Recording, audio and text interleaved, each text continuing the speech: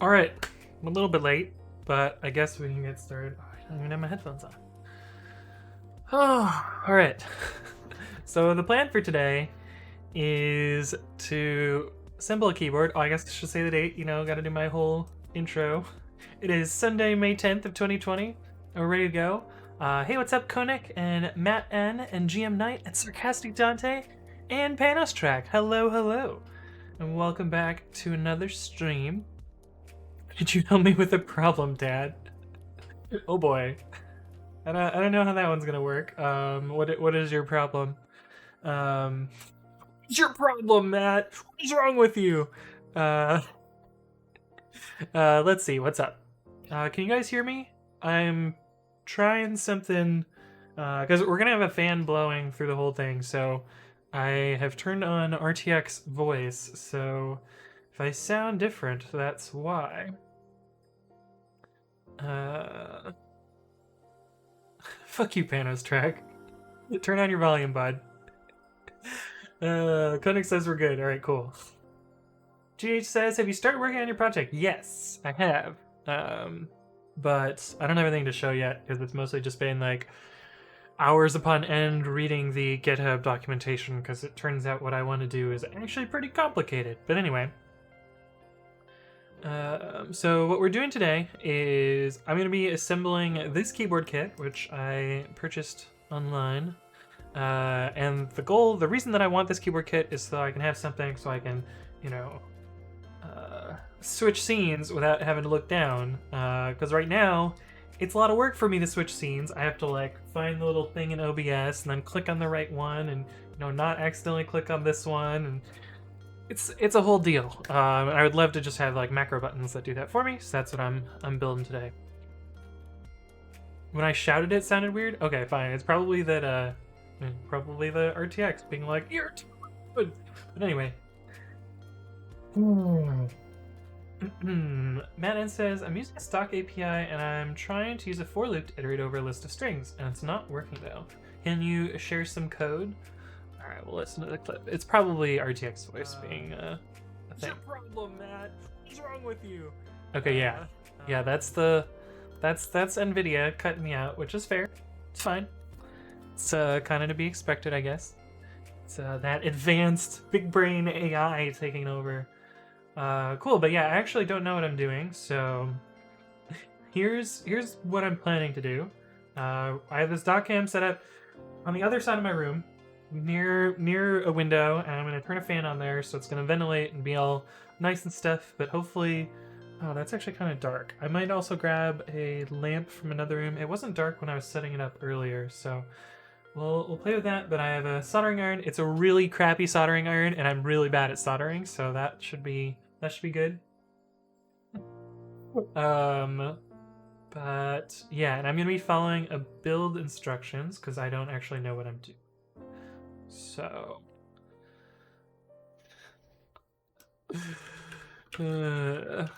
think about what you've done, Panos Crack. Think about what you've done.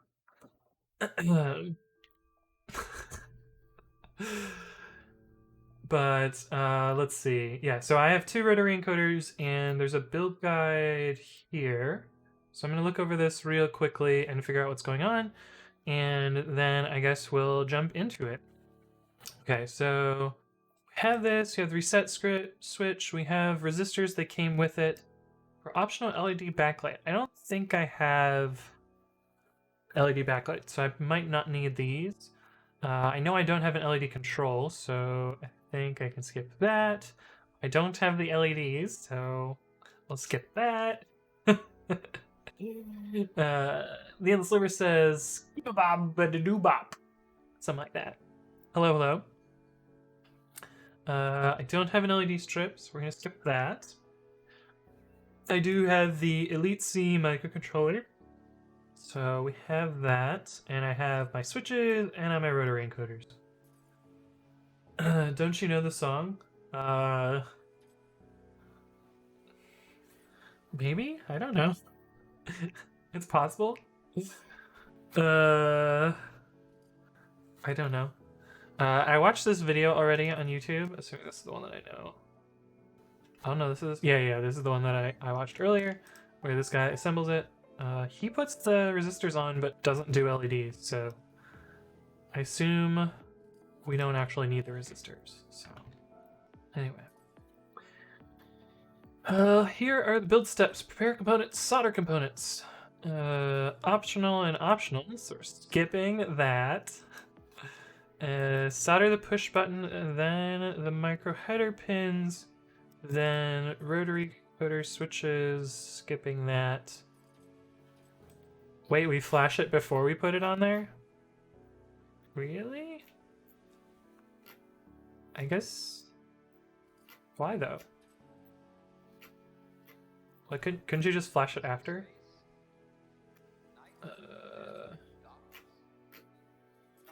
I mean, we could put LEDs on this. I have LEDs. They're just boring, plain colors ones.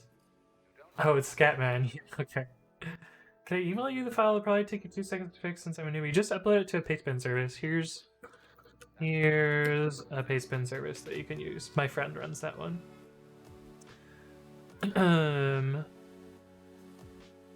But I could probably add the LEDs at a later time if I wanted to.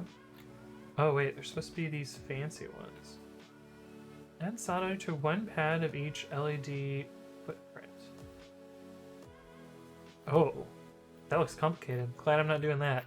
Never mind on that one. Okay, cool. But mine will not be lit up because reason. I did not party in the 90s, but the song is nice anyway. Was it Scatman? Oh yeah. Yeah, I know the song.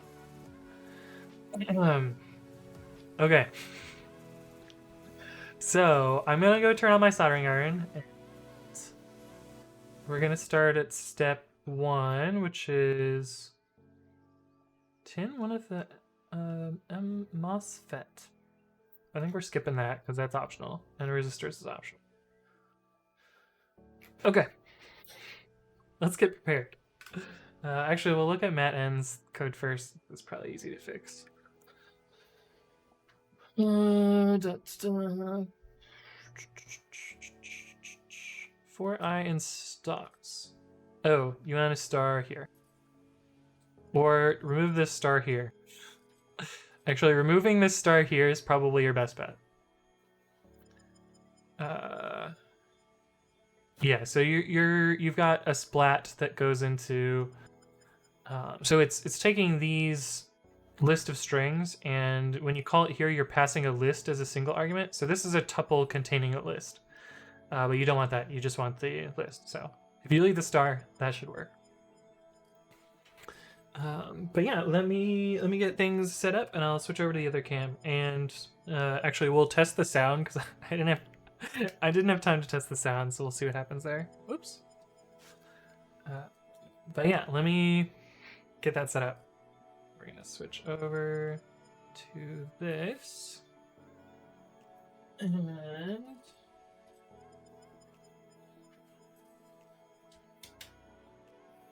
turn on the fan.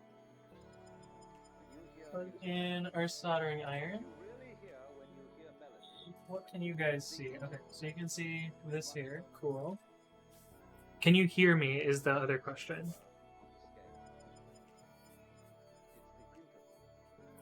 Like when I talk over here, can you guys hear me? I could see the microphone on the recording. Okay, so you guys can hear me. We're all good. But yeah, I'm gonna be sitting over here because because I don't want to breathe in the fumes and such. So that's what's happening there. But yeah, let's look at what we have here. So we have electrical tape that's needed for one step. I also have Twitch chat on the floor so I can see you over there. But yeah, I bought electrical tape. That was what was preventing me from starting on this earlier. I'm working on like a cabinet that that has like a little built-in power strip, but it also has like a little component to put stuff in, so that's where I'm going to be stashing things throughout this. So I kind of have like a nice workspace. These are the switches I'm going to be putting on. And they are silent blacks, so that it doesn't make noise when I switch scenes. Matt Clark says, I wonder how long this webcam layer is.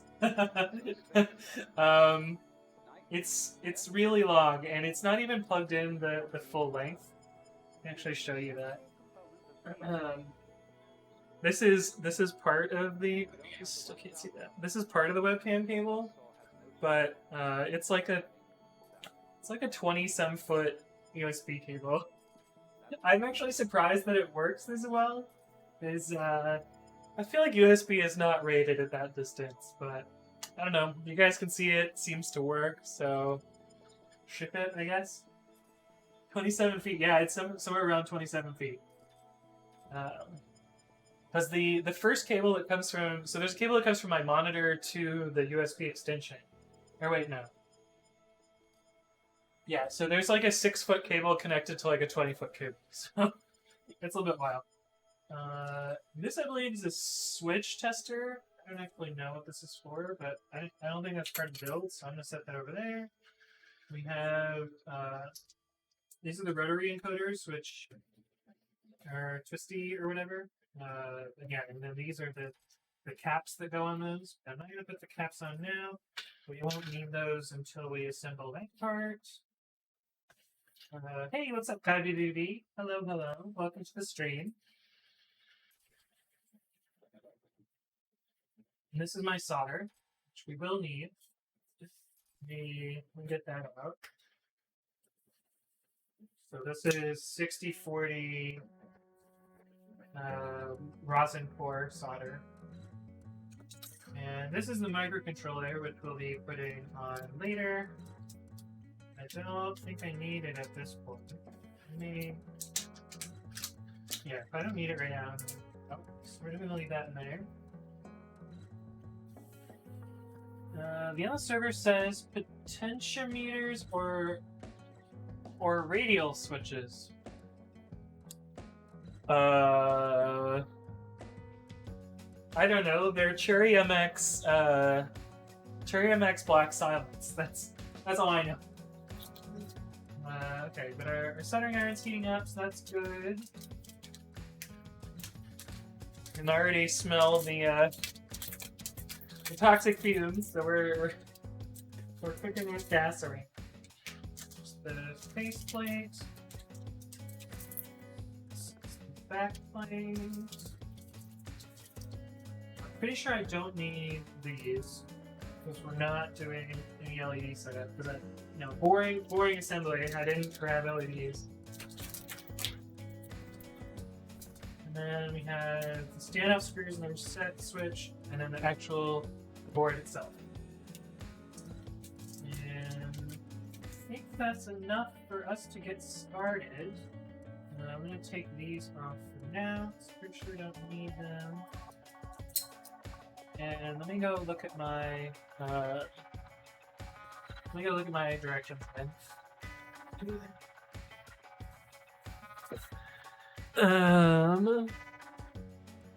Let's see. What is the difference between potentiometers versus radial switches? Oh, you mean the rotary encoders? I have no idea. I have no idea. Presumably, if you follow, or maybe you can tell me what's up with them. But this is the link for them. Panastrack sent me a message on Discord.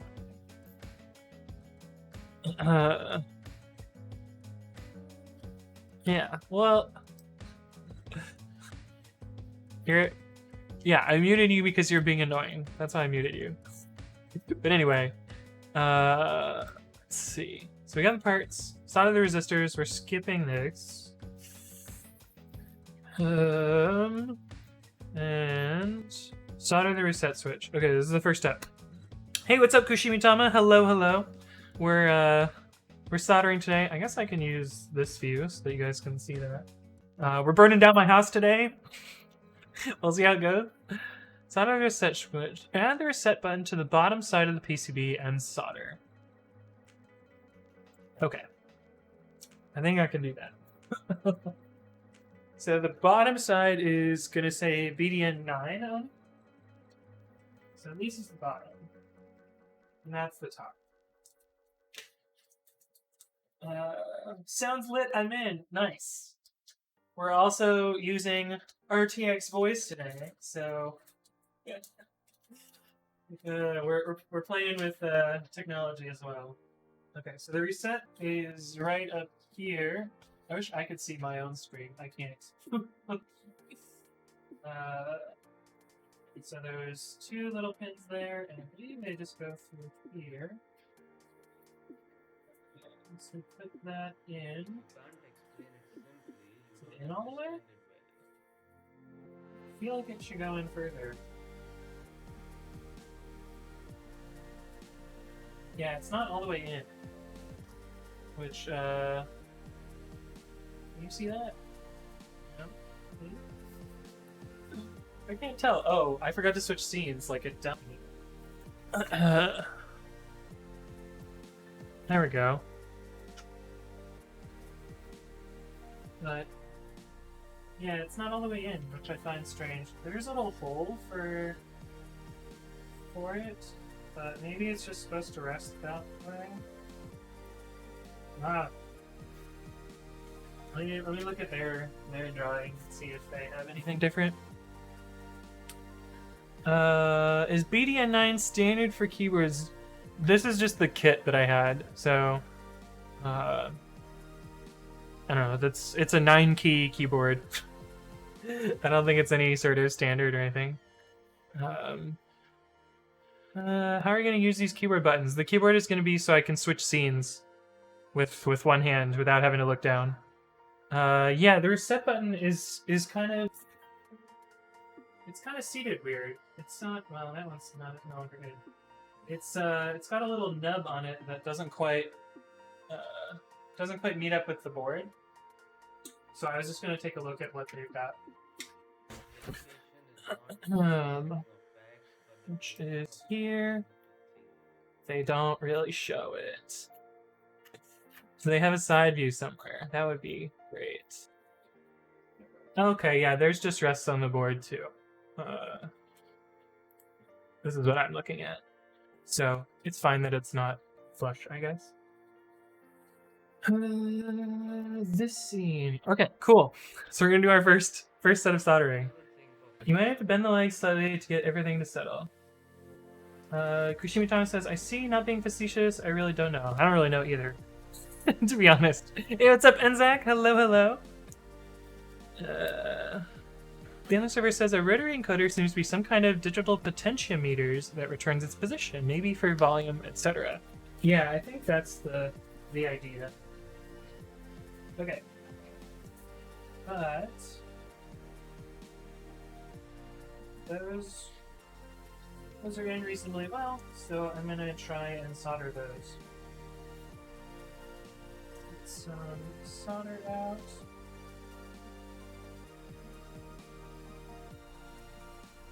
Okay, and this is the part that I'm really bad at. The indicator says it's a pot with N positions. Oh, I see. Oh, like potentiometer, yes. Pot. Let me make sure that we're heated up here. We are, that's good. And my setup here is super jank, so I'm soldering on a cutting board that I no longer use. So let's just touch this in. Oh boy, shaky hands.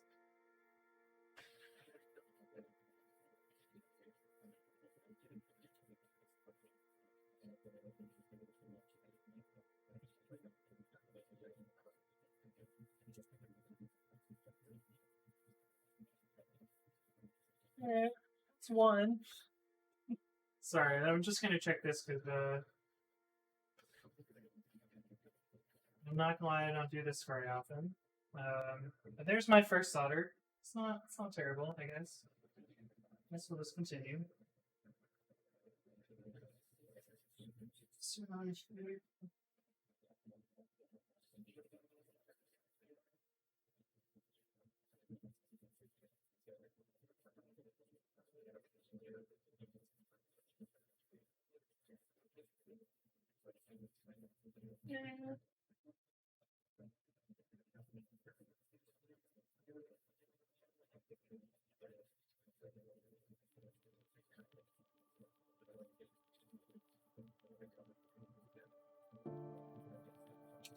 Well, I think I fucked this up.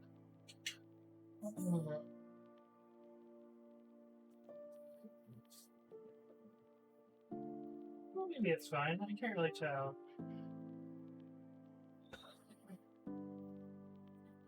Nope, those aren't bridged. Okay.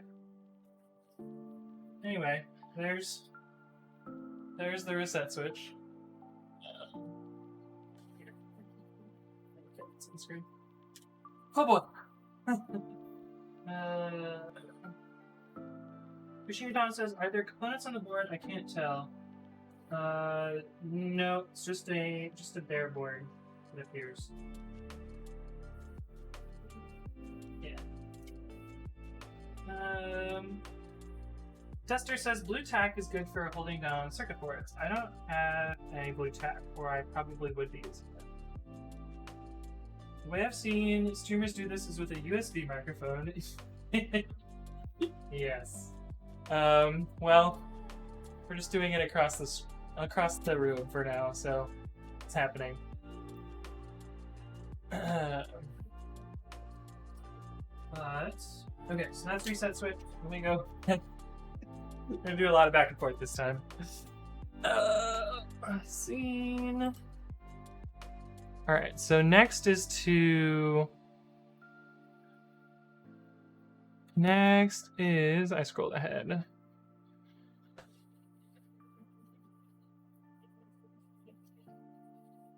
Solder the micro heads. Insert the header pins into the PCB. Due to the stagger of the pinholes, they should be able to stand up on their own once inserted. You could go with not soldering the header pins. I don't think I'm going to solder them. Oh, and we need to clip them. Oh boy.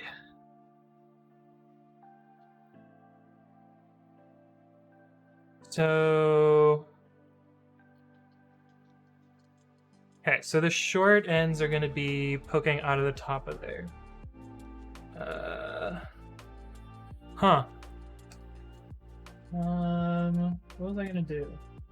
I was going to grab something, but I forgot. I'm sure I'll figure it out as I go. Oh, I need wire clippers. I'm going to go grab wire clippers.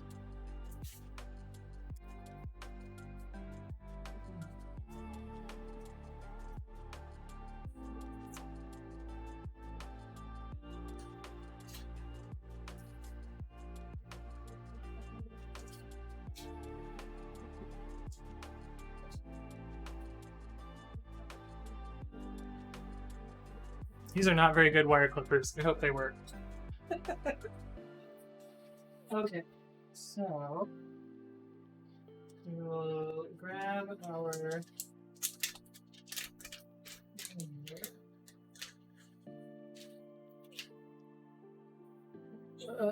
oh, I forgot to switch.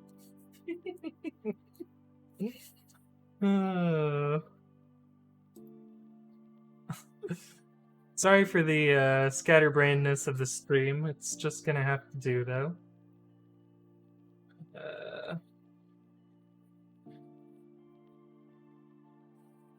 Jimmy Thomas says you can try putting a small amount of solder on the iron, then put the molten solder plus iron on one side of the pin you're soldering, then start applying solder to the opposite side of the pin. Yeah, that's basically what I'm doing.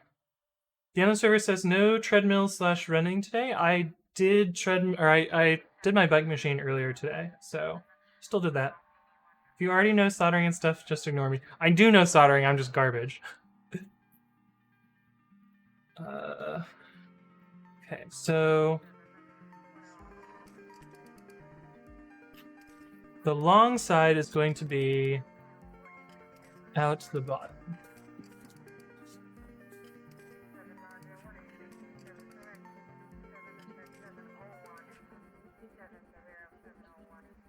So I'm just threading these in here. They are very snug.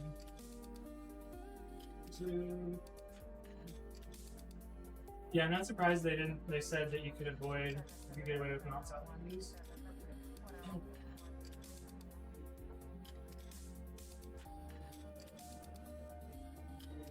Those are in now. The other side.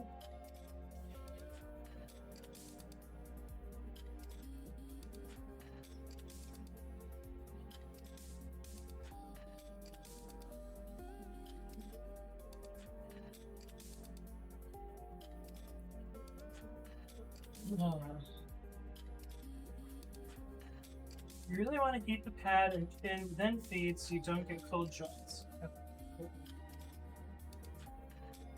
Alright, so we're going to solder a shit ton of pins on this side now.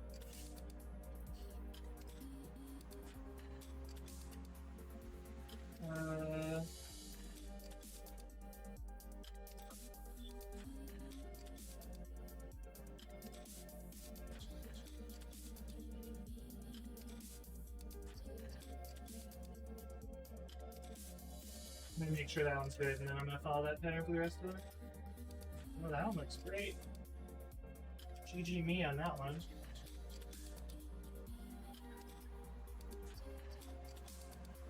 Just discussing in chat.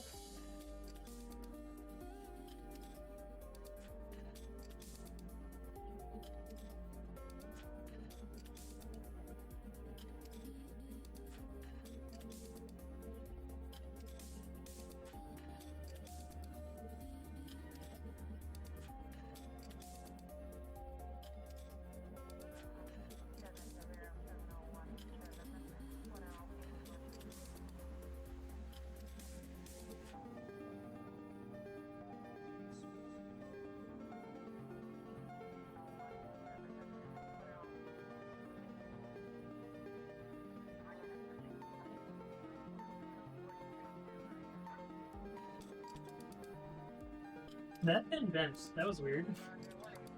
I guess it got hot enough to bend?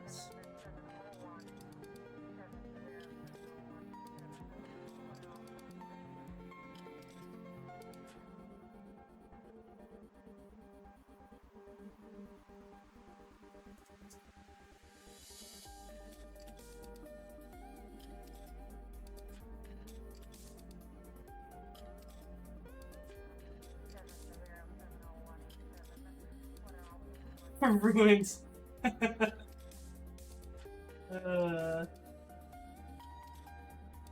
see. Oh no, soldering, yeah. Did I switch the scene? Okay, we're good.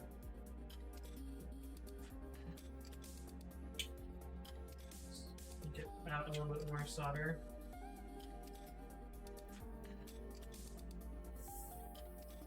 This is the stress part.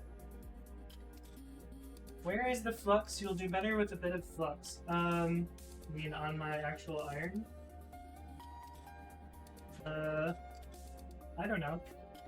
The solder itself is 60-40 with a rosin core, so I assume there's already flux. Now you need to talk shit on Apple. Why do I need to talk shit about Apple? I always talk shit about Apple.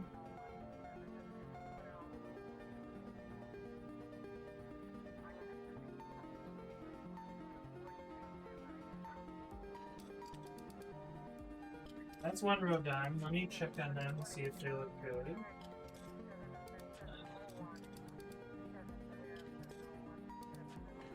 Flux belongs in capacitors. The built-in flux is shit. Flux is paste you apply to the board. See, I don't know what I'm doing.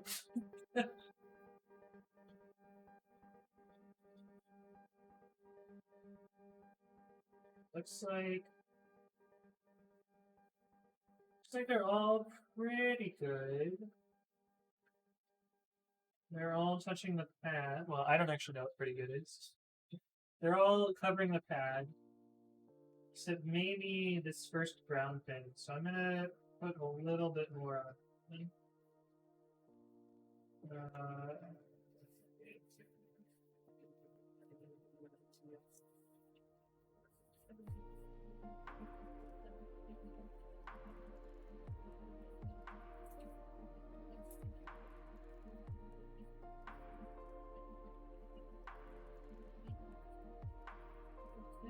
think that looks a little bit better now.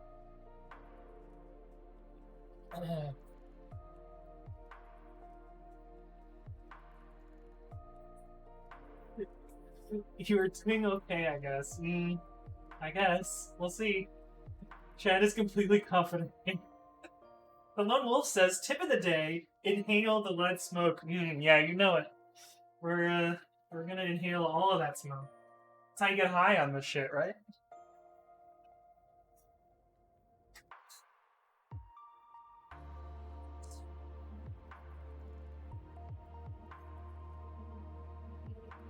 Lima Fox says, hi, 20 years of experience EE here. You're doing it all wrong. Hey, what's up, Lima Fox? I know I'm doing it all wrong, but hopefully it'll work.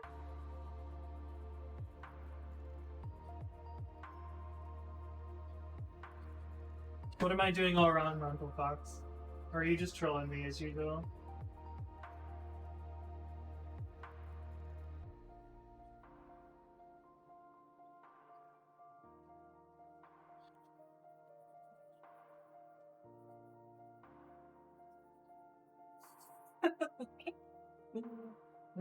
You guys are funny.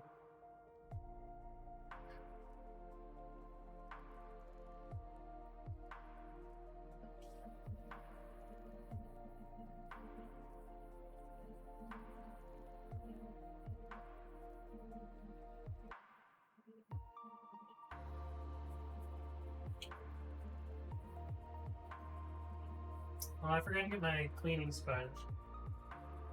First of all, you're playing with Harper. Yeah, that's definitely a mistake on my part. Immediate regret.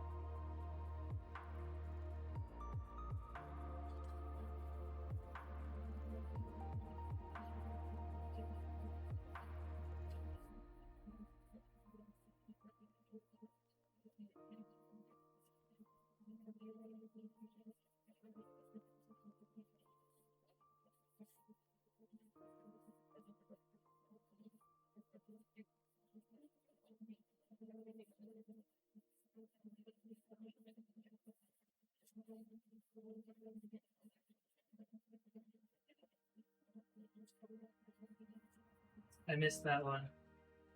It was really hard to get at for some reason for me. Ah, my wrist hurts now too. Uncle says, hey there, I heard someone will burn his house down and I rushed to join. Hello, hello. Parsit says, man, I restarted my Deluge torrent client, Python based, and some of the torrents are broken. Anthony, please fix Deluge. Yeah, let's see what's happened there. Hey, lucky number 7, thank you for the raid. I don't know if the raid notification shows up on this view, but hopefully it does. If not, welcome. Hi. It did? Perfect. Well, welcome to the stream. I'm soldering together a keyboard. You can do Bang Project, and it'll show a link to that. And we're streaming with RTX voice to try and drown out the fan over there, so hopefully that's doing well. I'm a noob at soldering, so I'm probably screwing all this up, but we're trying our best. Shimita says, oh man, I got the Pi Zero working as a Switch Pro controller yesterday. That was kind of neat. I was able to type buttons into the command prompt like left and right, and it would move the Switch. Oh, that's cool. But yes, welcome Raiders. What were you working on, lucky number 7?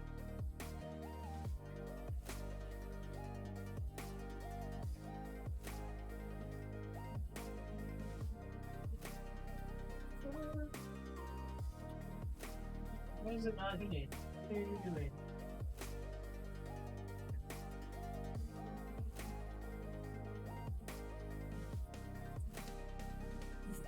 Let me inspect these and see how many of them I fucked up. We were using a fan. This is semi-pro. So this is a 9-key keyboard, so it can support up to 9 switches, but I'm going to use 2 rotary encoders for 2 of the switches. It helped contribute to a C# library for Twitch called TwitchLib. We're doing the rewrite for version 4 of the library. It's awesome. Panistrack says, I prefer the programming streams. Well, Sorry, bud. Today you're getting me sucking at soldering. You're just gonna have to deal. I'm just looking at all the joints here, and it looks like they're pretty good. You guys see those? I think there's like one that has not that much solder on it that I might do another round of. Like this ground pin here.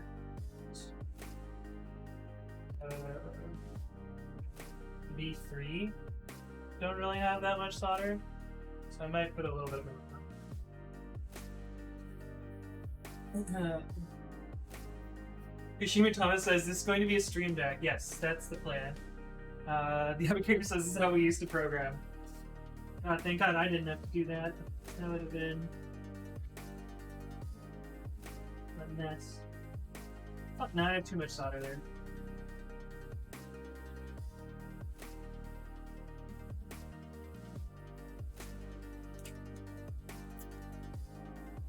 Grab the board.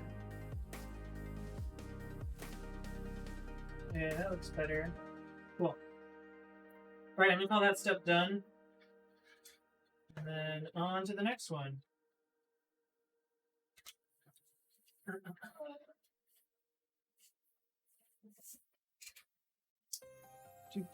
Oh, also 064B. I did play a little bit more with the tech off stream for the Switch stuff, and it looks like there's a way to get sketches that will act as USB. So I might try that approach as well. But we'll see. But yeah, let's see. Okay, so we did this step.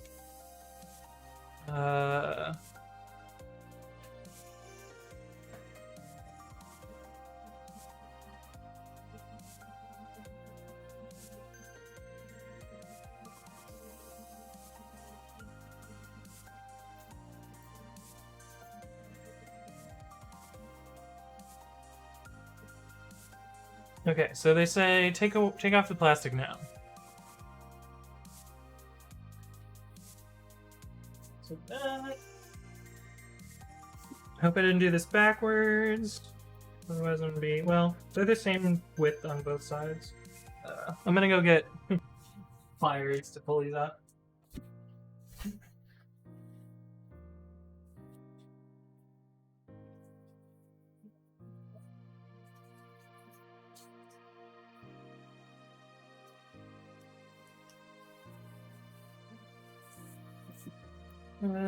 The endless server says, first I thought my university being hacked during the online-only semester is funny, but it seems to be pretty serious now. Lots of data was stolen, and encrypted is kind of lost now. Ooh, that sucks.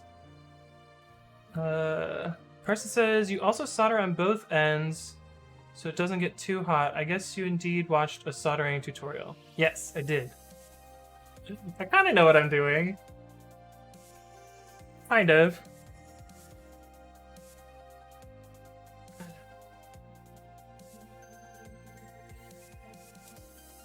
Alright, so we're gonna remove these plastics now.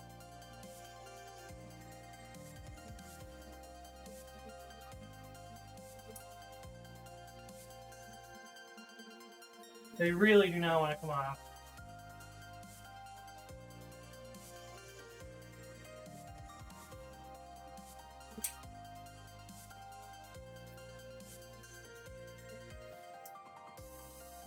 Oh, fuck. Is there an easier way to get these off?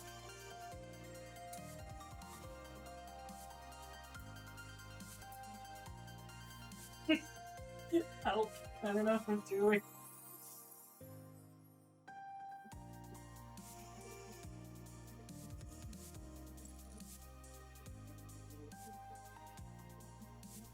They're like really stuck on there.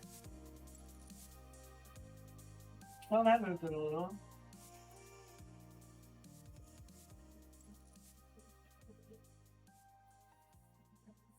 What am I trying to do? I'm trying to remove the black parts, because that's what it said to do next. Or do I just leave them on there and say fuck it? What would you suggest, friends?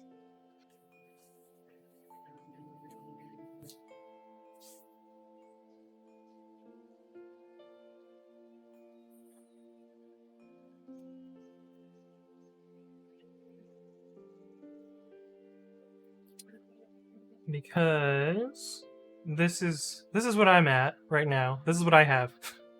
this is that.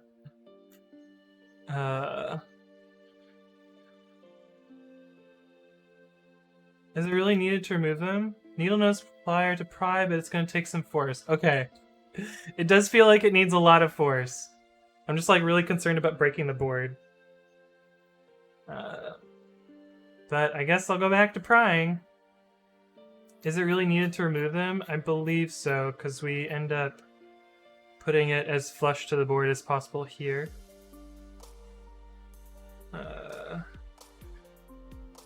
And we clip on the other side.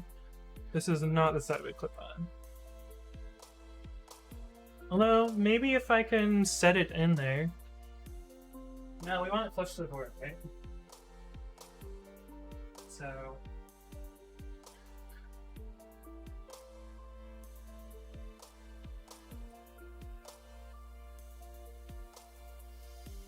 I mean, maybe I don't need to remove them, because that's it flush to board. Unless this is upside down.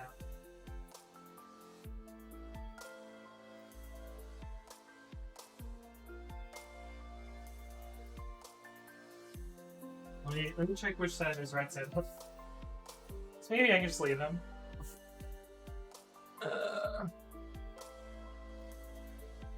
Okay, theirs has the port on the underside. So that would be... Yeah, maybe I can just leave them.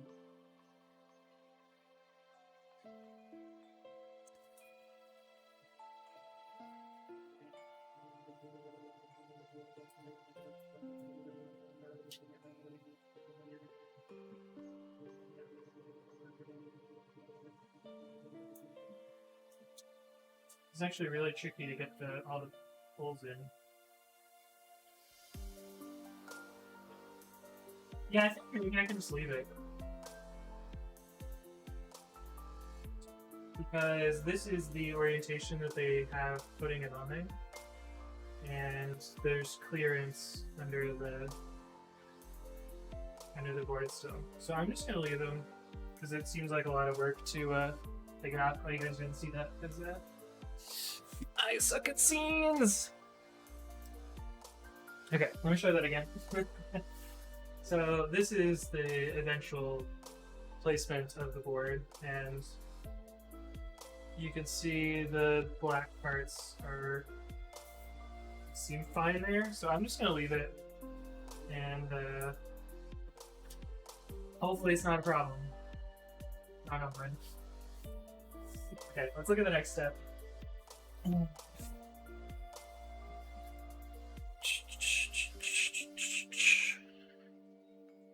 Okay.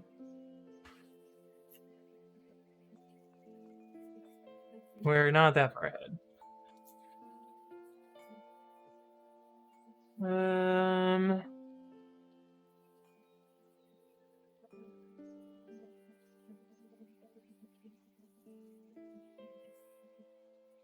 The camera colors don't look right. I mean, they're a little bit washed out because, oh, they're accurate. They're a little bit pinker than they should be due to the way that the sunlight is coming in, but I don't have any control over that, so you're just gonna have to deal. Okay, fixing my OBS. Da-da-da.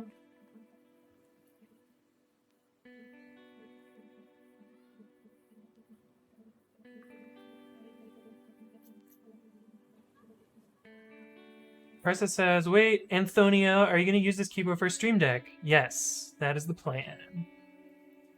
It's the entire reason that I'm building this thing. Okay, cool. It looks like they clipped these off now. Should I do that? I'm going to leave them for now and clip them off later. Maybe. No, I'll clip them now.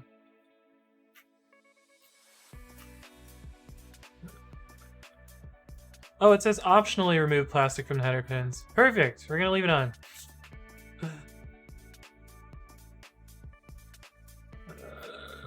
But yeah, they cut off all the pins here. So I'm gonna do that real quick.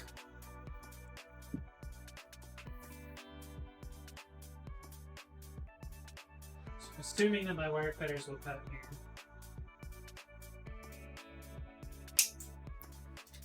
Oh fuck. Okay, that's not good.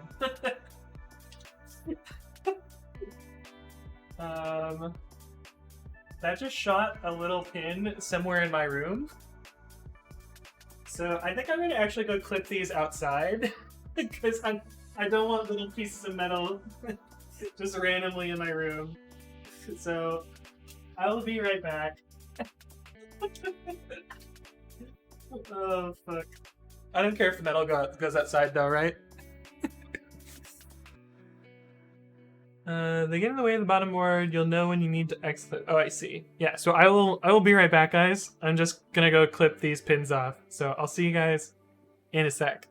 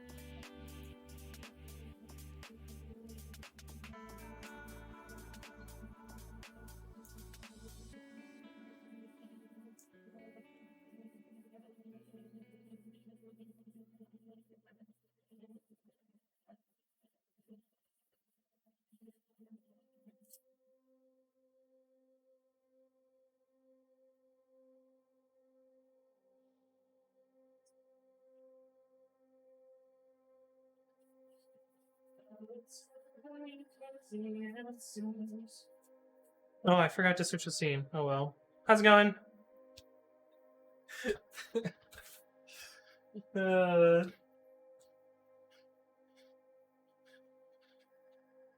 What the fuck are you doing in my front yard? That's my backyard. It's fine. Is this littering? Yeah. Maybe. That's $1,000. I read these signs everywhere when I was in the US. Yikes. Okay. What's next? I've never seen anyone get charged for littering. Me either. Solder the rotary encoders. Oh, I see. This would get in the way of the switches when I put them on. It is difficult to put the rotary encoders into the PCB pads if the switch gate's already on, so make sure you do those first. Okay. We'll put those in next. Oh, I'm gonna heat up my soldering iron again. I unplugged it when I went outside just to be a little bit more safe, you know?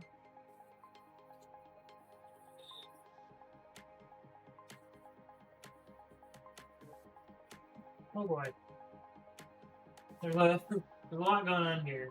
I think they go like this.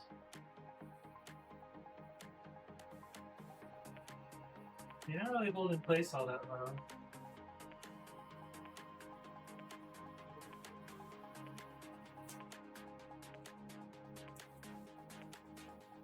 Maybe I could bend the pins and then make it a little bit easier.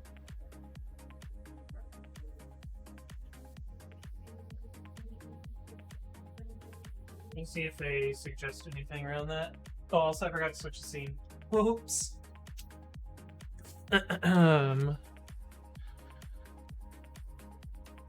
I was always wondering how radar enforced by airplane works. Yeah, me too. I assume there's planes that just like radar cars. Hey, what's up, Vanishing Tacos? Hello, hello. It looks like they maybe bent these a little bit to make it easier. Soldering in the side clips of the encoders is optional but recommended. That's what these little clips are. Okay, well, I'm gonna try and bend the clips a little bit, and then that'll hopefully make it easier to solder. Dang, you really need a scene switcher. That's what I'm doing! That's why I'm building this! Okay, back to here.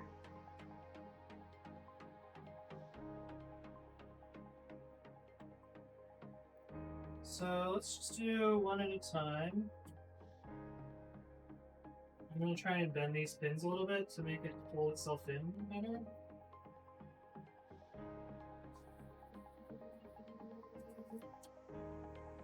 That's actually much nicer. Will be much easier to solder.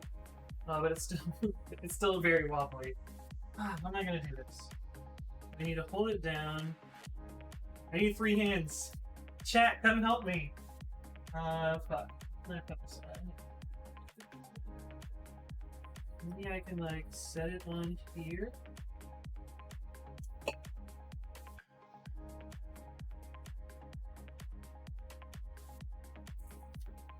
This is where things get jacked.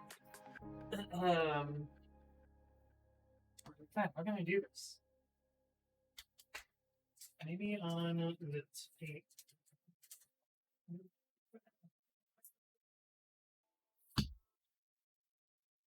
Oh, and YouTube has decided that the music is pausing now. Yes, we're still watching music. Sounds like you need some helping hands, yeah. Both, like, literally, but also I know about the device called Helping Hands, I just don't have any.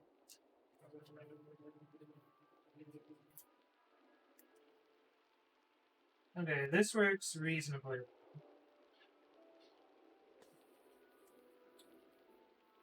I'm actually going to put both of them in, then maybe it'll bounce a little bit. All y'all with the hand emojis. Again, these again.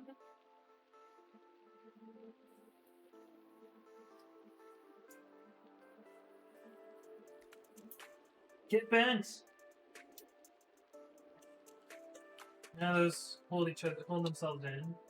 So then I should be able to do that.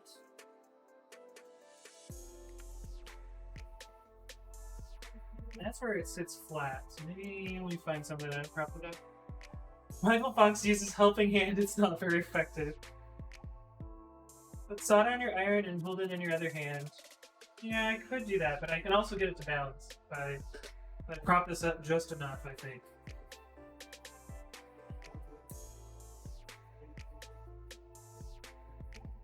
Yeah, like that's right about level.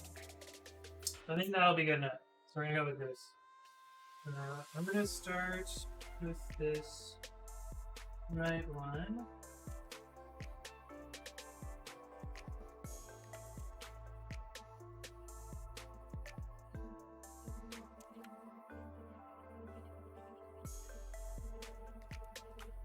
That only did part of the path, so that's not good.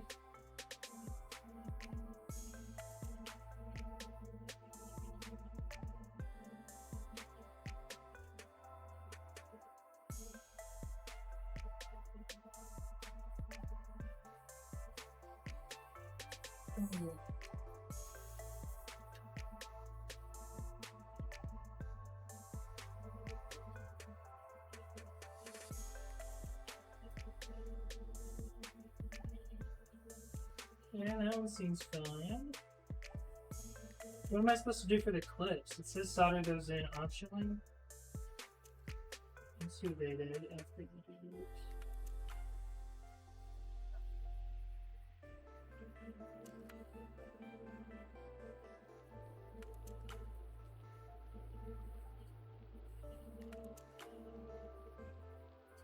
Okay, that's one done.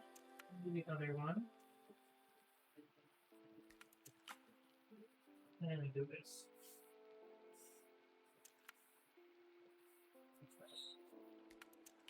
Silly Mindful Fox, helping hand is a status move, it's not an attacking move.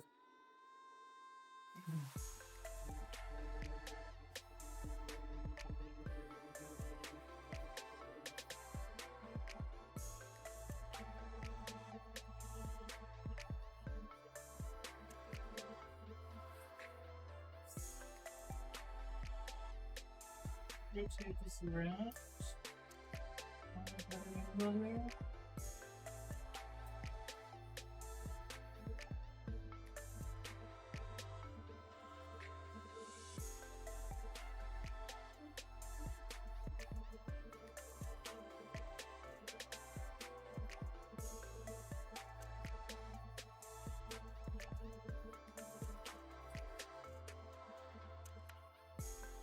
Lionheart says you couldn't have soldered the headers first.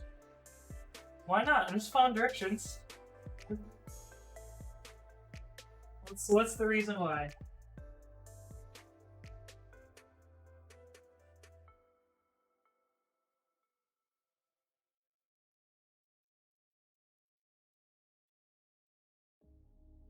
Soldering to the ground, but first do the other one in order to let the heat of the one of this one to dissipate.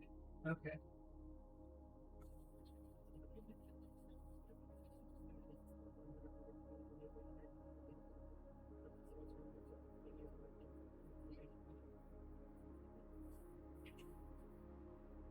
They will hinder in soldering other components. I don't know, I'm just following directions, man. I don't know what I'm doing. I assume you're right, but it's probably too late for that now.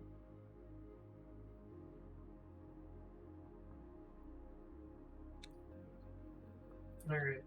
So we'll do the clips next, but I just want to look at this.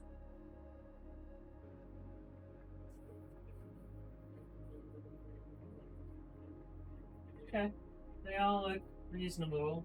This pin over here doesn't cover the full pad, so I might add a little extra to that one. But other than that, these look decent. What the fuck? There's no one in the chair yet. There's 2 chairs, Kimiko. I'm over here. I'm sitting at a separate little desk, so you can kind of see me over here. But then there's this chair here.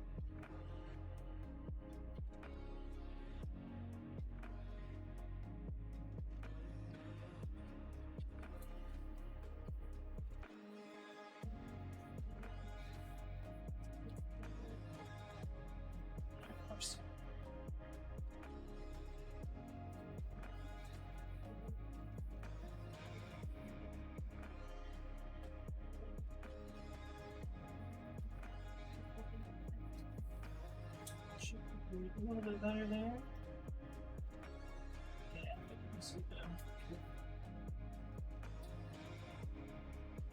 Yeah, I was watching the well-known stream category of ghost soldering. Do I just like put like a big glob of solder on the ground clips? Like, what am I supposed to do here?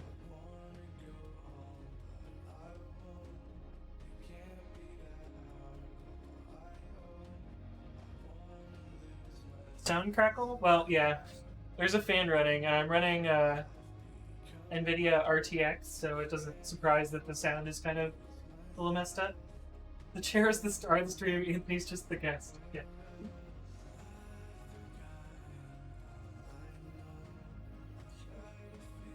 Come on.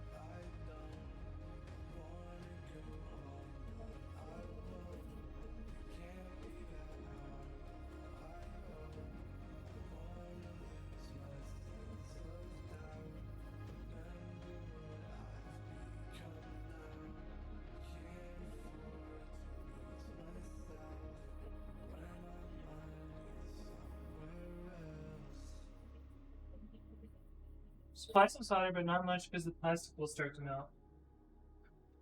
There's a little bit of melt there.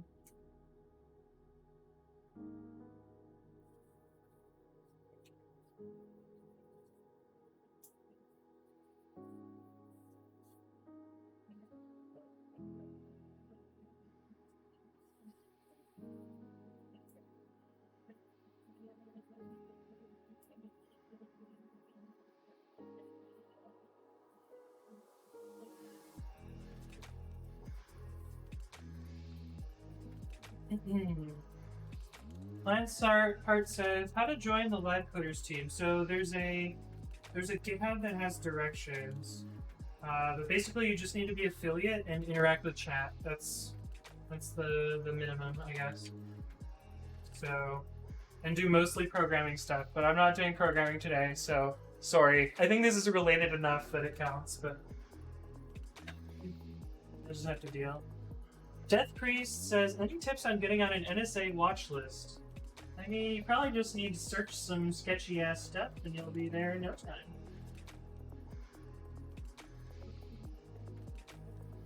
Oh god. I've soldered my wire to the board.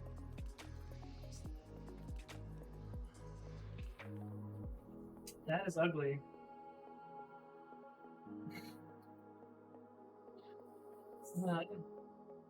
What kind of sketchy stuff? I don't know. Are you just trying to clip me saying things that I shouldn't be saying? That's kind of what it feels like.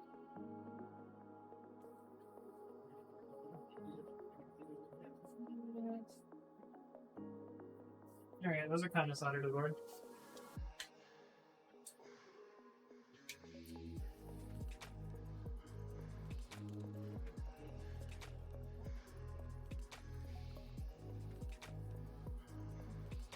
Okay. Feels decent. I don't know. The clip solders are kind of ugly, but I guess that's just the way things go. Alright, let's figure out what the next step is.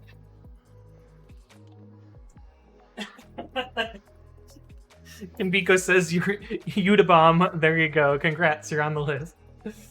Okay, let's go back to here. I do not know how to do that, Death Priest. Sorry. I don't know how it would be any different than what I'm doing, so. Shrugs. Okay, we did those. Soldering the side clips is optional, but recommended. Okay, did that. Top of the PCB, any exposed metal solder will cause a short of a toucher's switch plate.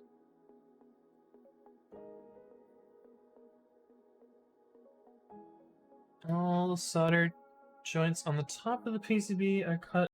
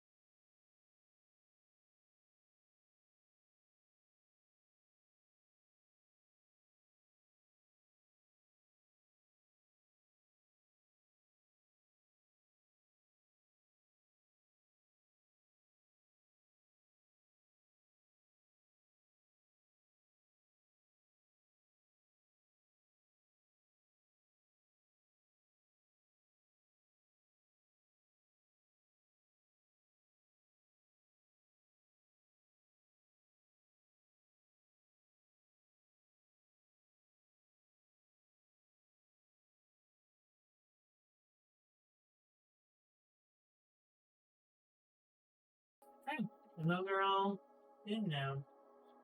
But now I gotta solder it. Oh, my least favorite part, I guess. This won't be so bad. Oh, except now. No, that matters.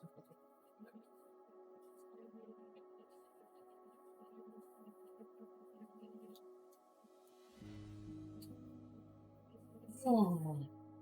Alright, now switch the scene, so we're in a good spot. Cool. So I have a question for those of you that actually know what they're doing in chat. The one part of this has like a huge hole, the other one has a tiny hole. I think I know how to do the small hole, but the big hole concerns me. Am I just supposed to put a decent amount of solder in there? Like, what do I do?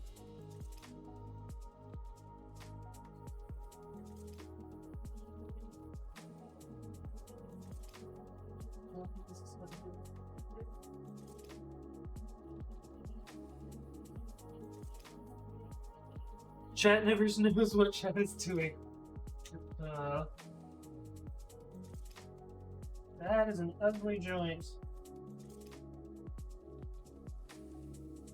Seems to have worked though, so. Also, hey Python and Pi. Hello, hello.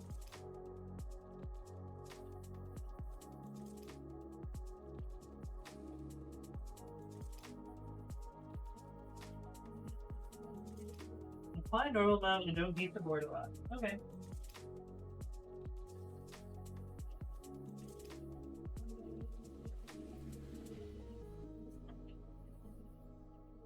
But like, am I supposed to get the whole pad covered? Because that's not happening on this switch. On that joint.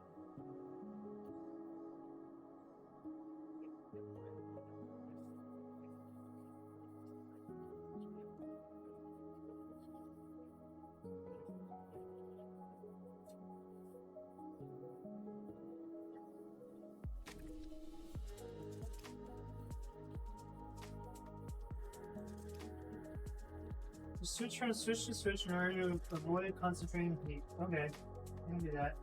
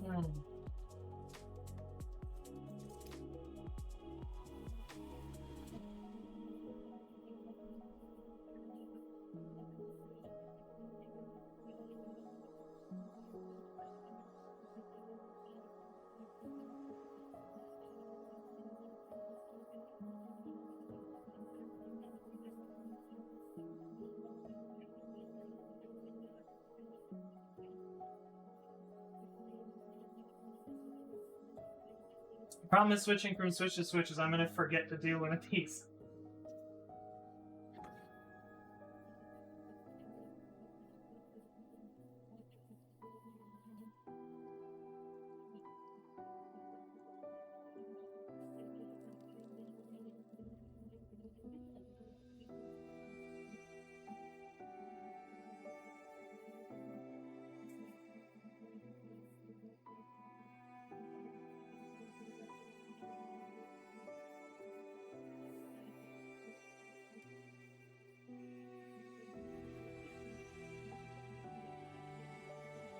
Did not get that. Yeah.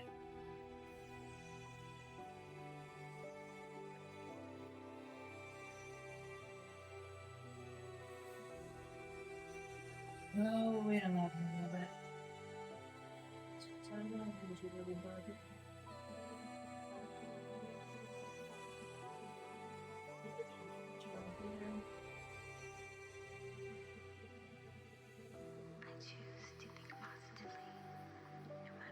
Or this one.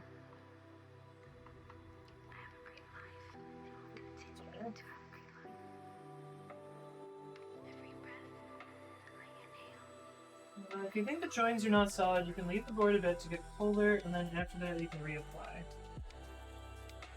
Yeah, or I can just fucking do it now.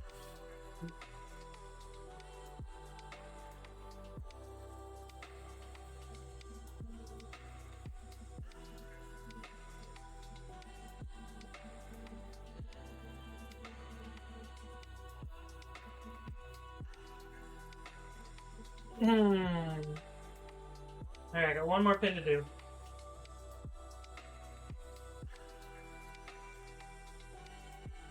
But it's really hard to reach this one. So jittery. There we go. Okay, let me inspect these, see how they look, and then we'll go on to the next step. They're all kind of sloppy. Not super proud of me.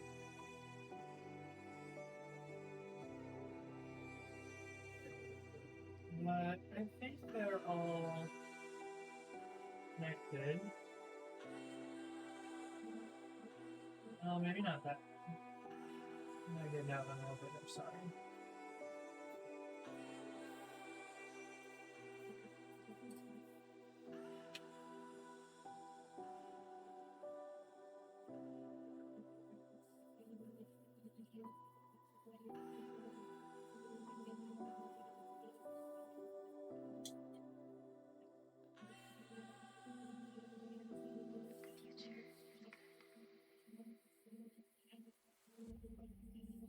You guys can't see as I'm looking at it.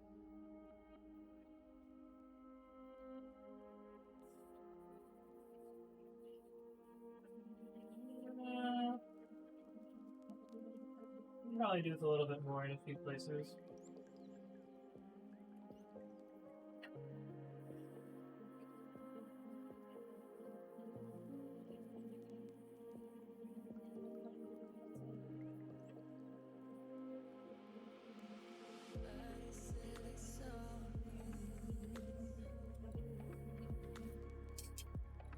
Cool. We're not good. I guess we'll find out when we eventually put everything together. But anyway, there's the switches soldered, so we're ready for the next part.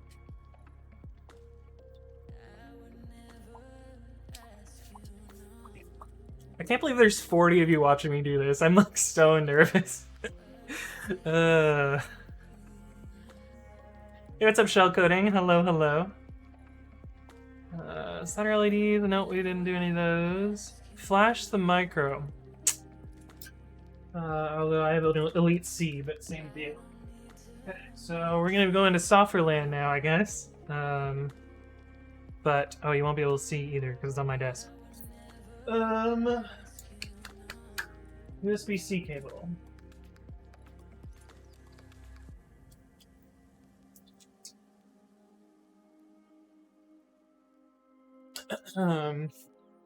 I should have done prep for the flashing part. I didn't realize that it was this early in the assembly.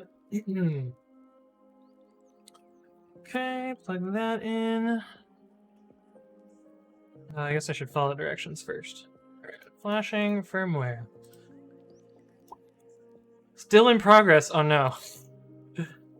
Initially, you need to have both sides flashed, as that will allow both sides to talk to each other using the same communication protocol.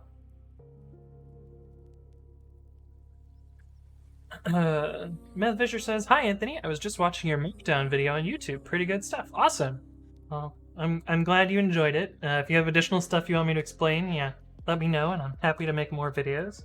I have like a current running list on GitHub that's kind of stuff that I plan to cover in sort of explaining videos, but I also explain stuff in chat too. So like, it originally started because I would, explain the same problems over and over and over.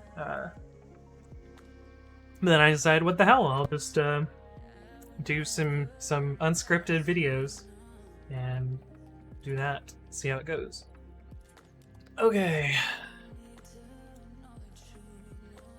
I'm doing sync thing over Wi-Fi right now, really nice tool. I'm actually gonna unplug my soldering iron right now, just for safety's sake.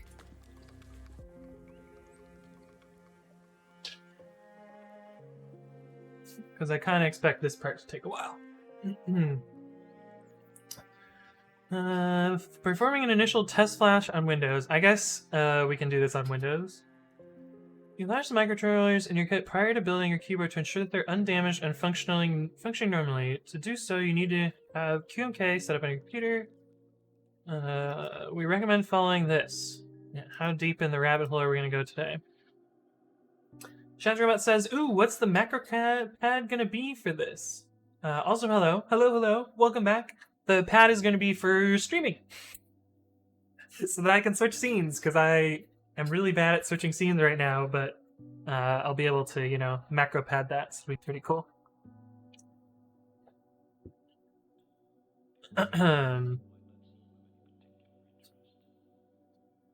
Is this guide for me? Set up your environment.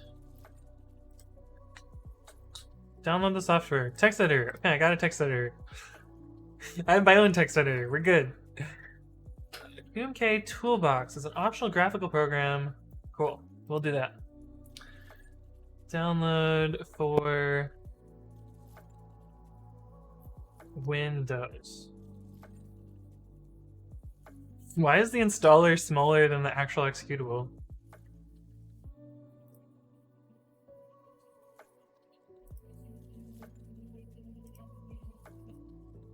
Okay, I'm gonna put that on my desktop. Oh yeah, spoilers. I'm running Windows. Haha. Windows Defender Smart Screen prevented an unrecognized app. Yes, allow. We're just gonna trust their software. Cool.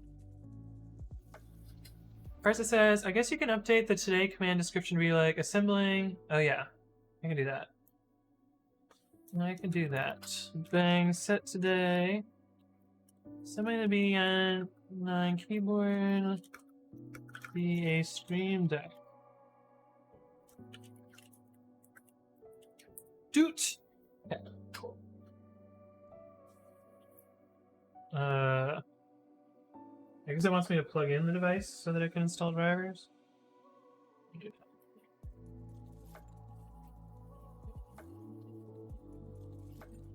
Cool. Plugged in. Yes. Yes. Shazrobot said I had so many problems with it the other week. I've only heard good things about QMK, but I'm fully ready to be disappointed.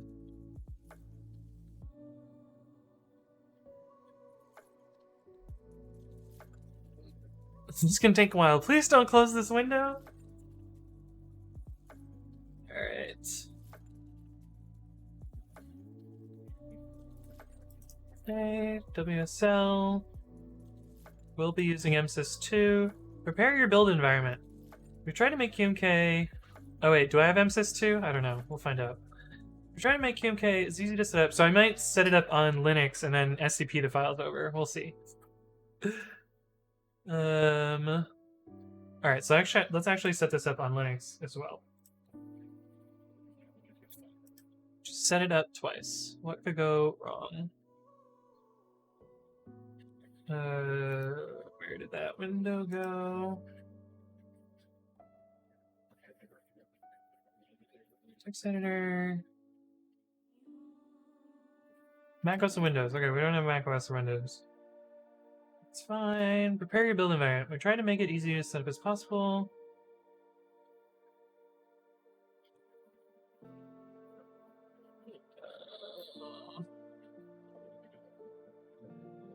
Oh boy. Do I have MSys2?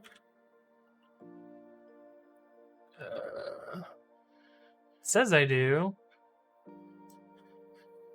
Okay, we do. Alright, cool. After opening a new MSys2 MinGW 64-bit terminal, make sure that Pac-Man is up to date.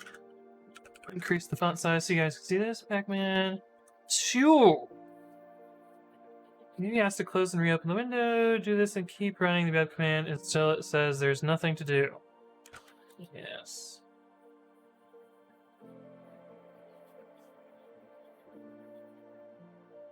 Oh, it just makes this pip install straight to the system? That's yikes.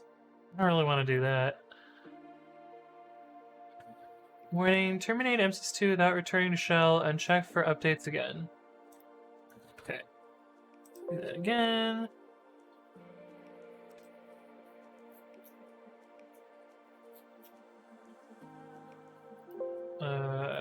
Yes.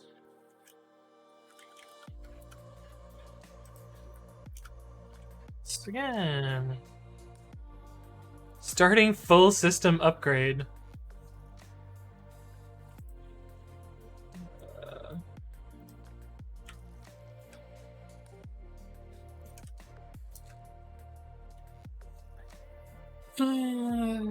So how's you guys doing? How's your day going?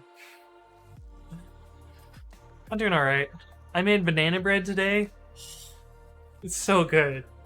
I had to stop myself from eating the whole tray, but it was some good stuff. Other than that, I rode my exercise bike for an hour and 10 minutes. It was fine. Played some Pokemon. Caught a shiny Pokemon. That was fun. Recorded some YouTube videos. Yeah, only an hour for Sin. Some days I'll do like 2 or 3 hours, but today I only felt like doing an hour. But you know, every day is leg day. And the server says, oh, I am hungry. Only got some fish lasagna in the freezer. I'm scared to eat that. Fish lasagna? How does that even work? Bruh, how are you this productive? Oh shoot, follow notifications. Sorry about the follow notifications. Hey, what's up? Gianette and Rimali. Thank you both for the follow. I'm, yeah, soldering across the room. I don't really see the follow notifications. But thank you both, and welcome to the stream if you're still here. Chancerbat says, I'm tired. I worked today, which was okay, I guess. I have one more test that my MIPS final has to pass to actually get graded, but it replaces my main and it's not passing. Ooh. That's unfortunate. Checking available disk space. I have plenty of disk space. Just do it. Just send it, buddy. I guess I just to like figure out how much it's going to expand to.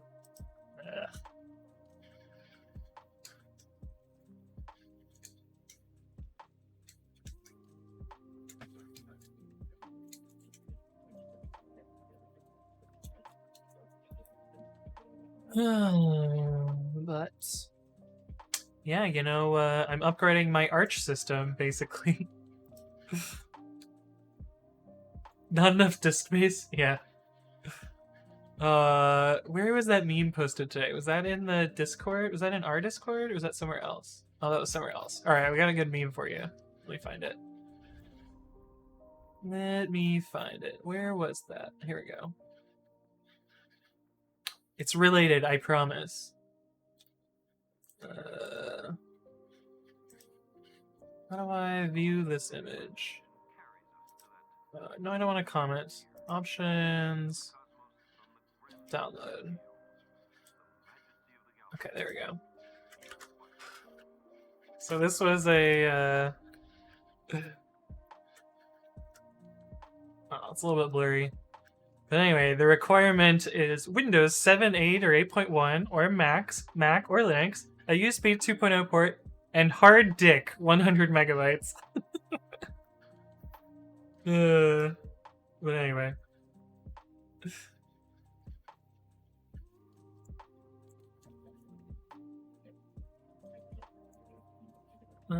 Something about $S registers not being restored, which I blatantly do restored, so I'm really frustrated. Oh, that's unfortunate. Parset says, MSys Python is already 3.8.2, my Sigwin setup is still on 3.6. Yeah, so I think it just goes straight from the like Arch repos, but rebuilds for Windows. Oh, it's finally done checking disk space, thank God. The other server says at least 3 terabytes needed, but only 2 terabytes found. Can't flash a 500 byte firmware. Yeah, I mean, that's what we're going to get to at the end of the day, right?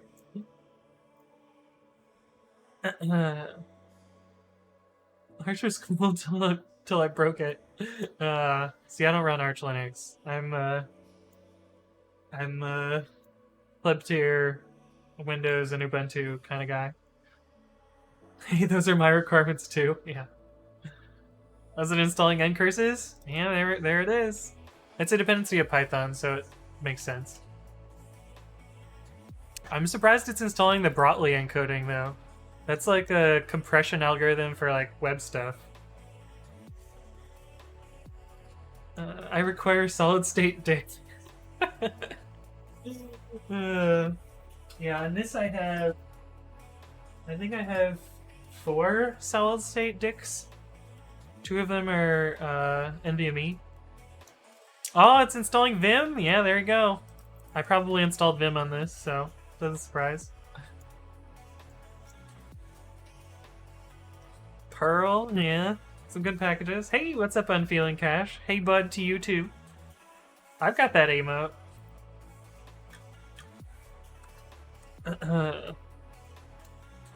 Four? Anthony, can we marry? Yeah, I've got 4 hard dicks. One of them's kind of small though. Alright, this is bad. I shouldn't have said that. Yeah, I have 1 spinning disk and I have 4 SSDs. So this is 1. This is 2. This is 3. This is 4. Oops. And this is 5. Which one is which? This is an SSD. This is an SSD. This is an SSD. This must be the spinning disk. But anyway, those are my discs. They get the job done.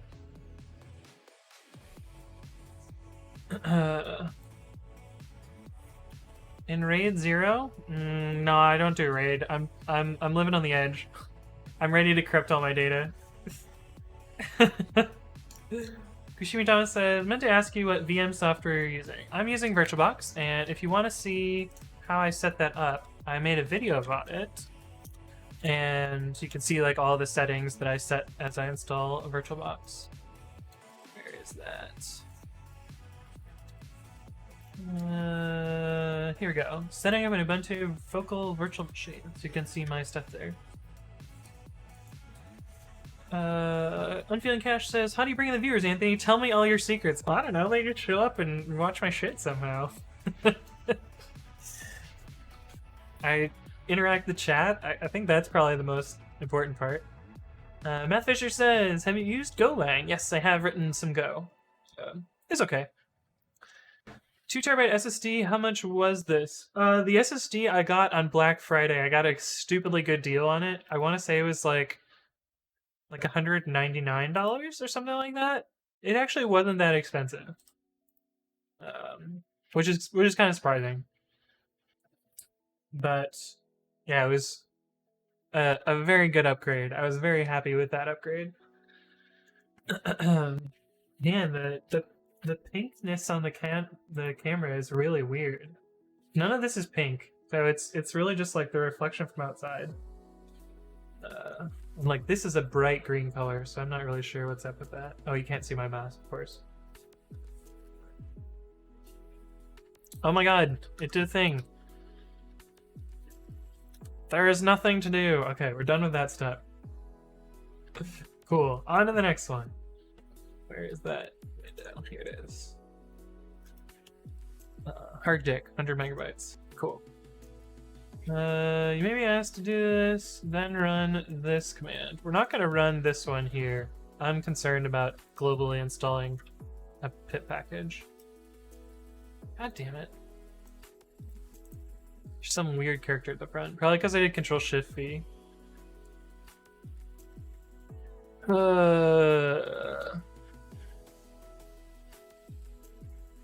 Pacman-S this thing. There are 17 members in this group. Enter selection default equals all. Yes. Yes.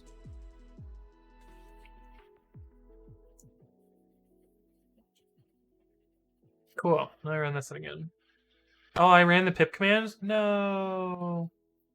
No. Oh well. Hopefully I missed it. We'll see. We'll see. We'll probably put it in a virtual end, and hopefully that'll just work. Shimidama says, I set up Docker Desktop and it uses MS's Hyper-V. I couldn't even forward the Bluetooth adapter from the host to the client VM. So annoying. Yeah, Hyper-V is, Hyper-V interferes with VirtualBox, so that's why I don't do it. Or that's why I haven't set up Docker for Windows. You selected it, but hope it will not execute. Yeah, we'll find out when it gets there. I'm pretty sure I didn't copy it. I'm pretty sure I only copied the first line. We'll find out, though. So, who knows? But...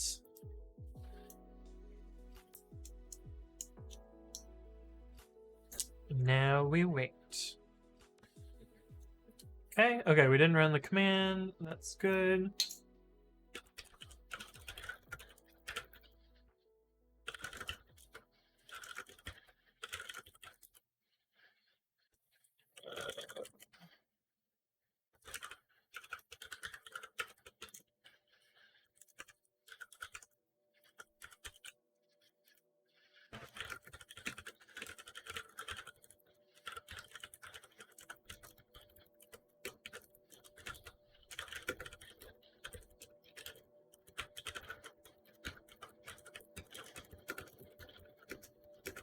We're going to put it in a virtual env so that we don't system install that.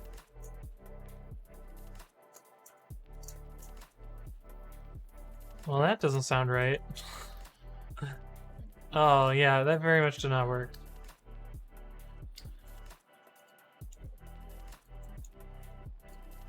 No module named package util. Yeah.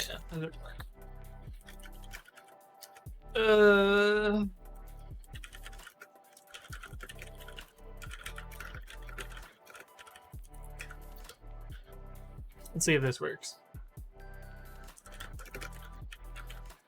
Oh, we could just use venv instead of virtual env.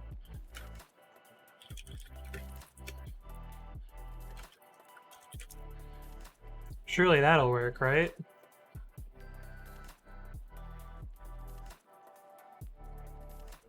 I'm not used to VM producing outputs. That's new to me. Click install QMK.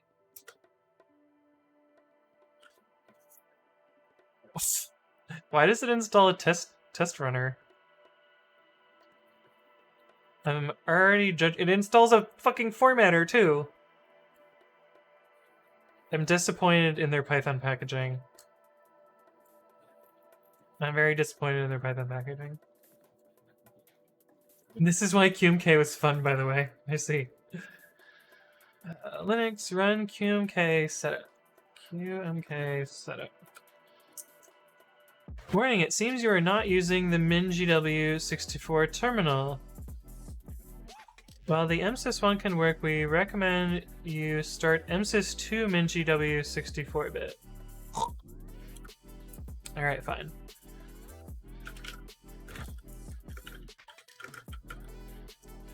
MSys... oh, wait, which one did it tell me to do?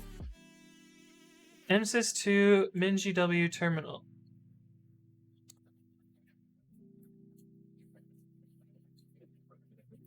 I'm pretty sure that's what I have. MSys2 MinGW 64-bit. Yeah, that's the same thing that I have. Maybe their detection is just broken? Yeah, I think their detection is just broken. So we'll do this again.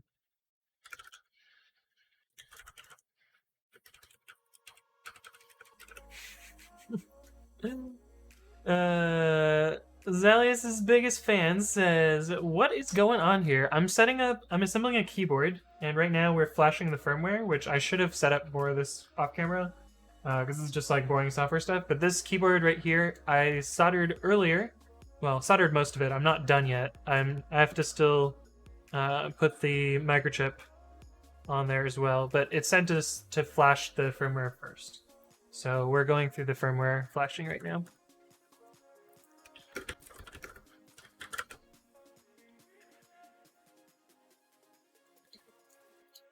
In most situations, you'll want to answer yes to all the prompts. Also, it installs Flake 8. Hey, they're installing my package. QMK setup. Would you like to clone the firmware to there? Yeah, sure.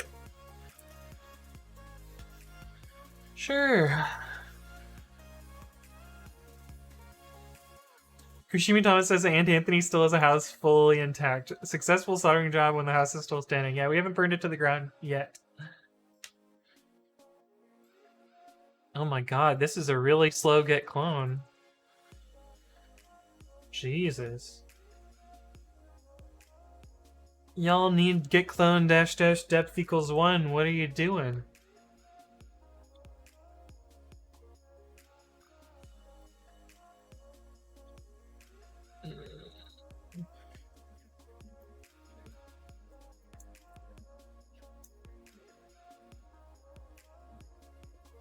Now that your QMK build environment is set up, you can build a firmware for your keyboard. Start by trying to build the keyboard's default key map. You should be able to do that with the command in this format.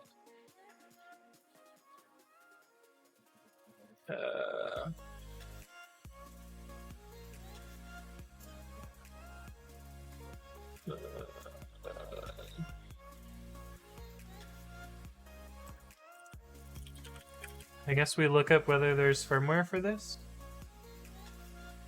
That's a lot of files for a small firmware. My guess is there's stuff for every single one on here. Like keyboards.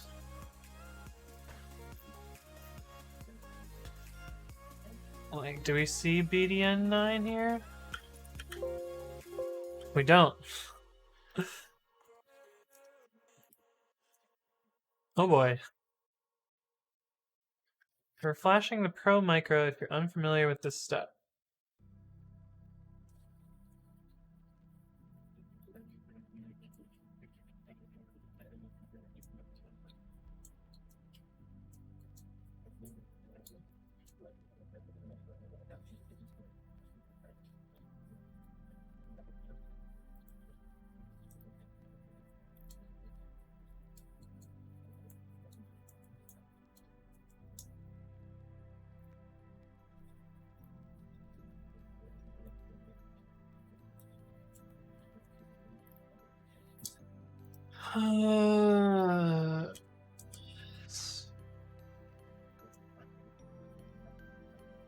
Cannot find all that stuff. Yes.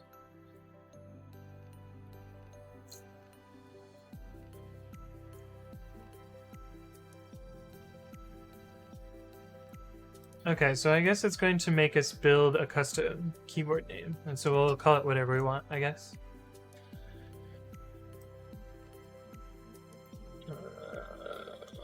Cool. Cool.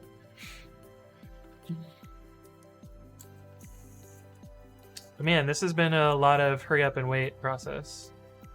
And emphasis on the wait, I guess. So now we just wait for another install. This must be what it's like to be an NPM developer. Okay, that was a bad joke. You know, spend 20 minutes installing node modules and then maybe write some JavaScript. Well, now it's even less funny because I explained this stupid joke. Shots fired, says Neckler. Yup. I went there. It's okay. Installing like Python from source takes like 20 minutes for Python, so it's not always the best either way. Yeah. Do.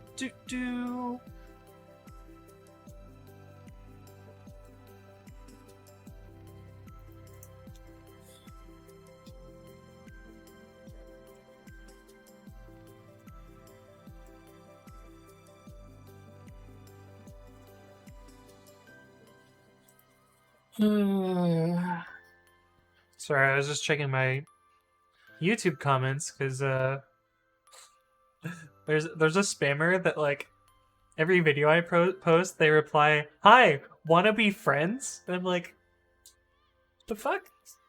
But here's the thing. Here's the thing about YouTube is any interaction with your videos promotes them. So even if people like post spammy comments, it's still good for the channel. So I just leave them, which is dumb because, man, YouTube is wild. I feel like some of the they've created some perverse incentives for things, and you know it ends up with lower quality stuff in some cases. But I think that's fine. Oh, we're to the unpacking part, I think. Oh no, it's just retrieving some chunky packages up here, and now we're getting the smaller packages down here. Well, that's gonna have to check for disk space again. Oh, I'm not even listening to tunes. Let me put this back on.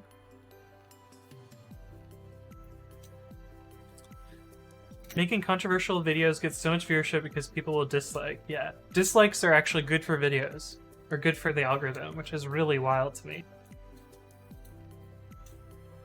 And so, like, they promote both likes and dislikes. Don't dislike my videos because it makes me feel bad, but but they do help the channel even if you don't like the video, which is just wild to me. But I don't know. I'm not trying to, like, I don't make any money off YouTube. I don't make any money. Well, I make beer money off of Twitch. I'm mostly doing it because I find it fun.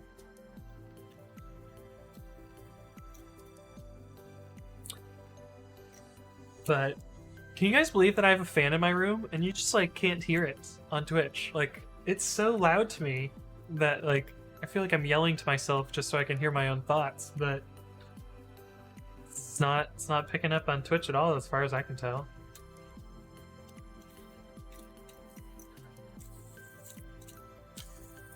Anyway, that's the thing. I'm using RTX voice and it seems to be working, so I don't actually have an RTX enabled card, although it says I do, but then the setup said I didn't. And there's a funny thing about this. Where is that? C temp. Yeah. So this is the installer for RTX voice, and no, not that folder. Not that folder either. Maybe it was this folder. Yeah, this folder. If you just edit this file here, it's XML.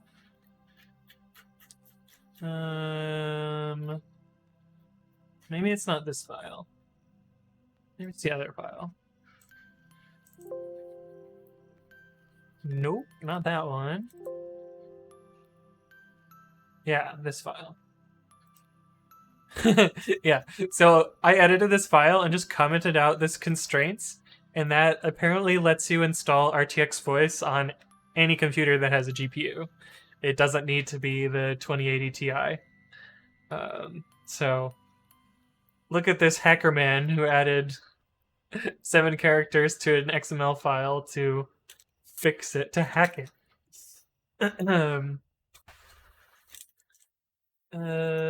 Alex says, make a day in the life of ex-Lyft employee. Yeah, guaranteed views. It's true. People would click on that shit. Neil Server says, you're probably going to grow since you're streaming more recently. Yes, I've been streaming a lot, and the views on Twitch have been up, and like I've been super excited about that. But also on YouTube, I've been posting a video every day, and that seems to be helping as well. Because like I've almost doubled my subscribers in the last like 40 days, which is crazy. Hey, what's up, PWTD? Neclarix says, XLift software engineer, open source programming, bang, NanoRoyal. Hard work pays off. Yeah, indeed. But it doesn't feel like hard work. Like, I enjoy doing this stuff. Proceed, yes. Just yes to all. I don't... Fuck my shit up. Go for it.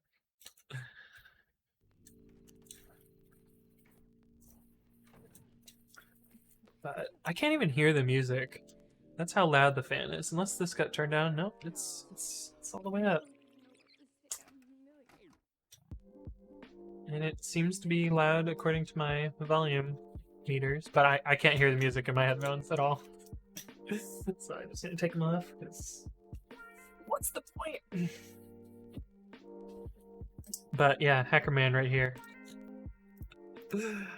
What a dumb little script. Put this back off screen. Edit keymap.c in your favorite text editor. Installation, please close this window and restart MSys2.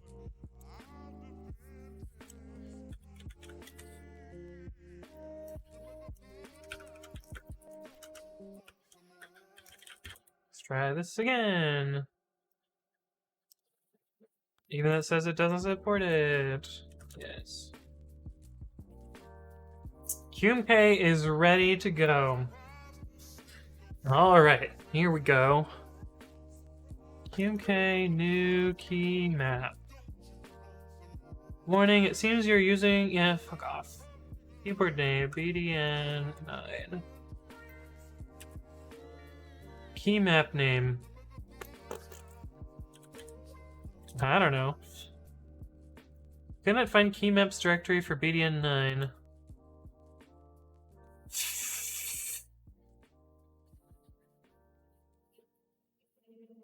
Well, shit. Where's Jake when I need him? I'll ping him on Discord.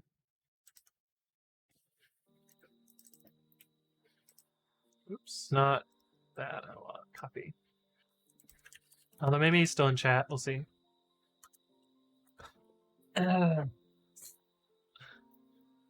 Where is it supposed to find this? Is it in key maps directory?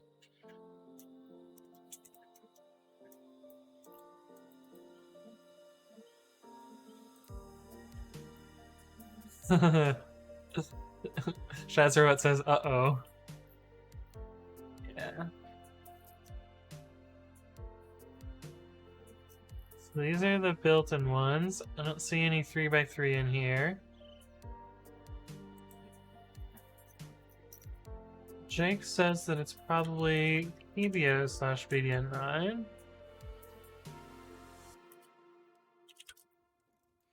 Oh, there we go. That sounds good. Cool. IDK keymap directory created in this. Complete a firmware with your new keymap by typing that. Let's go back to here.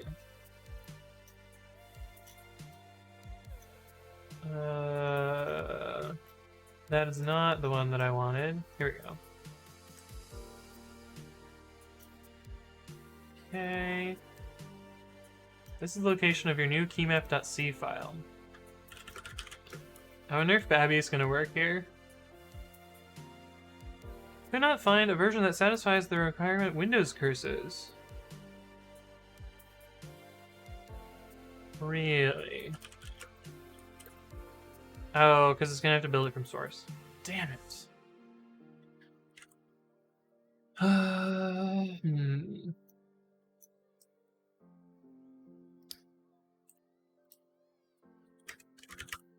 Well, we can use Babby here.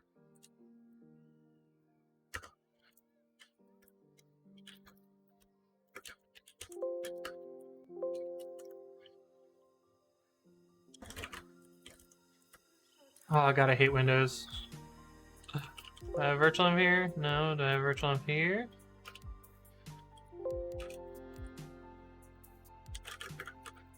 Yeah, there we go. Babby keymap.c. Oh boy. We got something. Anyway, this is my text editor. It does work on Windows, which is fun.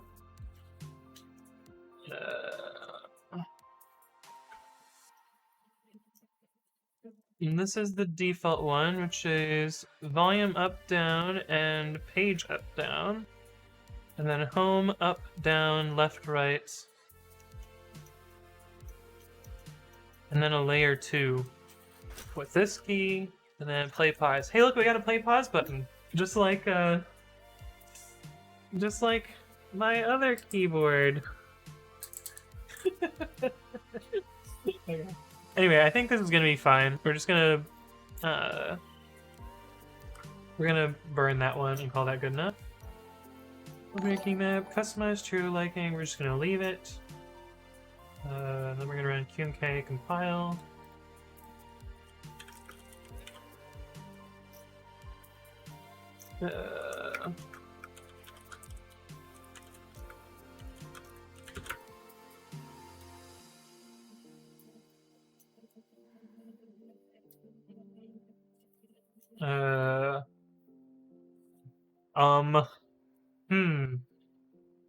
Well, that didn't work.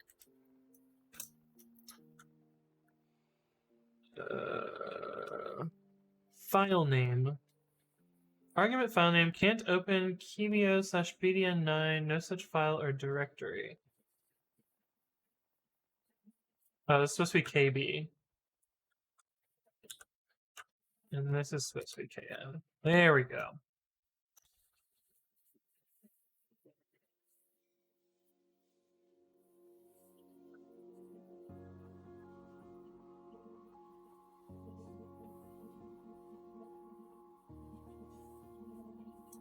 Ian Hilt says, by the way, for Windows, I use this tool for finding files across the file system. It's like a graphical fuzzy finder for Windows.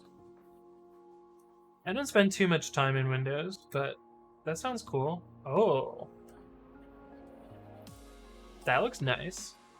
Cool. Alright, so this completed. So now we're gonna go to flashing firmware. Load the file into QMK toolbox. Have that open somewhere. Here we go. By opening the application, you want to locate the firmware file in Finder Explorer. Your keyboard firmware may be in one of two formats, hex or bin.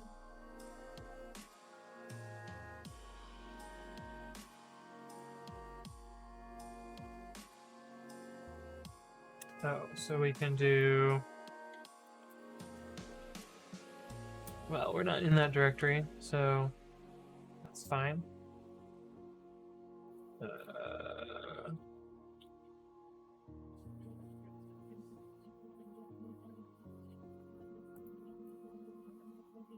Load into this. What, do we open? That's my guess. Let's see, users, Anthony. Oh boy. QMK firmware.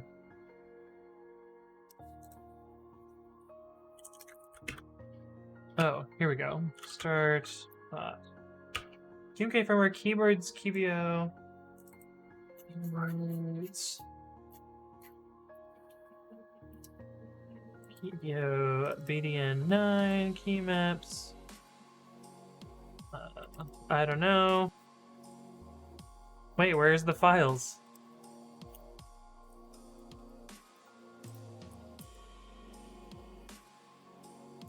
Where did it put this? To the QMK firmware folder. Oh, here we go. Okay. Cool. I just wasn't paying attention. Hey, what's up, Joe DeMatt? Hello, hello. Welcome to the stream. Oh, speaking of welcome to the stream. Hey, what's up? Ferret Soigel, thank you for the follow. Sorry, I don't have my headphones on because the fan's too loud. It's I don't know. But welcome to the stream. Thank you for the follow. Put your keyboard into DFU bootloader mode. Okay, so this usually means connecting. Well, if it has a button, you press the button, but this one doesn't have a... Oh, it does have a button.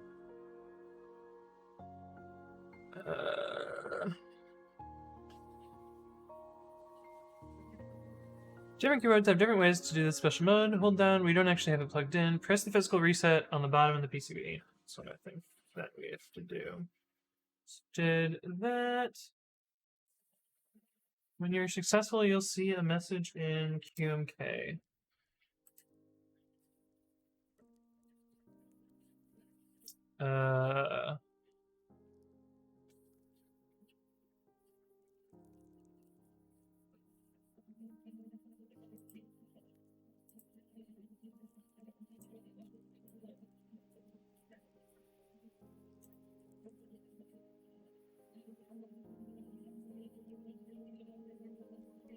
Did I miss a step? The file. Once you locate your firmware, drag it into the local file box or click open.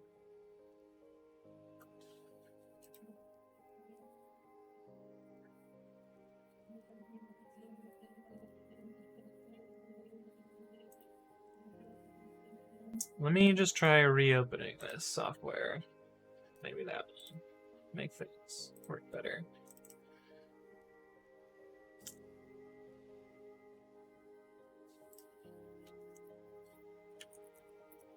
We'll look in Device Manager. So it's not COM1. Oh, I wonder if it mounted it in my VM. No, we don't see it here either. That's weird.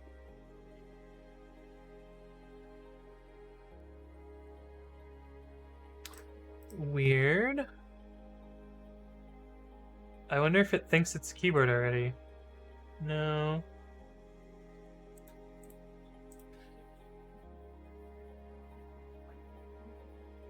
Huh. Well, this is awkward.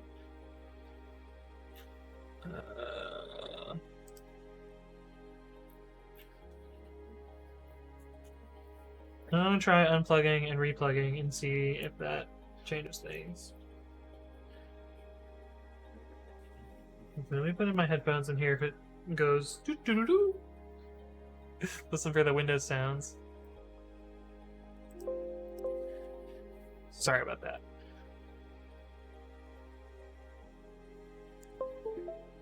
Okay, it does make a noise. So that's a thing at least. Oh, DFU detected. Cool. Click the flash button.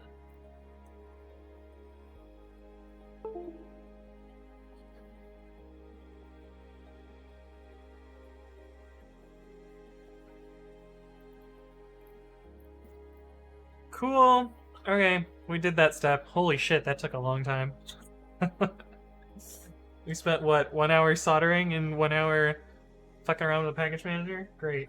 Love it. Okay, cool. We've successfully flashed, so we can close this out. Flash the Pro Micro. We don't have a Pro Micro, we have a Elite C, but same idea.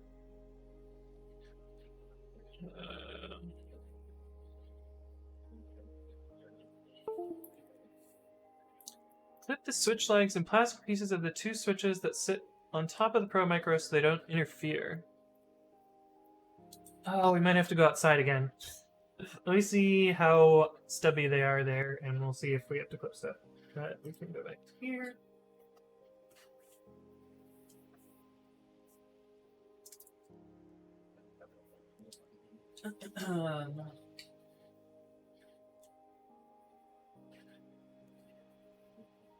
Yeah, so it would want us to clip these legs there. I guess I can clip a little bit off of that. So I'm gonna go outside and clip these off. So I will be right back. So I'll see you guys in a sec.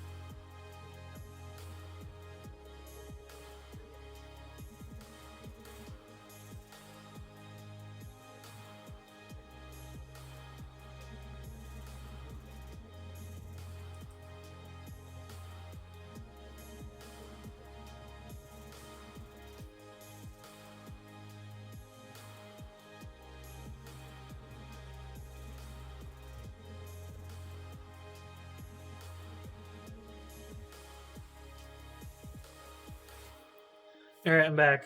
Oh god, what have I done? Oh no. Sorry. Just dropping stuff all over the place. Probably should have put safety goggles on, but didn't think about that until after, so I just went with safety squints instead. Okay,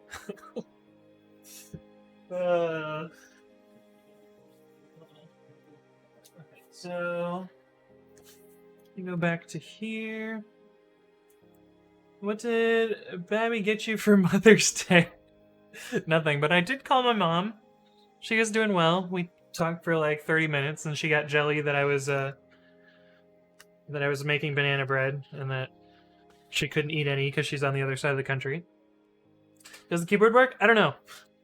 We're not quite there yet. I gotta solder the board on. Prepare and solder the Pro Mica. Clip the switch legs. We just did that, and we're gonna put electrical tape. Overnight banana bread. No, I want to eat my banana bread. Okay, so we're gonna put tape there, then we're gonna solder, then we're gonna clip. Cool. Okay, let's switch back to this. Yeah. Okay, so this is why I got electrical tape.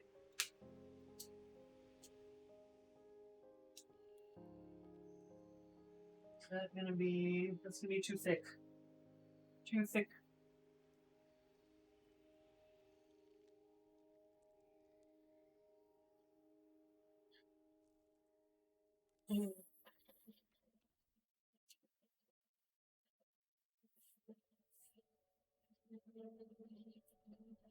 Just be like that one.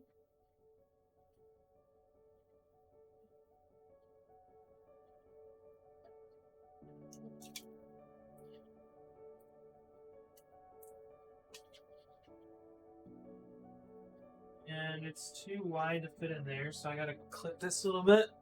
Ugh.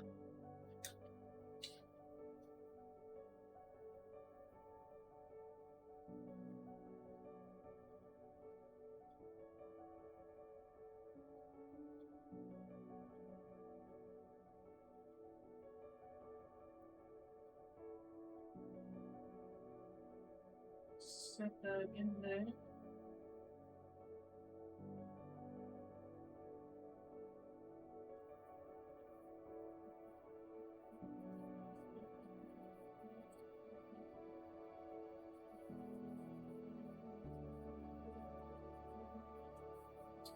I should have made it a little bit longer.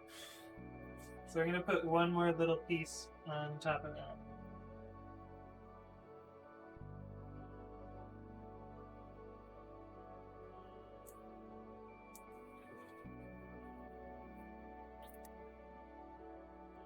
So it didn't quite cover the pin of one of the switches. Like this. Not the prettiest, but will do. Okay, and that's done. Our stand back here.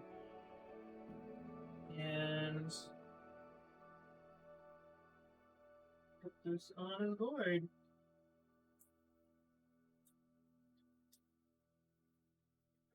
And actually it fits really nicely.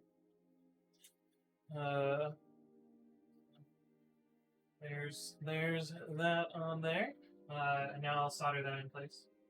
Which means I need to turn my iron on.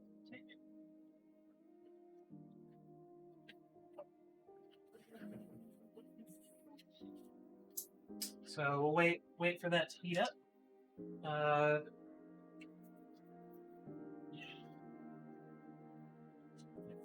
And then all that's left is to attach this on, and then we're good to go, I think. With the standoff screws here. I'm gonna go throw away the bits of tape. Another bit of tape. I just drop it on the ground. Anyway, I'm gonna go throw this away. I'll be right back. While that heats up.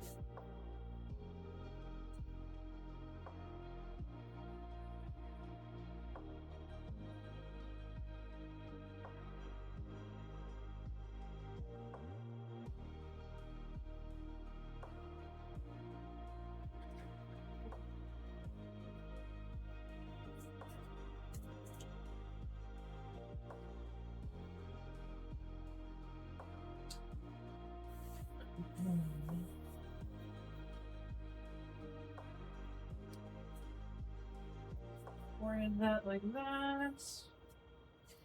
Now I get to solder pins, which is my favorite thing to do. God, I hope after all this that everything worked out. Nope, we are not heated up at all. So we gotta wait a bit more. Really? Yeah, it's warming up. Just gotta wait, I guess.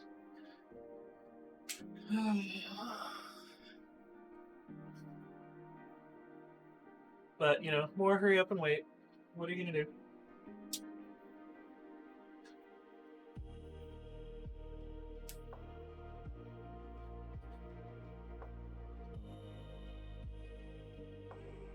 Sorry, I was just checking if there's more follow notifications for me to read out, but here's there are not.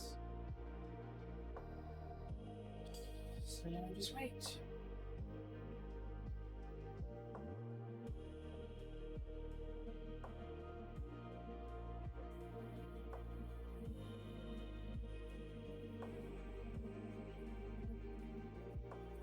Okay, it's a little hotter now.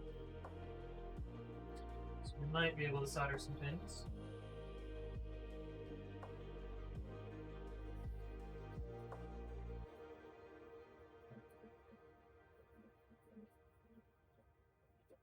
Nope, not hot enough.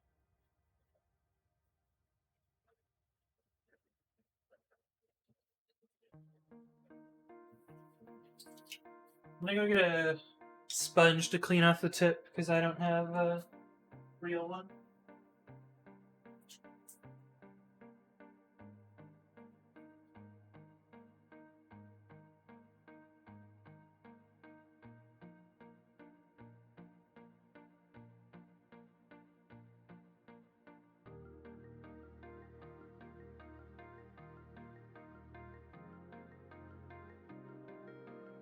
Yeah, because I don't have one of the fancy,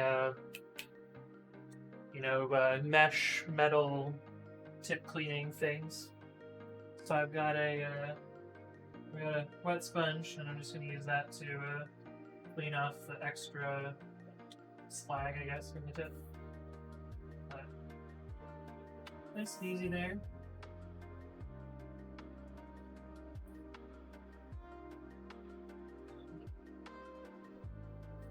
Michael Fox says, waits faster. Is this a good meme? Where are you? Waiting for the bus. Okay, hurry up. Waits faster. Oh, that's good. I like that. Okay. Hopefully we've waited long enough now. We can, oh yeah. This should be good.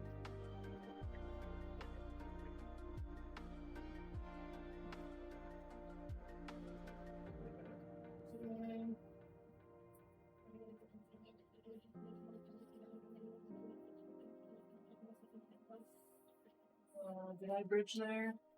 No, bridge.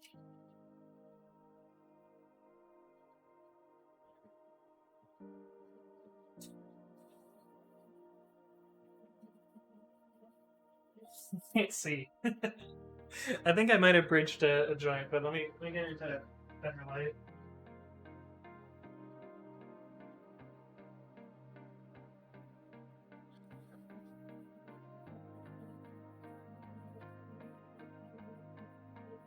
No, it looks fine. It's not the best joint, but it looks fine.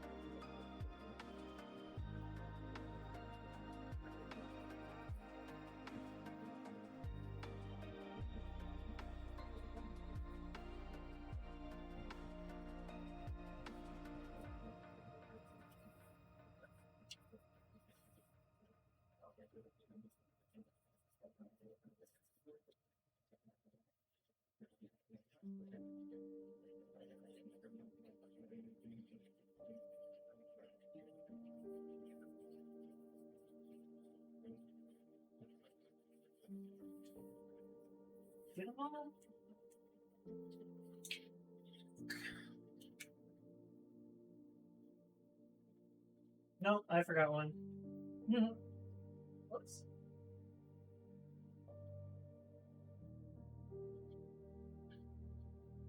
Get the one that I missed. And then I'll flip it around and do the other side.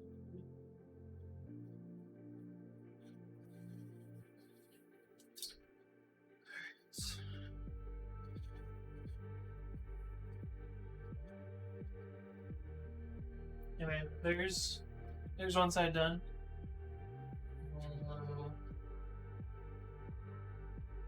Rotate around and then go to the other side.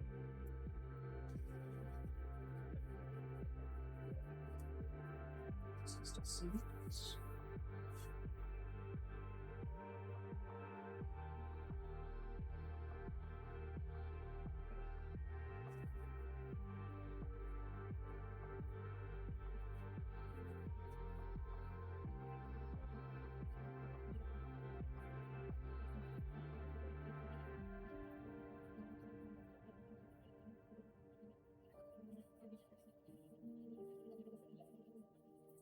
And I'm bouncing around between pins, kind of far away from each other to avoid like eating too much one part. I don't know. Someone said that was a good idea, so that's what I'm doing.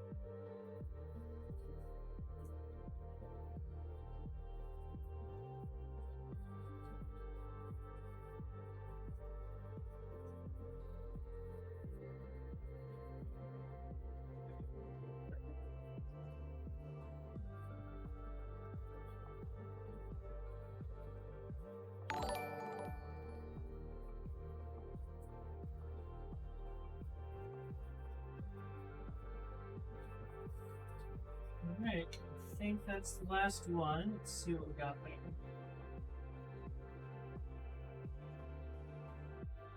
Those look good.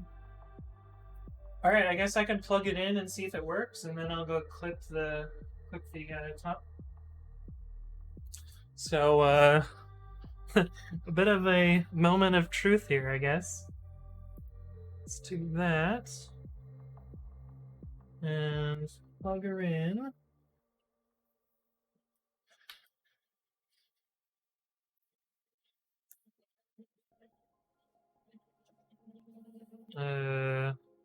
What? We can try, what was this, volume?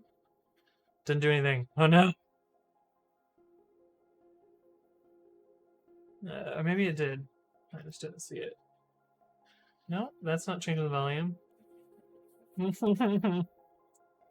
No. Drink water? Alright.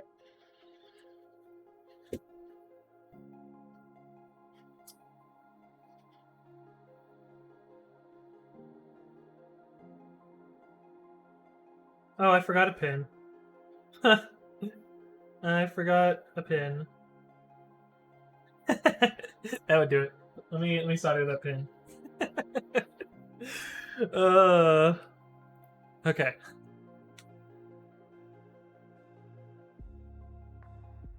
Actually, I forgot 2 pins.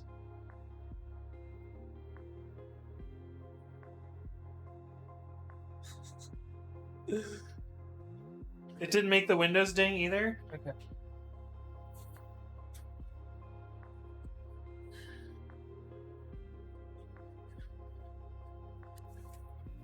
How did I skip these pins? I have no idea.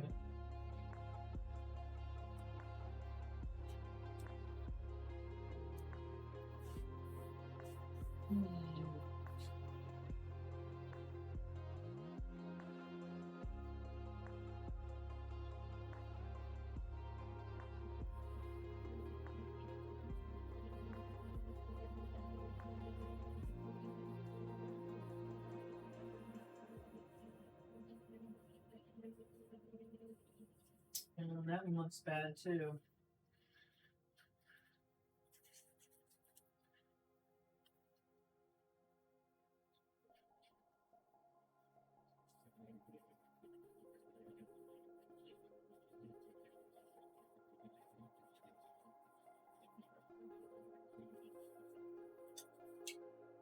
Alright, let me inspect that again. And I will put on my headphones so I can hear the window stain again. And that side. And that side.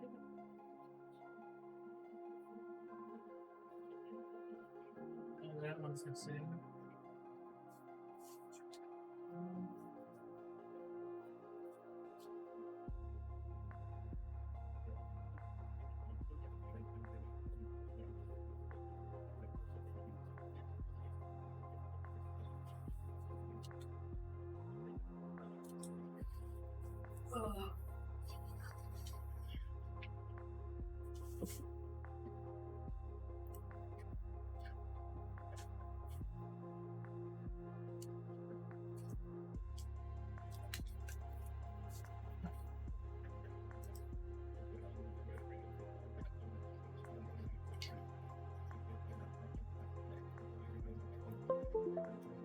Oh, it made noises that time. Oh, and that's controlling the volume. I think we got it, boys. And this scrolls. Well, it's in some characters. What does this do with yeah.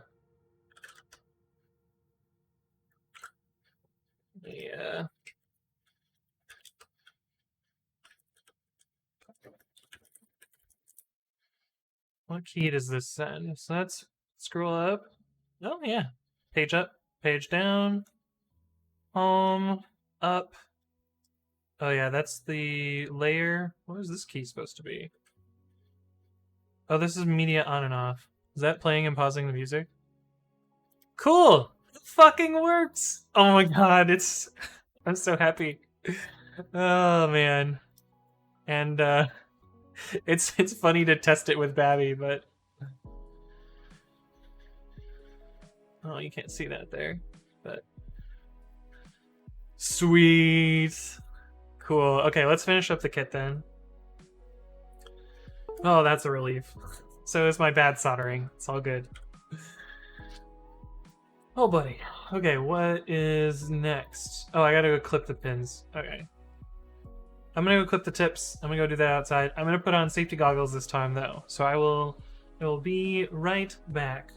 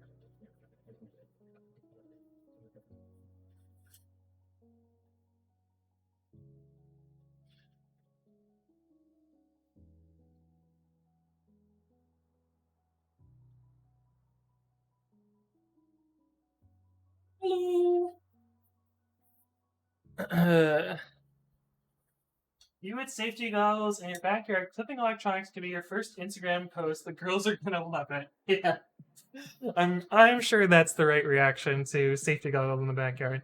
So I noticed one of the pins is not soldered well, so I'm gonna resolder one of them. It was F7. Also, like, as soon as I went outside, I'm like, oh shit, I left my soldering iron plugged in. I hope things don't go poorly while I'm outside. Could you imagine that Twitch highlight? Just like a little fire starts and while I'm outside clipping.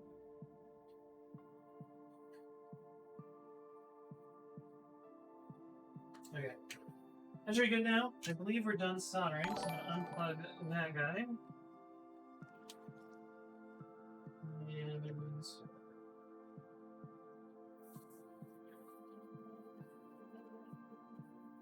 wipe this off.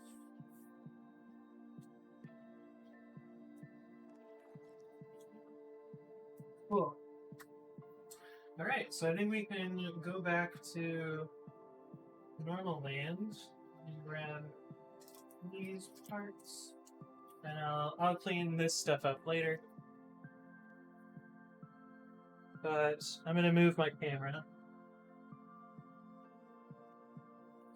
Actually, we're gonna switch scenes while I move my camera, just so I don't show you how disorganized my floor is. There we go.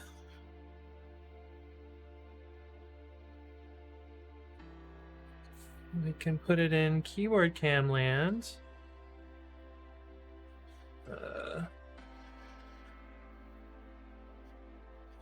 And then we can look at that, right? No, we'll fix that. Oh, actually, we want to show the last assembly bits, so we can put that here.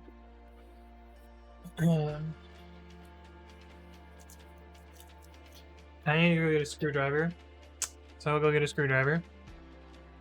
And spin my little... Oh, it's rubbing on this. Spin my little desk fidget toy while that's going.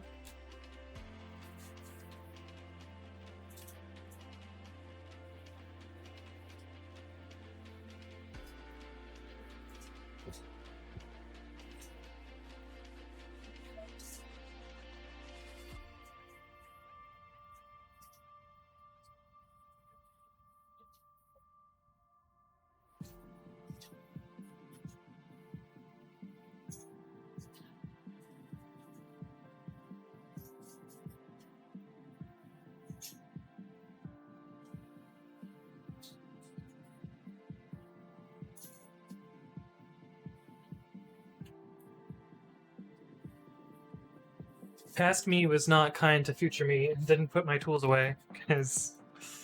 Let's here. Jonah Matt said, is your chatbot written in Python? Yes. Let me get you the URL for that. But yes, it is written in Python. It was my attempt to write async IO, although unfortunately the way I wrote it is not actually async, so yeah, not well done, but I will fix that eventually. But I haven't fixed that yet. Yeah, blah blah blah. Don't have those. It looks like I could always add LEDs later, so that's... Oh, actually, I don't know how I would solder the resistors. I guess I could take everything apart. Oh well. Such is life. Screw on the standoffs to the switch plate. Okay. A lot of little itty bitty screws here. What's this? I don't know what you are. But we're gonna take this and standoff pins.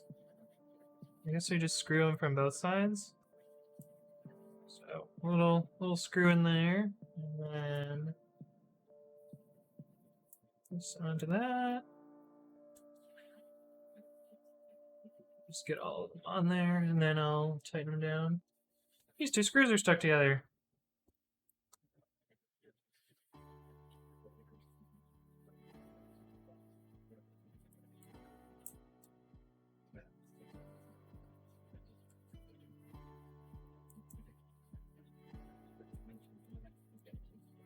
Okay.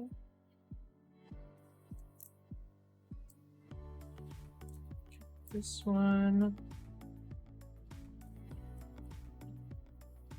We're almost done. And then I can work on software instead of hardware and be much more comfortable.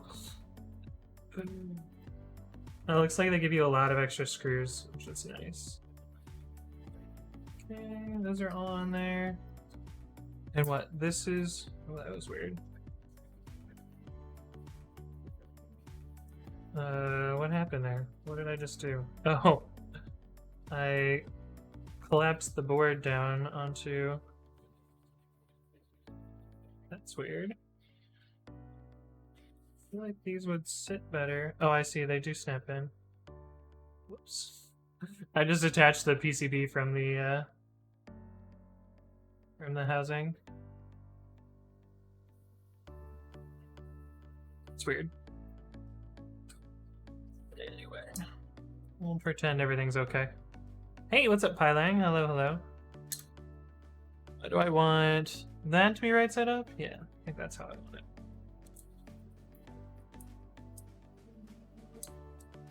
Screwing in these last standoffs.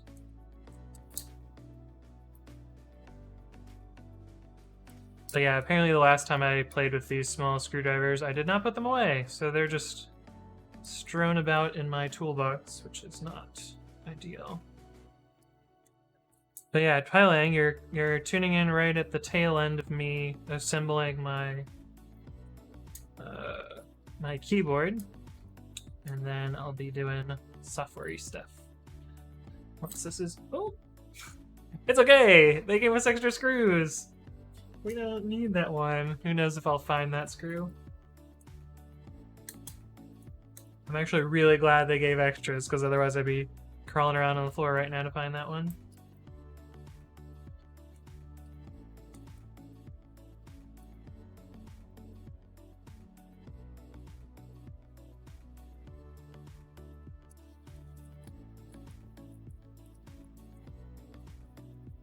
Alright. There it is. There's my keyb. And I can put caps on it too.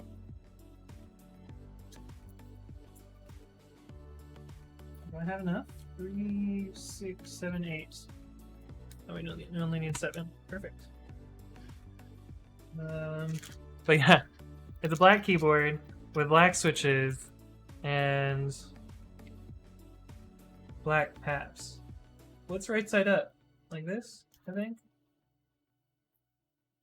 There we go. And they're quiet because it's supposed to be a scene switcher, so you can not hear me switching scenes. I swear these were more black before, but I guess they're kind of a matte black.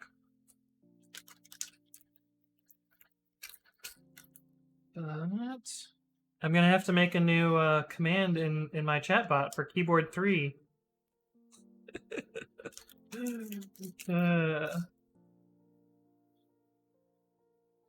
But I don't have any fun caps. I might order some fun caps because these are just black and boring.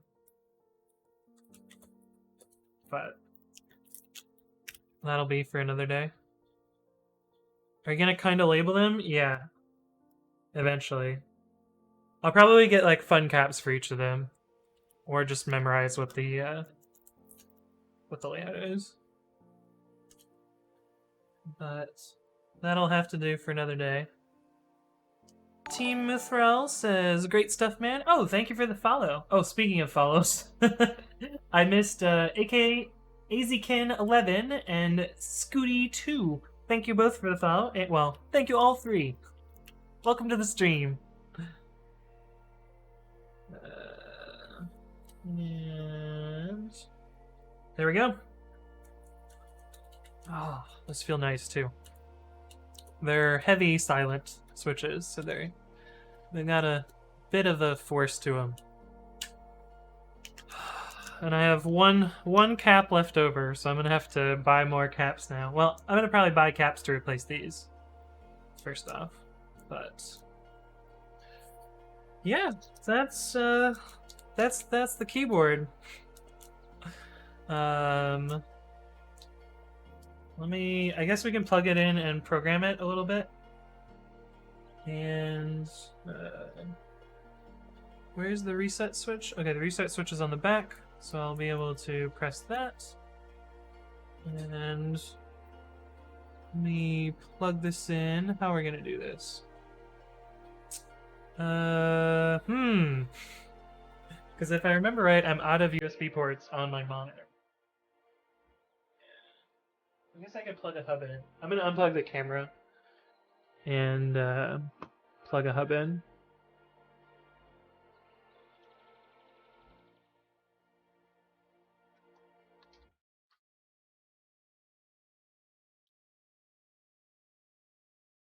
Oh, that scene didn't switch. So interestingly, the scene is just frozen. It's not actually plugged in and displaying. Like, here's the camera. So yeah, I guess OBS is just like smart about that or something. But I don't know. I guess that's one way to do freeze frames though. So I'll keep that in mind for the future. I'm just wrapping up this. Do you guys want to see how long this USB cable is? So there's one arm's length. There's two arm's lengths, and there's a third arm's length. So I guess it's 18 feet long. So I'm just about 6 feet tall. I'm less than 6 feet tall. I'm not gonna lie about my height.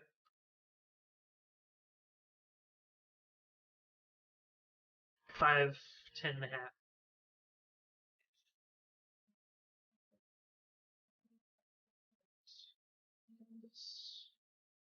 Wrapped up, so I can put this cable away because I'm not gonna, probably not gonna have a setup similar to this soon. Oh, I found the screw. I'm gonna throw these away because I have no need for tiny screws. I don't know what this was. I kind of need like a 3-foot USB extension. Macro idea: pressing a key bans a random person in chat. That would just be mean. Why would I do that?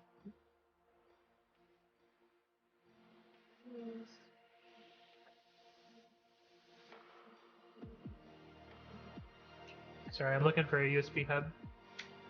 You will regret that. Yeah, the first one is you know, random person equals Knackle Eric. Oops. Chosen by a fair dice roll.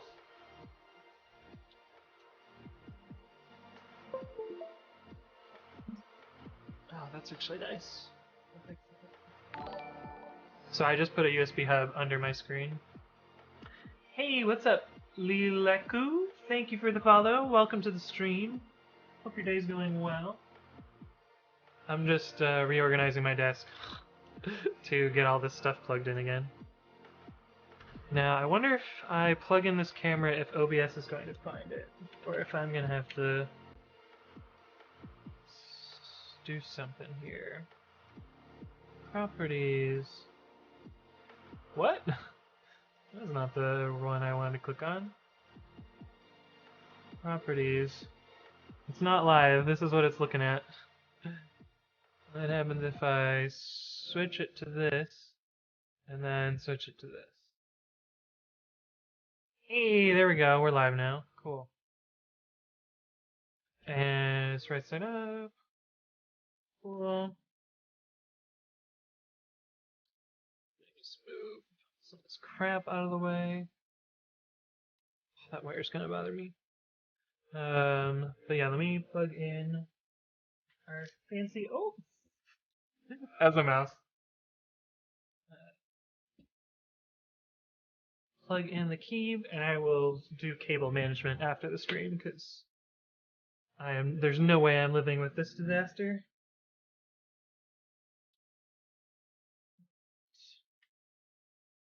Should be able to plug this in. Oh, and I can turn the fan off too.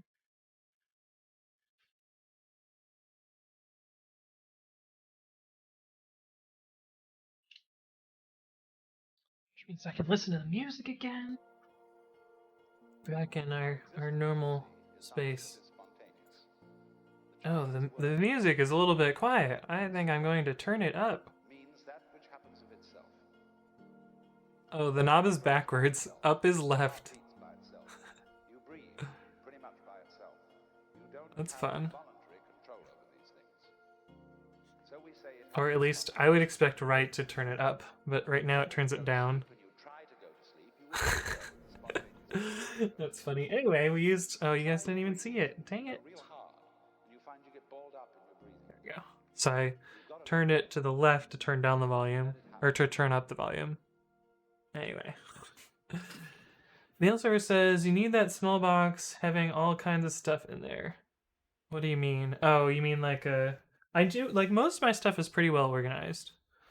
This is my electronics box. It's reasonably well organized. Necklark says, any LEDs? No, it's LED free. I didn't buy any LEDs, so I didn't assemble it with the optional parts. Plus, it would have taken probably twice as long to assemble it with that. I should just stop pressing these because they actually do stuff. But yeah, these are arrow keys. So, I could, in theory, you know... I recorded an episode earlier. I can, in theory, you know, instead of... You guys can pretend these are WASD. Even though they're not.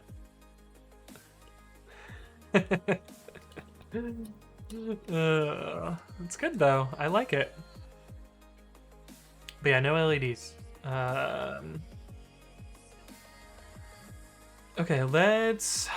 Do I want to set up scenes? No, I'll probably set up scenes off camera. But basically what I'm going to do is I'm going to map these to like F13, F14 and such.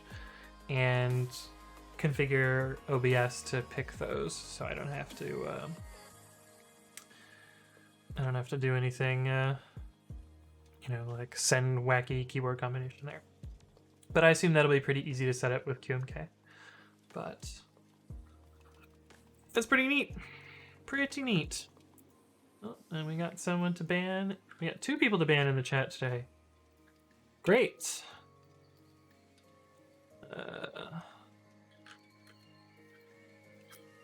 Stupid spammers.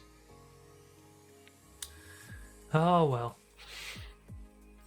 I'm sure they, you know, get some people that way, otherwise they wouldn't do it.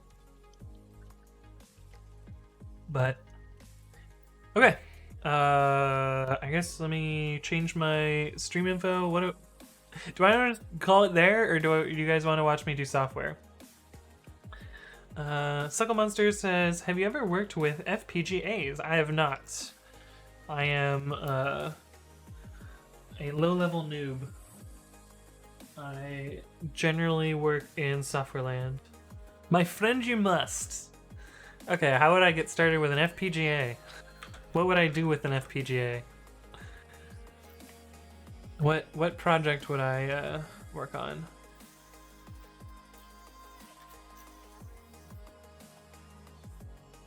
Money is the first thing you need. I mean, yeah, money can happen.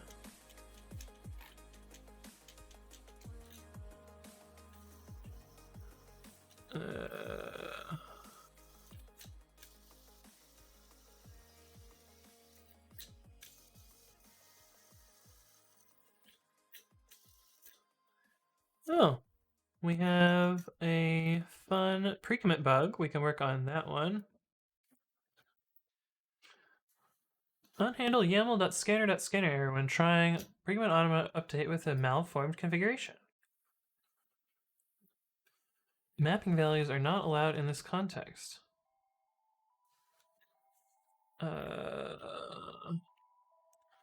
you have a sample configuration that triggers this? I believe there's a better error message we can use in this case. Although I can also probably just play with one and get it to happen. Scanner error mapping values are not allowed in this context.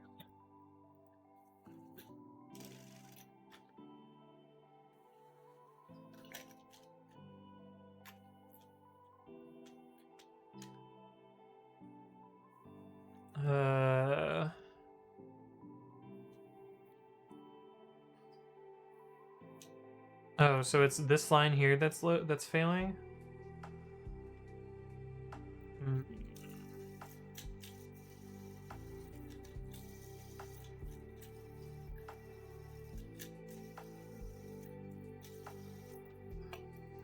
Hmm. Let's see if we can fix that.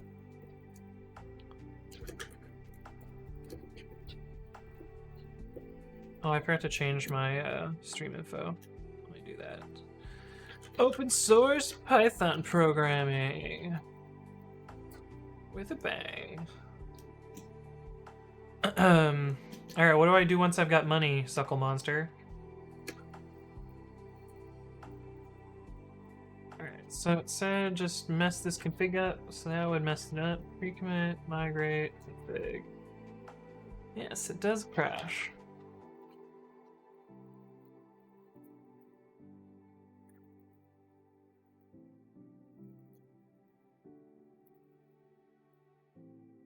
Alright, this is what we should see instead.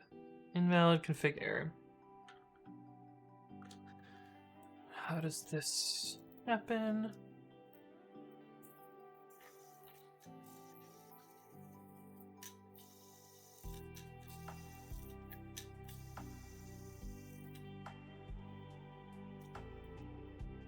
This should probably do raise from none. That'd probably be better. Because right now it re-raises a bunch of times and you end up with these wacky stack traces. Also, there's some trailing white space here. Oh, that's just Python doing that. Okay. But config we load config. That's all we need to trigger, I guess.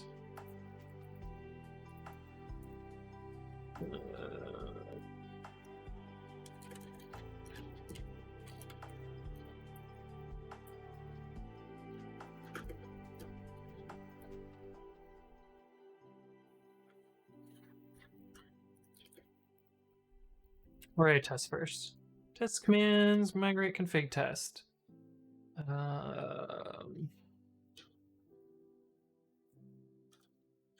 Test, migrate, config.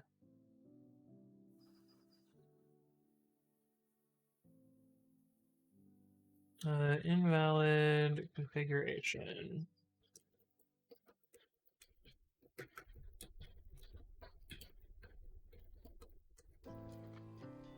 I am not valid YAML.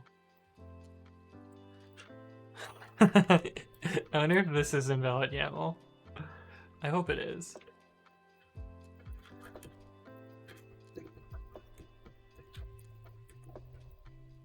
Damn. I need a space in between there. Okay.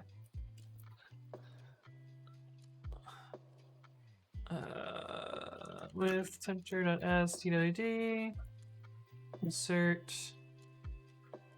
migrate config c.config file.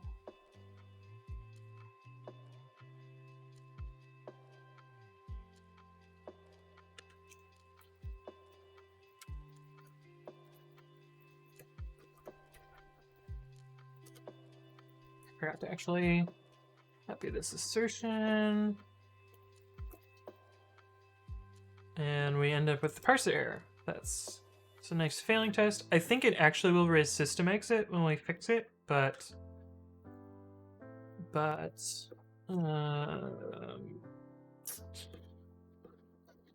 or no, it'll raise what is the error that it will raise? It will raise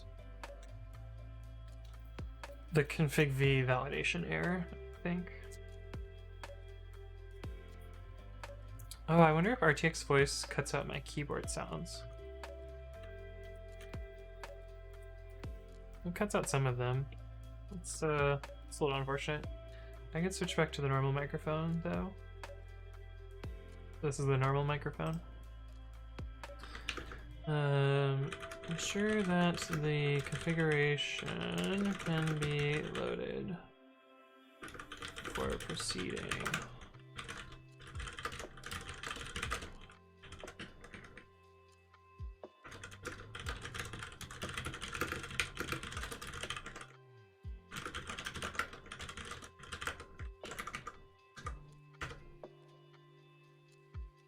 Hmm.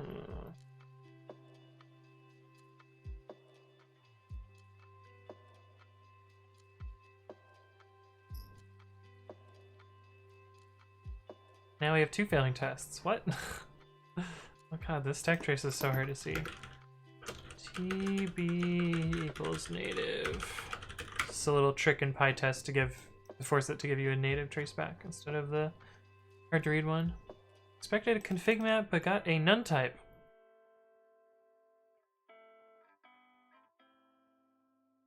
I wonder what code was handling that before.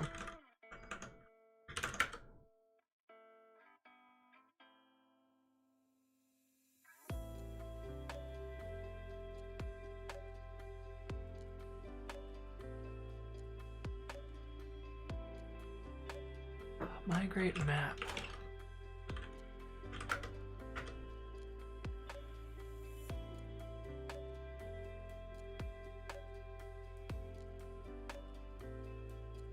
If it's a list, then we do stuff. Okay, so this is a no op for the empty string, I see.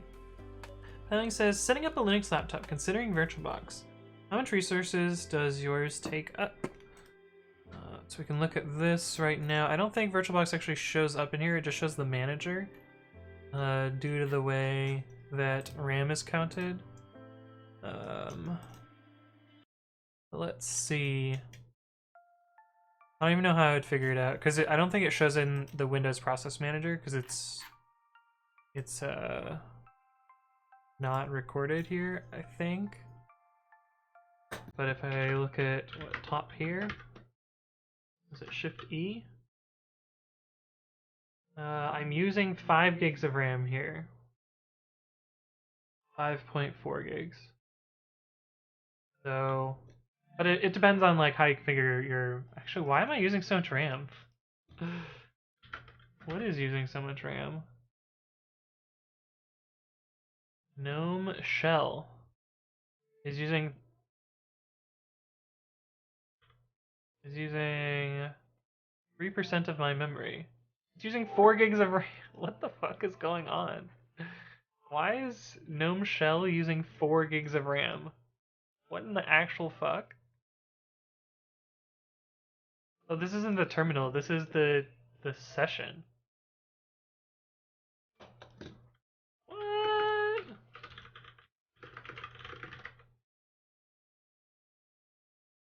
What is this? What is this process?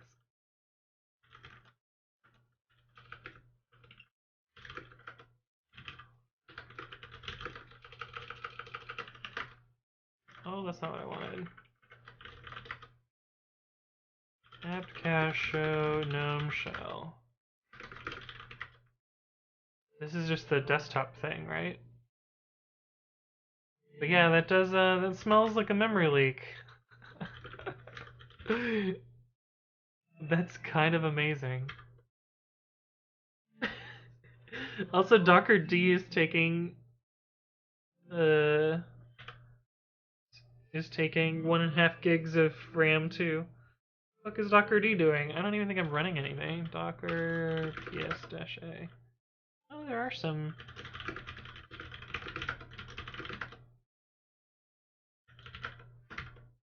It's still taking all that memory though. There's nothing there. Docker, what are you doing? That's probably also a memory leak. That's kind of amazing. There's no hope. But I don't know, I have plenty of RAM, so it's fine that it leaks, I guess. I assume they'll fix it at some point. Docker Dicker images. Oh, that's quite the typo. Anyway. That back 80.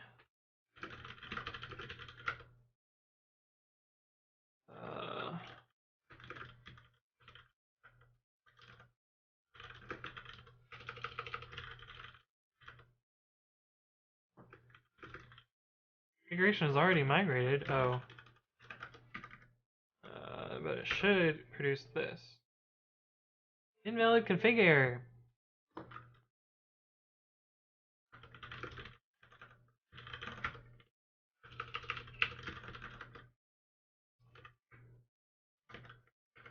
Test, migrate, config, invalid configuration.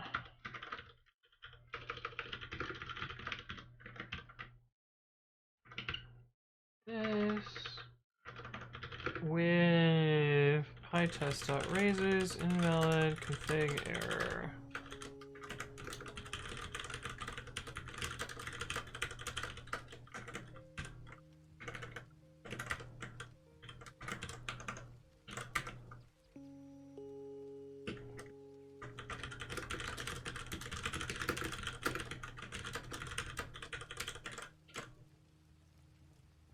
The email server says, had this in 1804 server as well, but with hundreds of processes of GNOME shell eating up 50 gigs after like 2 months. That's wild.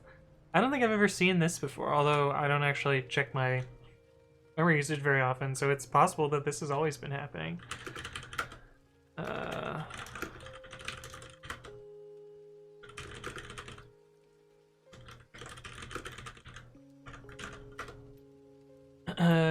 Luborislavov says, hi there, I'm about to start learning programming/coding. How much time do you think it's going to be to get me a decent job in, let's say, the computer security industry? So I actually don't know much about computer security, unfortunately. I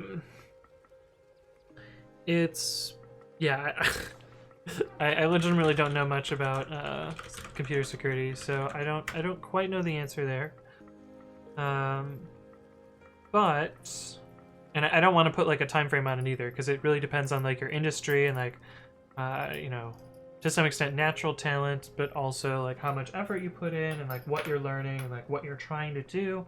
And so like the amount of time that it takes to become like, you know, employable, so to speak, could vary a lot person to person. But with the right attitude and with the like right skill set and like the right things that you're looking for, like someone could realistically be a functioning software engineer in, you know, 6 months. Is that likely for most people? Not really, but it is possible. Also, we can put this on back on my normal. Maybe tap away. But yeah, it's you know, not everyone is going to be able to do that. But like, if you put in the effort, you could, you know, get there realistically. Okay, so that fixes the bug. Let's see if there's a better place to put this.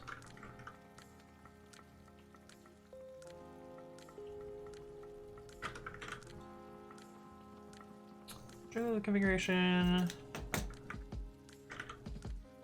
is valid.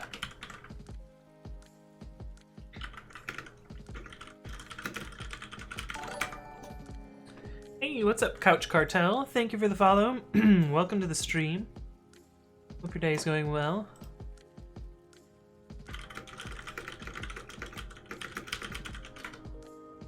I'm sorry, I was just replying to my friend on Discord who helped me figure out the correct firmware for the keyboard. Oh, right. Look, guys, I can move the cursor around with my fancy keyboard. Oh, you guys can't even see it because it's off screen. But this is the keyboard that we built earlier. And the default Flash has arrow keys as these. But soon it will be a scene switcher, which will be dope. Let's see if this changed the coverage. Coverage, erase, and run pytest test commands. And coverage report include pre-commit / commands migrate config. So basically, I'm running coverage for just one test suite and making sure that it covered everything in this file. And it did not. 61 to 63 is no longer covered. 61, elf not quiet.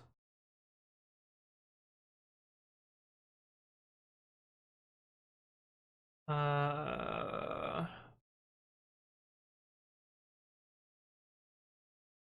is it possible?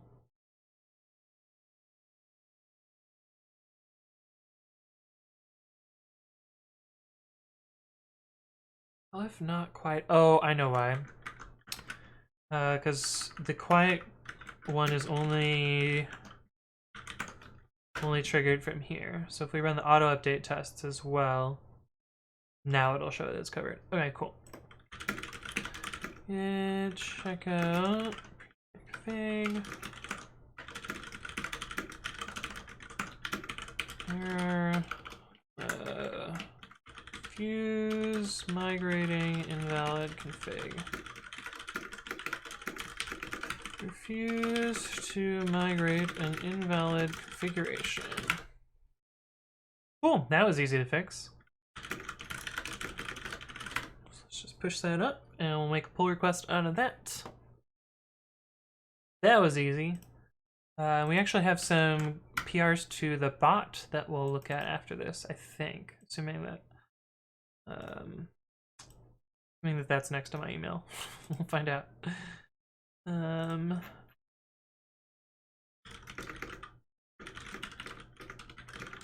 to trigger the normal configuration loading.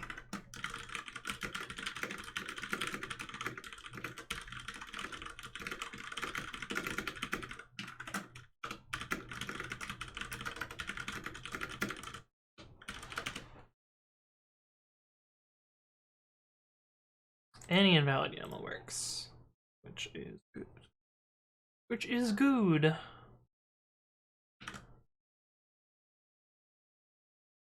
Oh, this part of the video is muted. Must have gotten a copy strike. Oh, wait. I just muted the video. Probably because I was playing around with the keyboard.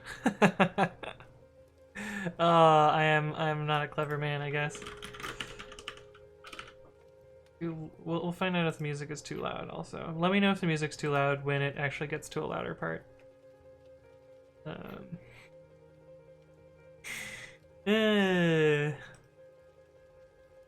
Clever. This one is going to be an easy pull request.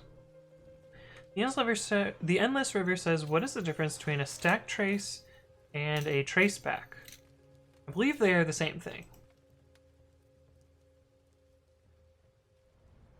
I believe they are the same thing.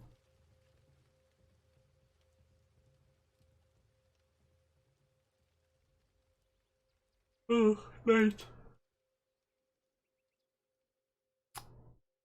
Good to me. I got the Christmas kitty.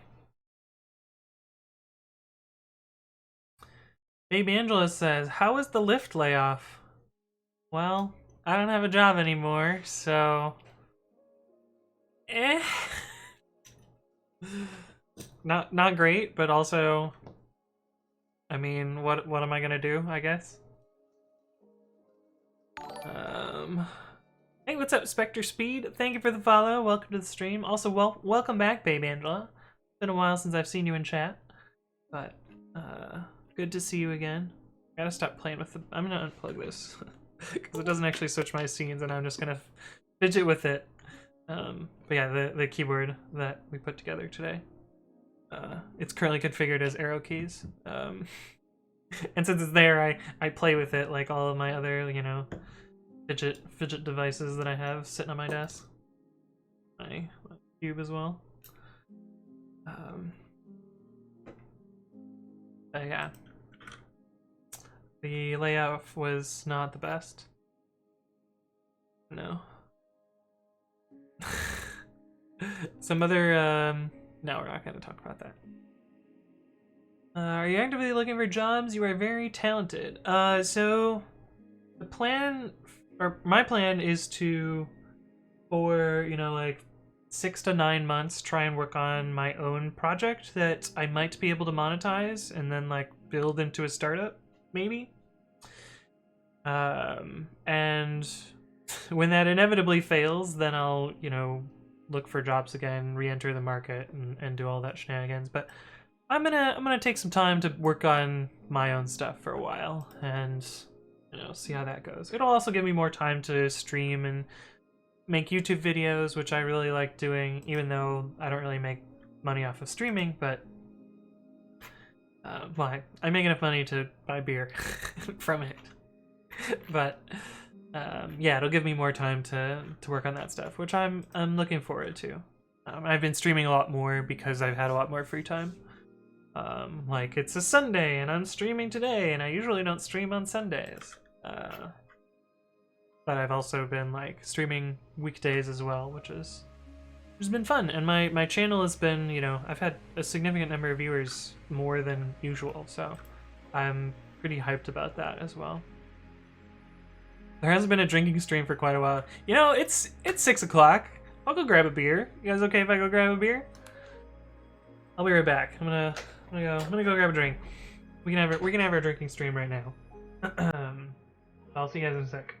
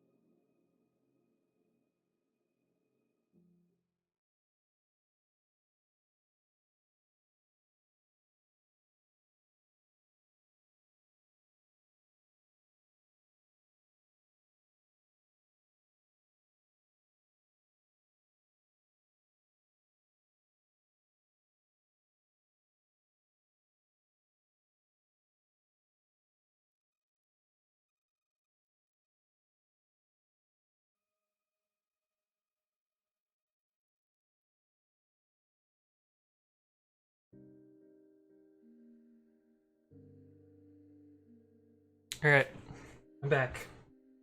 I also filled up my water, so that'll be a thing too. But I have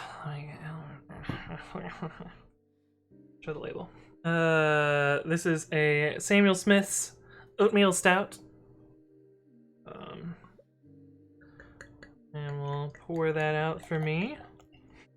Cheers to you guys.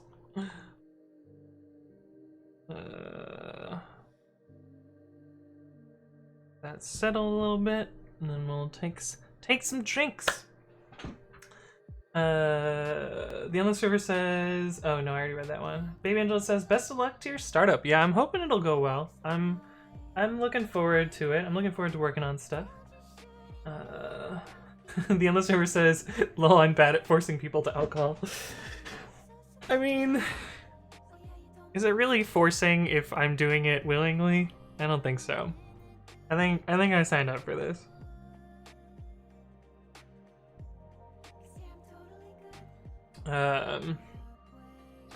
Leleku says, was he laid off? Yes, I was laid off.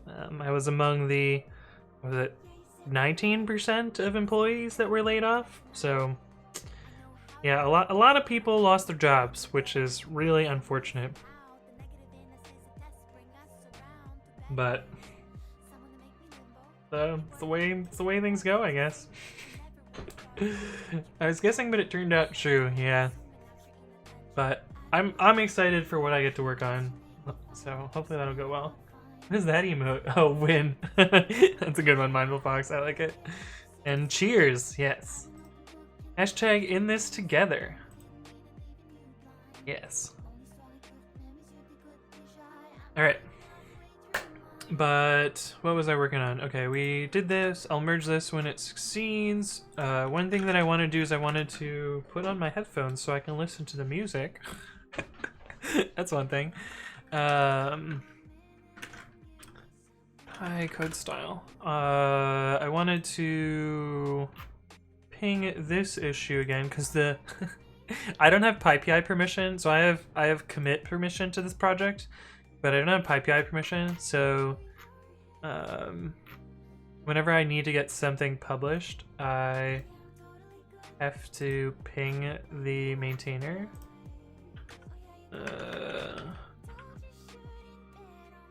I think this is ready to go. I remembered to bump the version this time. Let me double check that before I claim that that's a thing. Good. Let me double check the one that was done here. Merge 299 or 922. That's how numbers work. Okay, cool. That looks the same. Dope. So I'm just gonna ping here.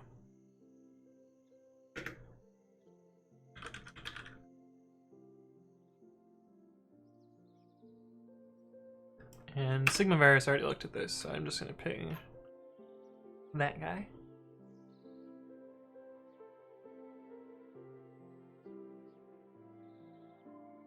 But once this gets bumped, I'll bump it in Flake8, and then we'll have Flake8 3.8 released, and then thousands of people that will flood my issue tracker. Oh, I have new lint errors and I didn't change anything. Well, software upgrades, buddy. You gotta get with the times sometimes.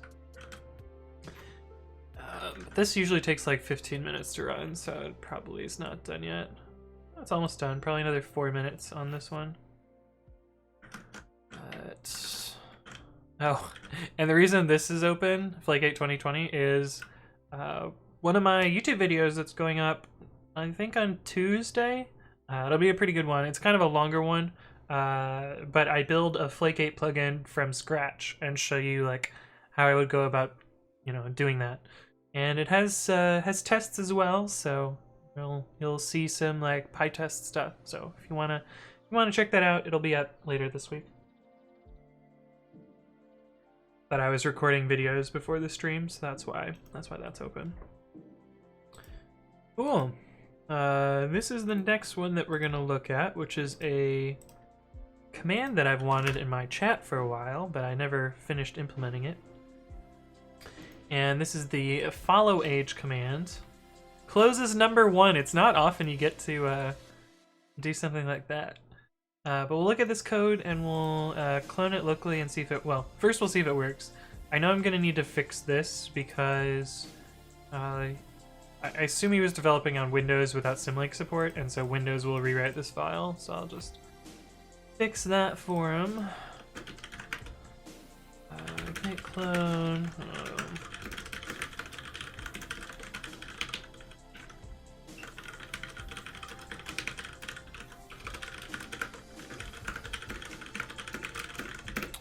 Grab his username. Or his or her username, I'm not gonna assume. Oops. Twitch chat bot. Well, his or her is not even valid either. I should say, I will not assume their. That's the right pronoun for not knowing pronouns. Cool. And fetch senpais. Git checkout and followage.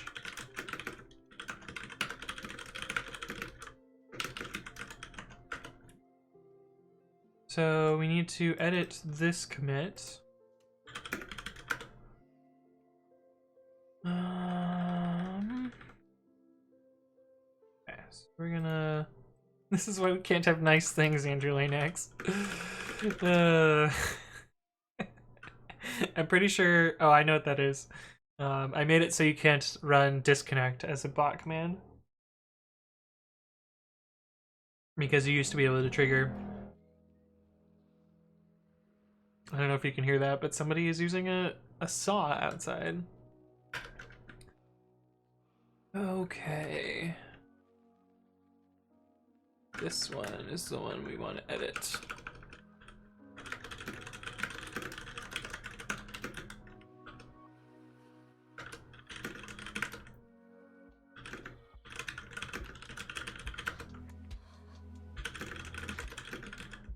Okay, so that is a broken sim link, which is what we expect. You have 9 and 2 different commits respectively. I don't know what that's about. I think I'm just gonna squash all of their commits together, because that'll make it easier to review. We can do that by changing pick to fix up.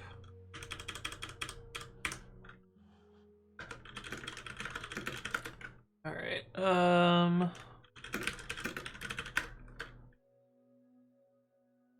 We have to set up the pre-commit hooks, of course. That makes sense.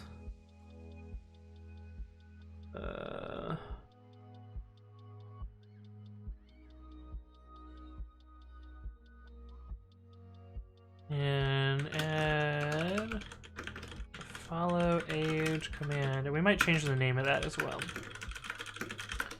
Okay. This is the change. So we updated the pre-commit hooks. Cool.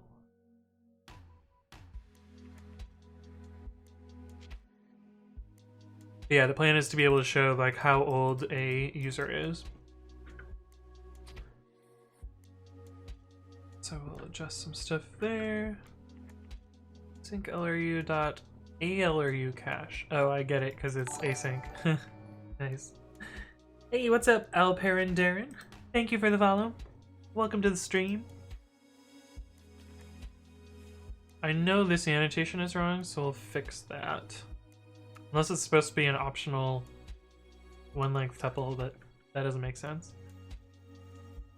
Huh.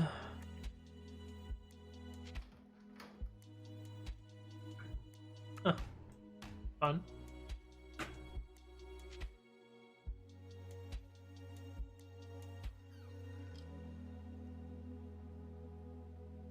Union stir int.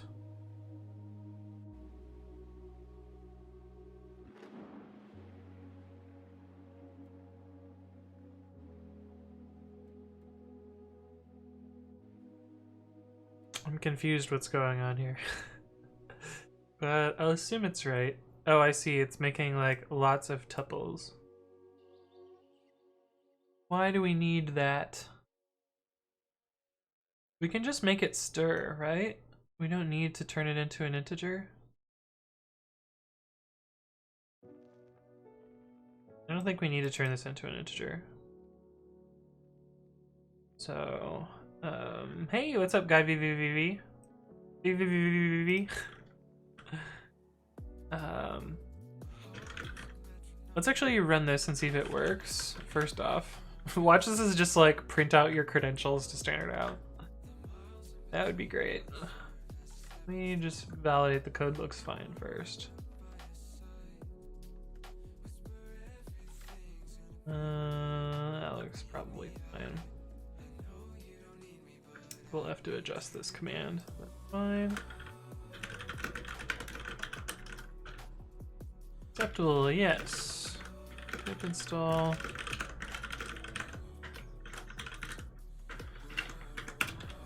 We can use this fancy sort, even though I think it's already sorted, yeah.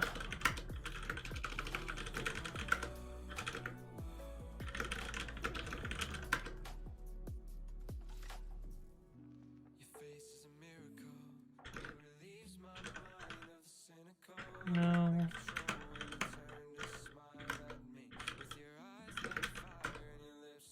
I should probably kill it here. Alright, so I think it doesn't work for me. Follow age. In the right code, you can't check follow age to your own channel, but I appreciate your curiosity. Alright, can one of you guys test this command?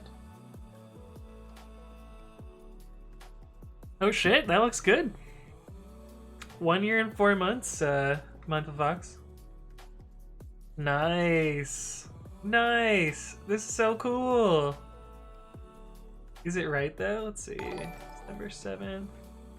Hey, what's up, Donali? Thank you for the follow. Welcome to the stream. Why don't you throw down a follow age command and see how long you've been following for? I want to find somebody who's not following.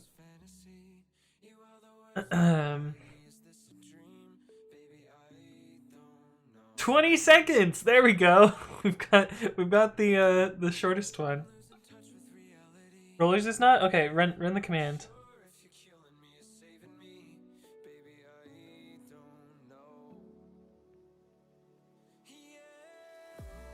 I gotta not make it ping me every time though. That's a bit much. This is pretty cool. Rollers, can you try the command?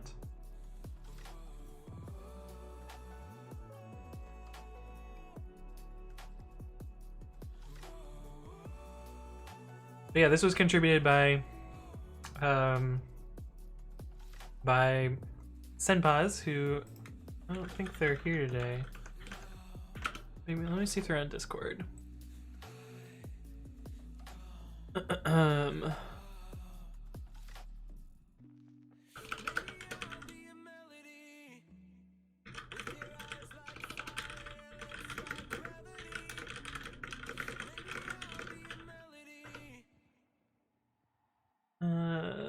For a day is nice, yeah. That's I think that's the humanized dependency that's doing that for us. It's kind of nice. It means that I didn't have to write all that. Cool. I like it. Is this AI? Right. Okay. I like that command. So let's go through the code and make some small adjustments. But seems good. Is following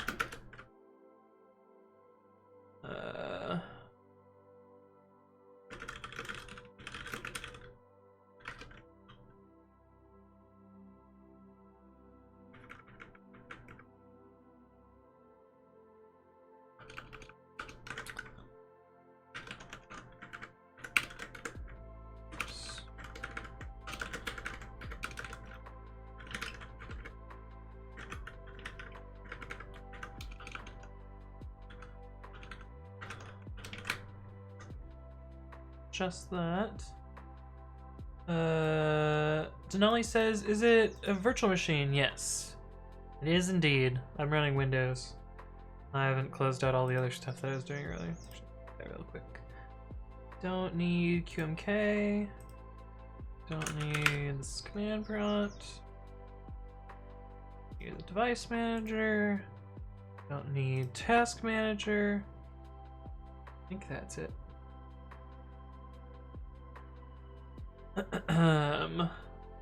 Anomaly says this is cool and all, but have you tried TensorFlow? Are you trolling or are you serious? I'm not sure if you're being serious.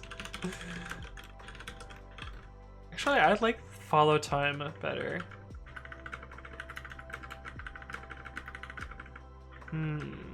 Oh, I can check other people. So we can see like, oh wait, the command is not right. Follow age, I haven't restarted since I changed the command. Oh, you're not even following anomaly. For shame. We'll keep it follow age, we can always change it later.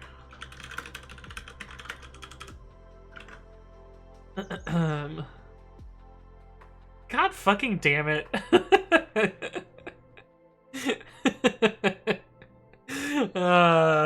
Good one, Mimi Jamala. We will have to fix that. Oh, there's much worse things you could have done. Oh, I'm so glad that you did disconnect and not the other worse things you could have done. You could have done some real bad stuff. Thank you, Anomaly, for the follow. Welcome to the stream. Oh, man. It's good the bot is stopped right now. But you could have, yeah, you could have had some. We could have had some problems. let's just put it there. Oh boy. But yeah, like you could have splatted this object into the response, which has all my credentials. But let's fix that.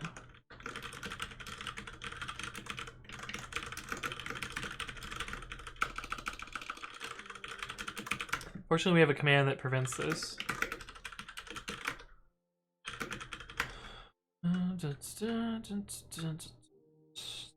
Wow.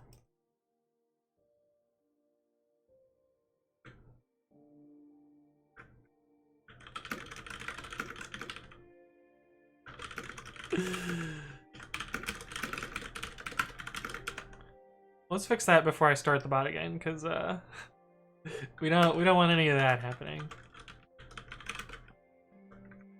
Okay, we need to find all of these message ones.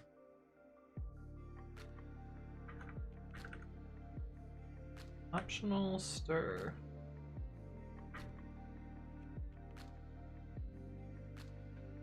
Hey, what's up, Key the Only One? Hello, hello. Welcome to the stream. Nami says, yo, that's like 300 words per minute. Slow down on the coffee. This isn't coffee. This is beer. I should slow down on the beer, though. I am drinking a little bit fast, and we're gonna be sloshy tipsy soon at this rate, you know? It's gonna be a wild time. And yeah, I can drink on a Sunday, because I don't have work tomorrow.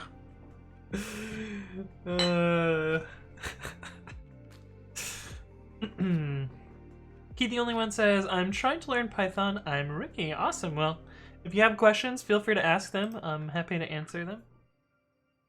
I'm having difficulty with while. Yeah, while is a tricky one. I remember the first time I saw a while loop, I was very confused. But yeah, you could have splatted out my token here. Okay, follow age response takes username. Let's work.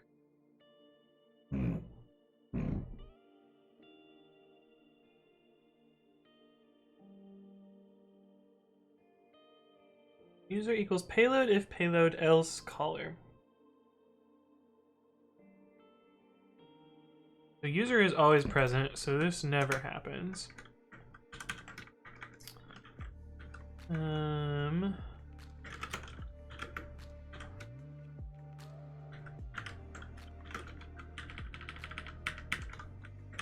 If payload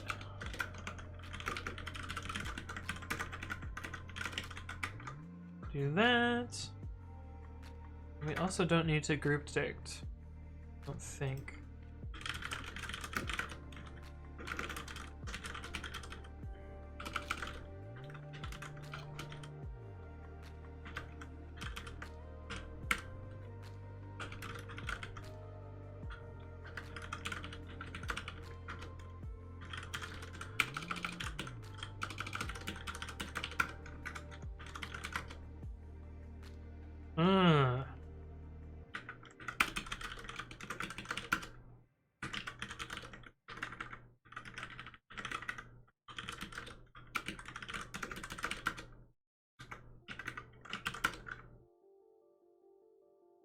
Really?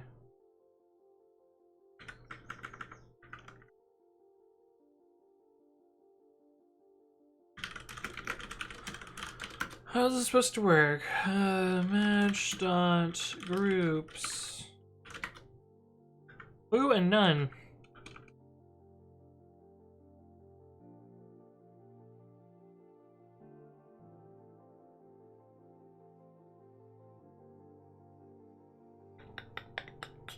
Yeah, it's kind of annoying. I would want this to be empty string, I guess.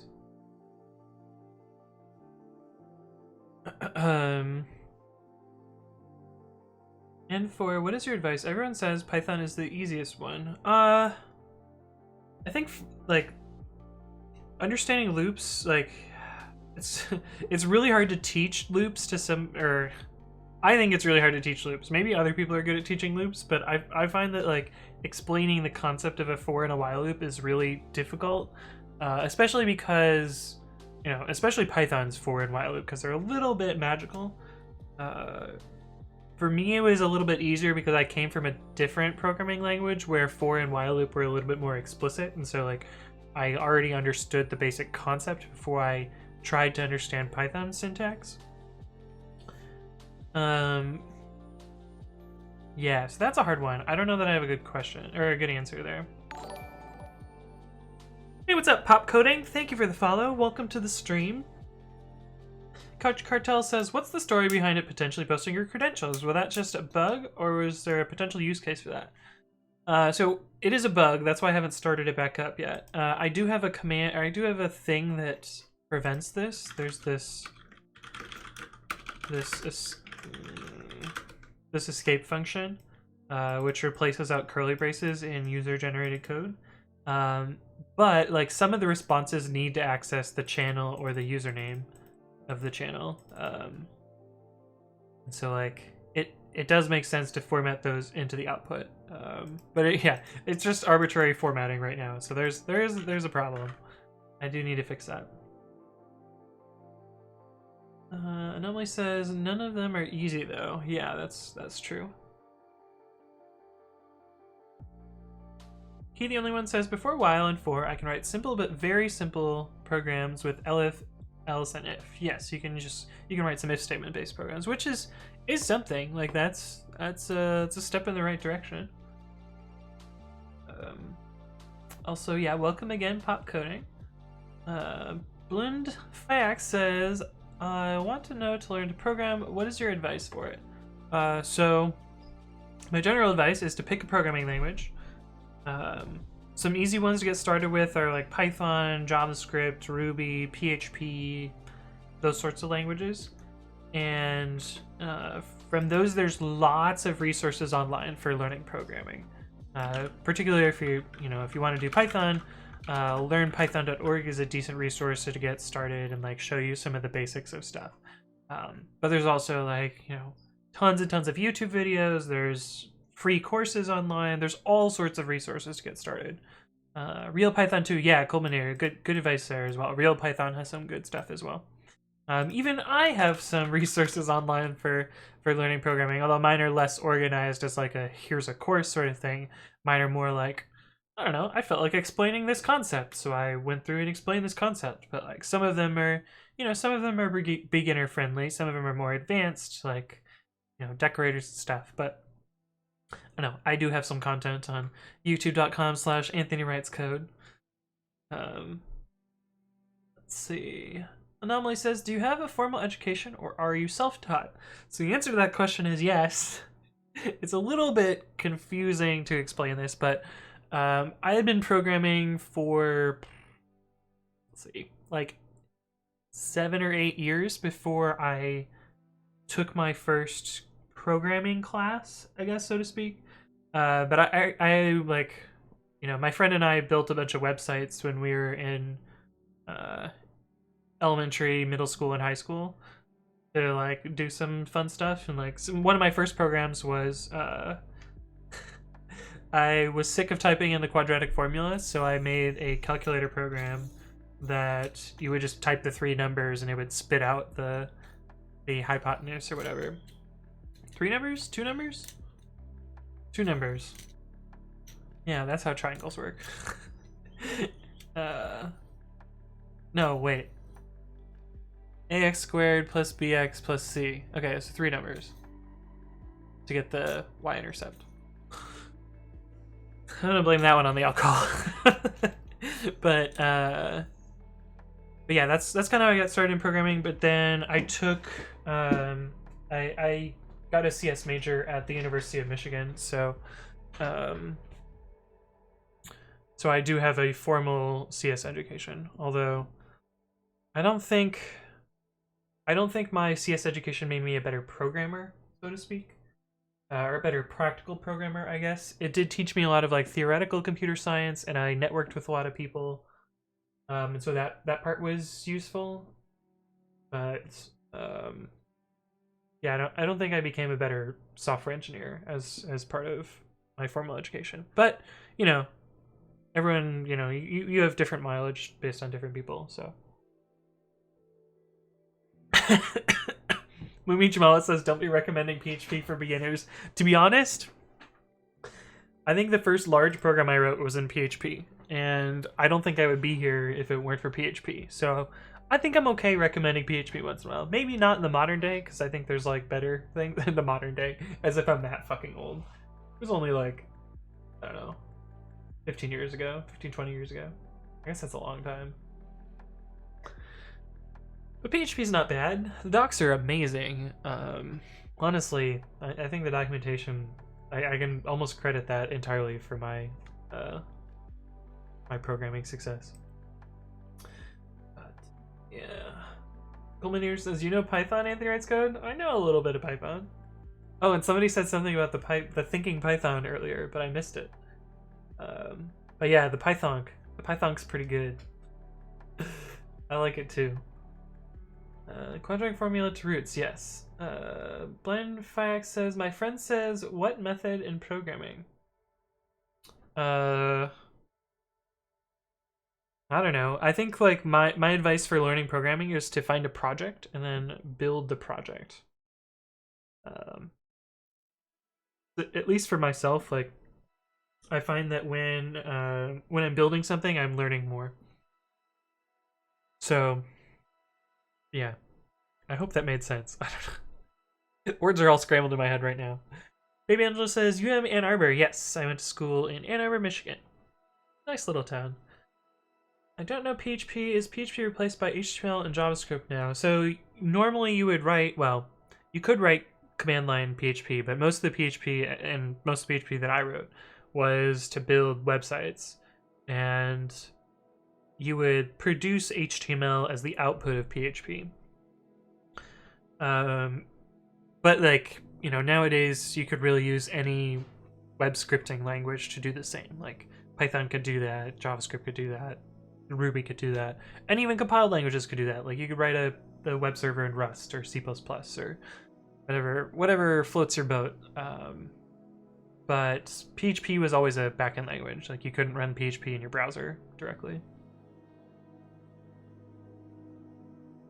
Jared says, my first language was VBA. Lol, I've currently gone against the grain.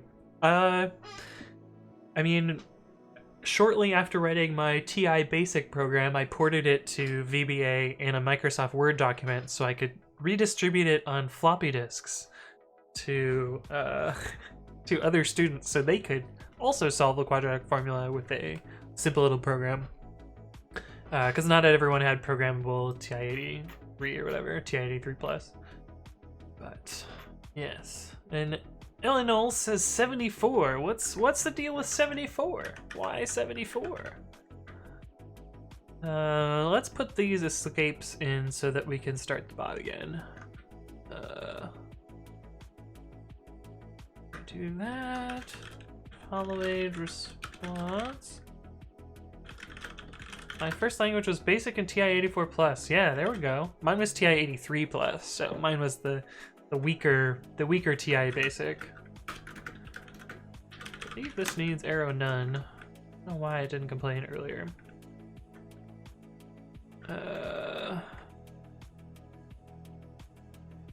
Await fetch Twitch users. We're just gonna make this hard crash instead of doing what it's doing now. That way we can debug it later, so this will not be optional. Fix that. Both IDs and logins cannot be empty. Fetch Twitch users.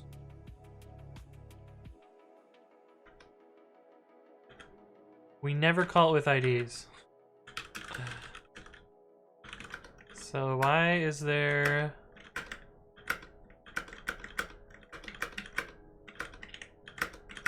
Why is there this? Get rid of that. This is not optional. That's a tuple of stir.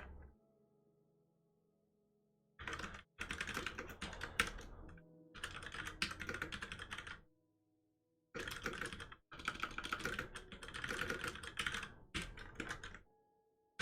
rid of that. It's really not fit on one line? One character short. We can do this. Return, await. Is this valid? This feels That feels sus. Is that a thing? Can you do that? We'll find out, I guess.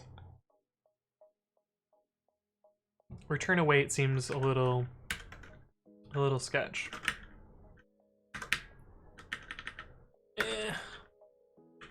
Put back to the way it was. Cool. That seems reasonable.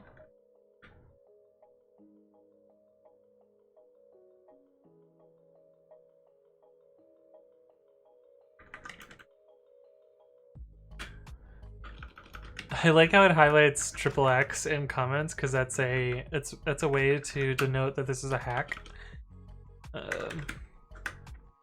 But yeah, fetch Twitch users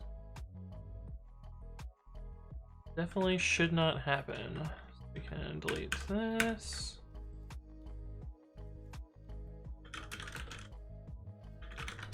We only ever use this with one thing, so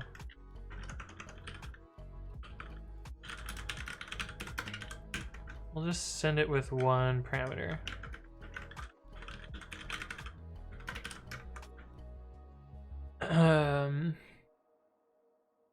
Couch Cartel says what we really need right now is COBOL programmers. So I was actually considering learning COBOL just for the memes, but I couldn't find any like example tutorial stuff. Oh man, I'm so drunk right now.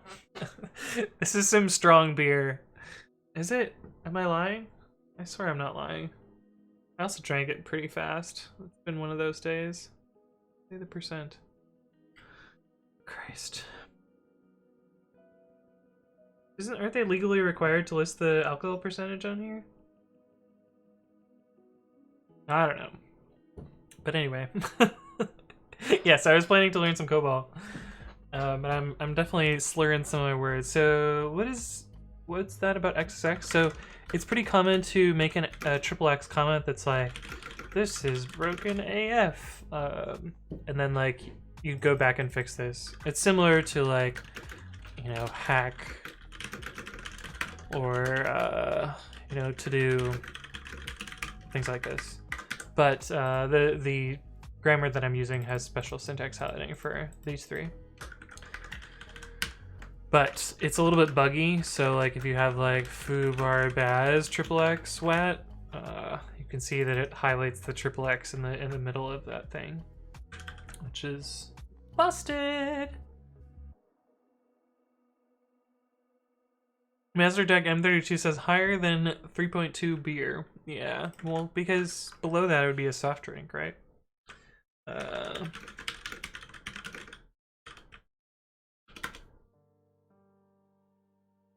Let's see what it says. It's only 5%?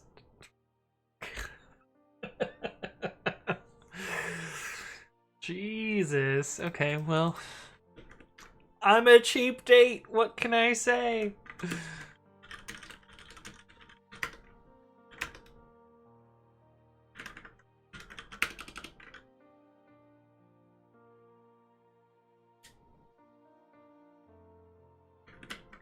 So we need to call escape here.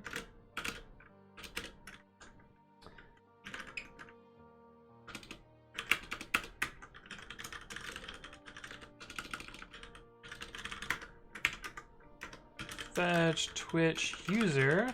I should be working in the other tab so you guys can see all the code without it being cut off.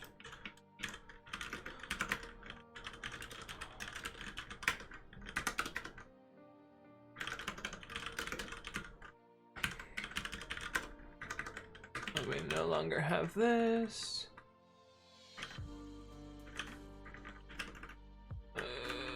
Login user. User params headers. That's good.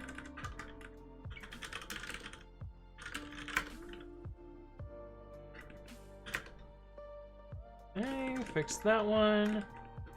Fix this one.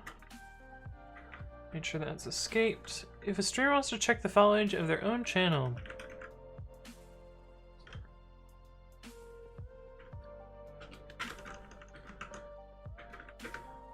I'm so glad they wrote all this code for me.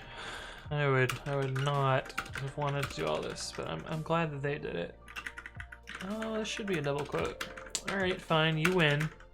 You win this time.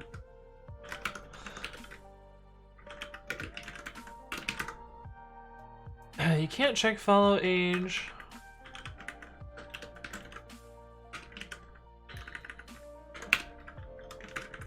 To your own channel, but I appreciate your curiosity. I'll put a bang in there for a good measure. And I don't need to escape this, but we'll do it anyway, even though it doesn't matter. Follow age results.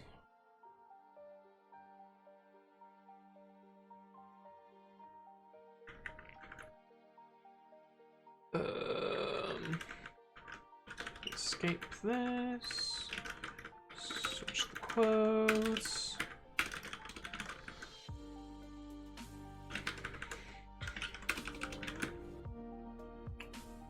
And we'll get that. Then we'll escape this. And I mean, I trust Human Eyes to not XSS me, but we'll do it anyway. Okay, so that should fix that. Which sends ISO date string with Z at the end, which Python's ISO format does not like. Solid. Love when that happens. Couch Cartel says, can you speak to double quote versus single quote in Python? Yes. They don't matter. Pick one and stick to it is my advice there. I like single quotes. I have a reason for liking single quotes. The reason is I don't like to press the shift key if I don't need to. That's why I like single quotes. But there is a loud group of other people that like double quotes for other reasons. The interpreter also uses single quotes. Yes, true. If we, double quote foo, it will tell us single quotes foo. So, I don't know. I like single quotes. So we win, we're correct. That's right, Pythonic Pie, until they fucking change it on us. But, the popular code formatter Black will pick double quotes, which, that's why people have, oh yeah, Black is right, it's in the PSF project, so it must be the one true way to do this. Fuck single quotes, they're the worst. But anyway, I disagree, so I wrote this years before Black existed. Years before Black existed. There's a double quote string fixer, which replaces double quoted strings with single quoted strings. So if you want the opposite of Black, I have written software that does that. But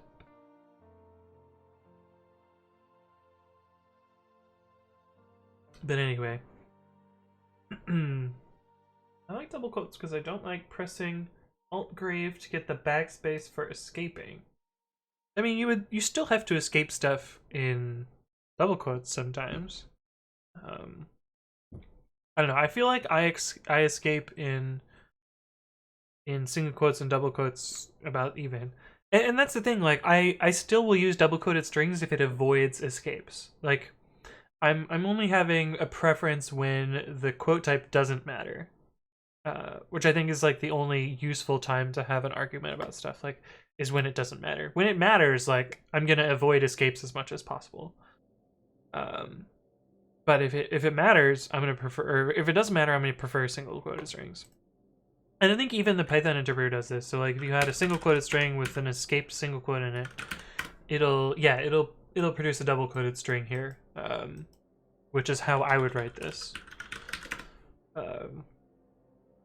But yeah, the way I write strings is consistent with how the Python interpreter spits out strings. But Younger Joel says, since Python statements often contain spaces or other characters that are special to the shell, it is usually advised to quote command in its entirety with single quotes. So that's a little bit different. That's talking more about when you're running shell commands, I guess. I I think that's a little bit unrelated to like the string literal in Python, but it is good advice. But I, you know, agree. It's good. But yeah, man, maybe I'll just do a whole video idea, single quoted strings. Oh, the bot's not running. Right. Video idea, single quoted strings. Typo. Oh well. But my bot will commit to GitHub for me, which is pretty fun. And go fix that typo. Single quoted strings. There we go. That video is under 20 seconds. You're probably right, J LaBelle. You single quoted strings, bye. I did make a very short video recently. It's not YouTube. If you want the shortest video I've ever uploaded, videos. This one. How to pronounce PYPI. Encourage you guys to check it out. It's a huge pet peeve of mine, but okay, so follow age should work again. And should work again. Union imported 409.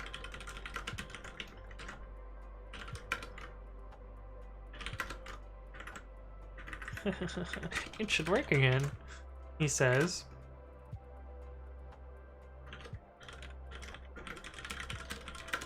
Why doesn't the bot fix your mistakes, right? Coroutine object is not subscriptable. Oh, that makes sense. That makes sense. Oh my god. Holy shit. Okay, alright. 408. Let's do this. 409, whatever. We're gonna put the code back the way it was before. Otherwise, I would use parentheses, but man, I feel like that's ugly. Okay, surely I should be able to follow age Pythonic Pi now. And they've been following for 4 months. Nice. NullTF says, "Hey Anthony, just got done uploading my package to PP." JLBell says, "Why doesn't your bot fix your mistakes?" I mean, it has some AI. It's got some strong if statements, but it's not quite at the, you know, self-aware level yet. And if a Twitch bot somehow becomes self-aware, God save us all. Like, we'll be pre-fucked. Key error.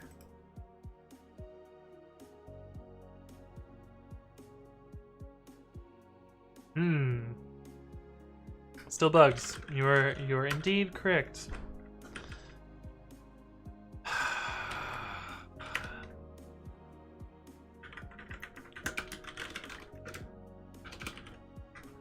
You are right. We'll put this back to optional. OP was correct.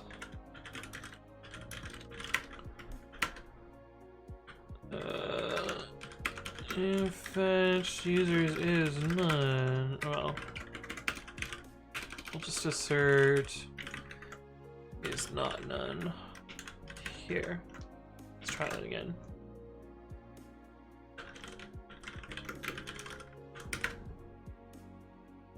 What the fuck? It still disconnects. Ugh. Okay, so you're right, there's still bugs, but at least it's not type error bugs anymore. Pythonic Pi says, every time I talk about PYPY, people invariably think I'm talking about PYPI. Yeah, I get that a lot too, and I'm like, yo, PyPy is great, and they're like, yeah, it's a package manager, like, you upload packages or download packages from it. What's so cool about that? I'm like, no, PyPy, the interpreter. Yo, actually, the PyPy project follows me on Twitter, which I find wild. They follow like 54 people, and I am one of them. I don't know why I'm so special to be followed, but anyway. I guess I do like retweet their stuff a lot. And I have contributed to the project, so I feel like I deserve it. Maybe? Put that on your resume, yeah. Yo, the Pie Pie Project, they follow me on Twitter. Let me just flex real quick. Okay, so the easiest fix to these is to put a space in front. The other thing I could do is just fix this bug once and for all. Manifest starts with slash.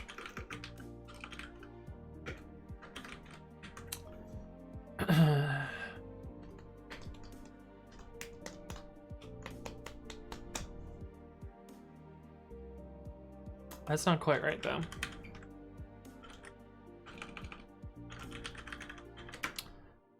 That is not quite right. Actually, what happens if you send a message that starts with spaces? Does Twitch just filter out the spaces?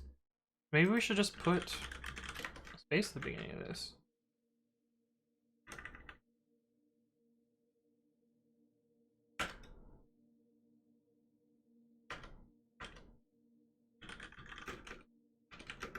Like, is that so wrong? That would fix all the, fix all the bugs, maybe.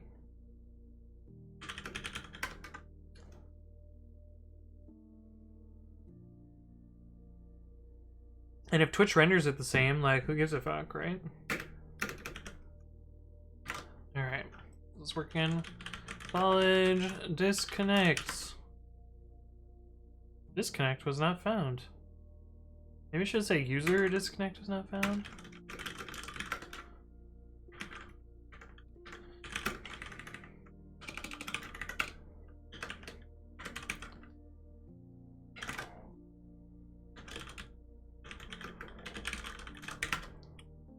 Cool. And this is if I try and do myself. How long have you been a follower, Necklerk? Necklerk says, damn, that's some serious clout, right? Necklerk has been following for 11 months. Damn, dude. GG. Wonder how long Body's been following. 1 year and 5 months. Hey, what's up, Jay LaBelle? Thank you for the follow. Welcome to the stream. Yo, we can check how long you've been following. Jay LaBelle. Oh no! Alright, we gotta fix that. If payload, user equals payload dot lstrip at 2.5 minutes, yeah.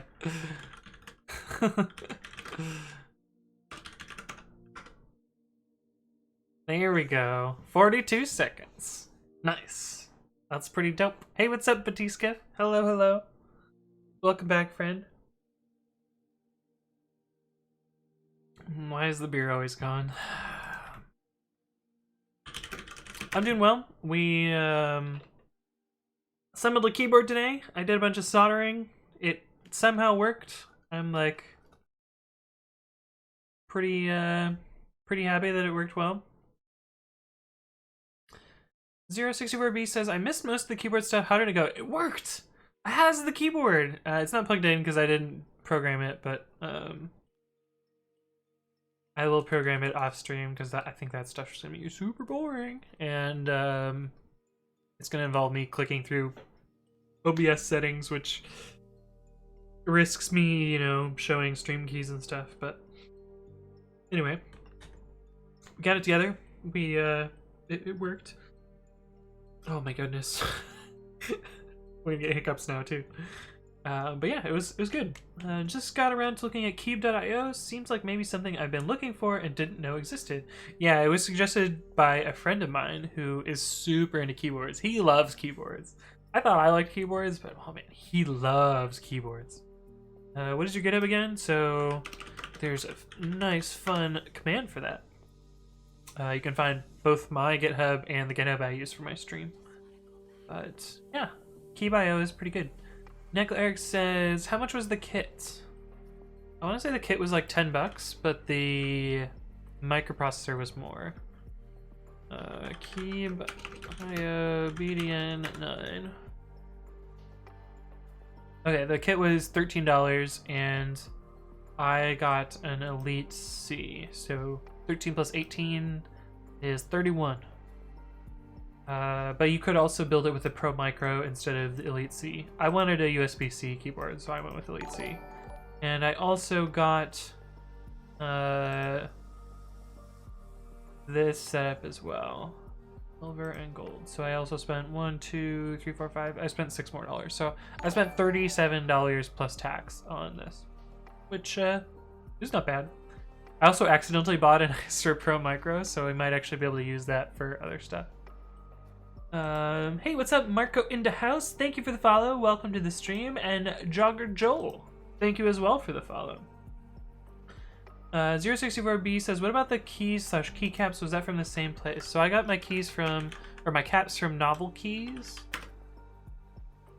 which again, suggested by the same person, and I really liked, they were easy. The ones that I bought were, oh, wait, no, go back. The ones that I bought were Cherry MX Silent Black, so 60 grams, but quiet. But I've bought other keys from Novel Keys in the past. I don't actually know what these other ones that I have are, but they're super clicky.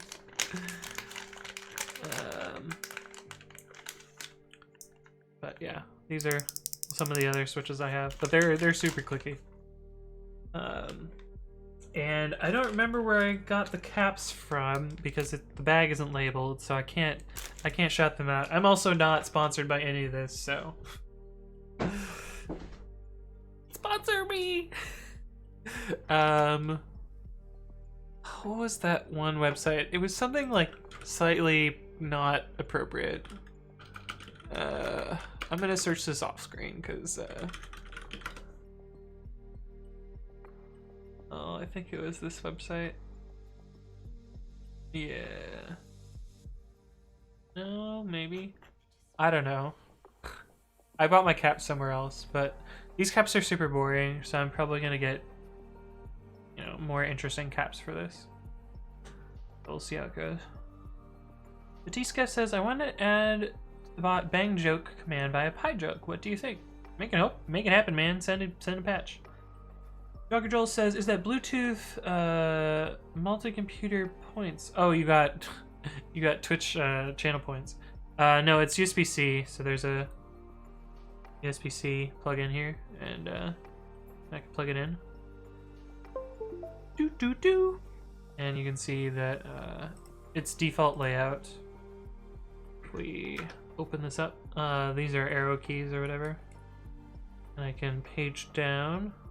It's backwards right now for whatever reason. Page up is page down. Maybe I put the keys in upside down? No, that can't be. But yeah, it's programmable. But I just put the default setting in there.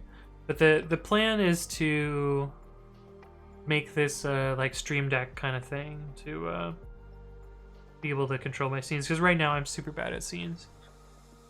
Which, if you guys watched the keyboard segment earlier, you noticed that I was really bad at scenes, but it does work, which is pretty dope. I'm very happy with this. The first time I plugged it in, it did not work, and I was like, oh fuck. And I just spent 2 hours to not get it to work. But it was because I forgot to solder one of the pins. 064B says, my motivation for doing Arduino stuff was for input device stuff. My current prototype is very janky. Oh, interesting. Can you program any key or just a few of them? I believe it can be anything. But I don't know much about QMK. Presumably you could just program it as a USB, like any sort of USB device, and send whatever you want out of it. Because it's just it's a Elite C or Pro Micro or whatever. It's basically an Arduino controller. Which actually, I have a bonus Arduino. I put that. Because, like I said, I accidentally bought an extra. Where did I put it? But I soldered it yesterday. What the fuck? Oh, there it is. Yeah, so I soldered this pins on the Pro Micro yesterday, which is the one that I accidentally bought an extra one of. And I'm actually going to try and use this for my other project that I was working on yesterday. But this is the Pro Micro, which is another option for a controller that you could use for this keyboard. But I'm going to try and use this to be a Nintendo Switch controller. We'll see how that goes. I don't know that this device actually has the right ports, but I think it has serial ports. But I haven't played with it yet. I soldered the pins on yesterday, so you can see my terrible soldering job, but I tried. It was my practice run for the keyboard today. But I'm gonna play with that more. Maybe on stream, maybe off stream. We'll see. We'll see what happens with that. But I basically want to build like a way to control my Switch from like keyboard or from phone or something like that. Hey, what's up, Abdal? Thank you for the follow. Welcome to the stream. DIY stream deck. Yes, indeed. That was the plan. Hey, what's up, Linux Man? Thank you for the follow. Welcome to the stream. Oh, what? I would have to do soldering? Maybe not for me. To be honest, this is the first time I've soldered was today. Or was yesterday. So you can absolutely suck at it and you can have terrible equipment. My soldering iron, I'm pretty sure I spent $10 on it. It's from like fucking Radio Shack way back in the day. And I never used it, so I'm like garbage at it. But it worked fine for me. Hey, what's up, Duffley? Thank you for the follow. Welcome to the stream. And honestly, you just follow a tutorial online and it's not that hard. Mumi Jamala says, soldering is fun. It takes like $30 and 5 minutes to learn. Yeah. It was pretty easy, to be honest. I was definitely very scared while doing it and a little bit of, you know, jittery going on, but we made it happen. Cool. I forgot what we were doing. Is this command good now? Am I okay to amend their command and push this up?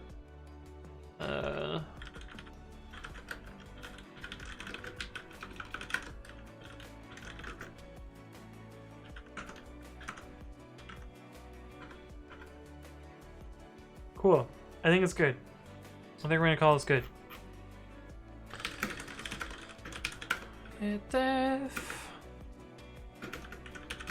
This will finally fix the bug, which I'm a little sad about, but yeah. The whisper command will no longer work, Mindful Fox. It's a sad day that we finally fixed it.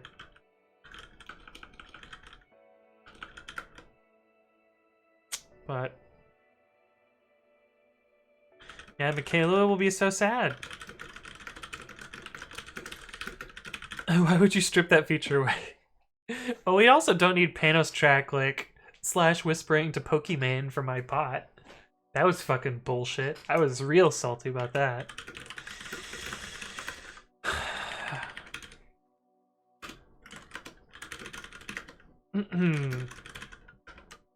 Yeah, that was what got me tilted yesterday. That was like, that pushed me over the edge. And I was just like, nope, fuck you. Done with that shit. No more.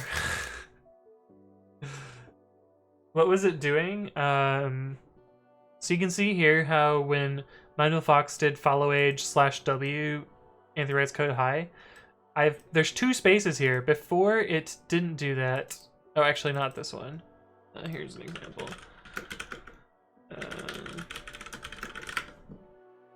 Yeah, so you could call bang still with this message here, and the bot would reply with that message at the start, and that would trigger a / command. Because if you do like /W, the endless river, hello friendo, it sends a whisper to you. And so the bot would whisper to the other person. And it could whisper to anyone on Twitch.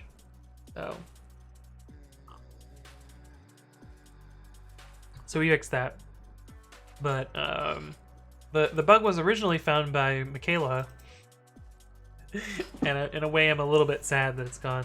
Bang alcohol. I'm pretty much out. I've got a tiny. I can't even see. A tiny bit left, but we good. Okay, cool. So let's push this up and get that integrated. Explain. Oh, it's not a dollar. Hey, what's up, Steve Bentito? I made a keyboard today. That's what we did for the first 2 hours. Now I'm just, doing whatever.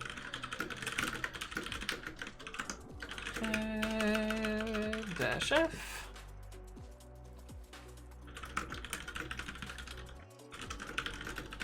Make sure this looks good. Cool. All right, let's look at their patch and see how that works. Why do I have a notification?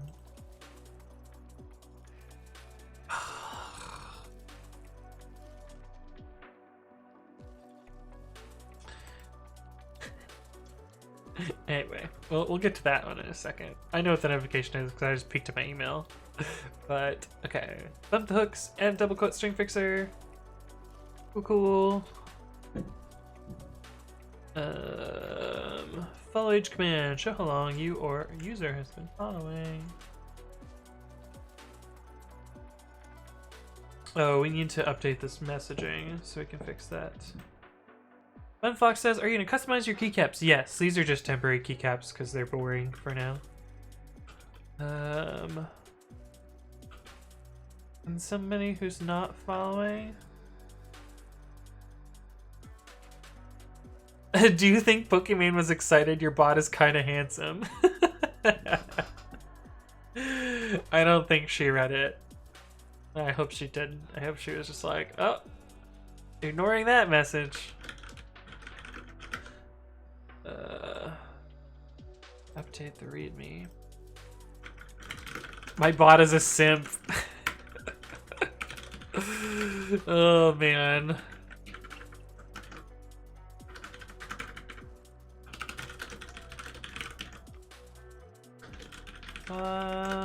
Follow age.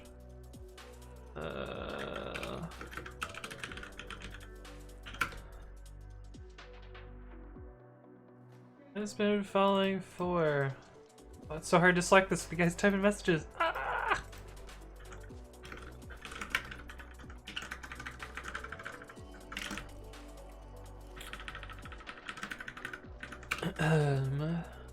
Simp bot. Yeah, there you go. Banishing tacos. Movie Jamala says, are you trying to tell me that Pokemon doesn't have DMs disabled? I don't know. I haven't logged into my Twitch account. I guess I could log into my Twitch account and see if maybe she replied. There's no fucking way. There's no fucking way. Let's see. Oh, you can't do it in private tabs? That's some bullshit. Oh yeah, we learned this later. Or we learned this yesterday, earlier. Words. Words. Anthony writes code bot. Paste the password, log in, copy some other random text. All right, two-factor. I find it really weird that I have 2 Twitch accounts and they both go to the same token. And I know I didn't type a password in, that was the two-factor token.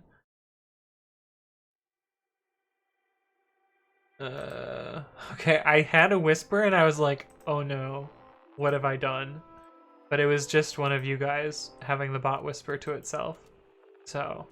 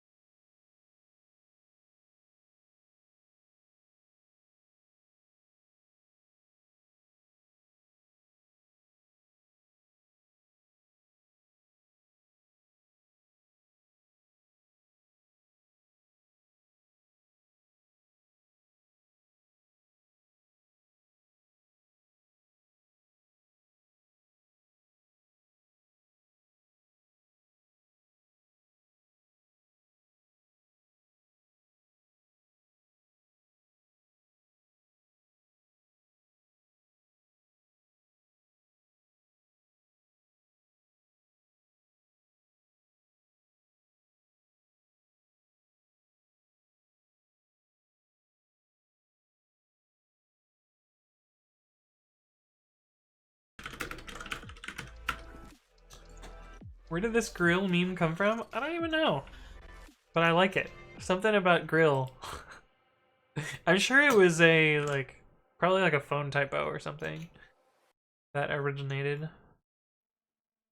Okay, from ID to ID. We can make this response as well.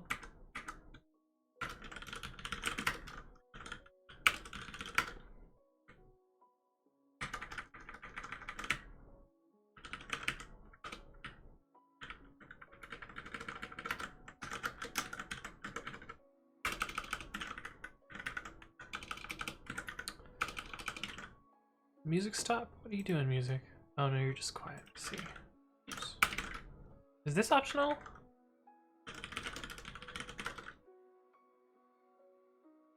Oh, okay.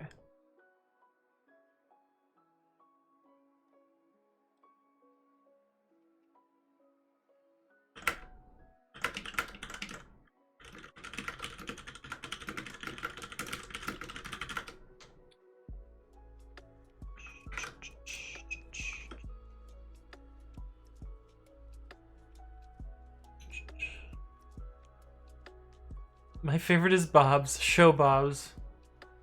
I mean, no, we're not gonna do that. TOS! TOS! TOS!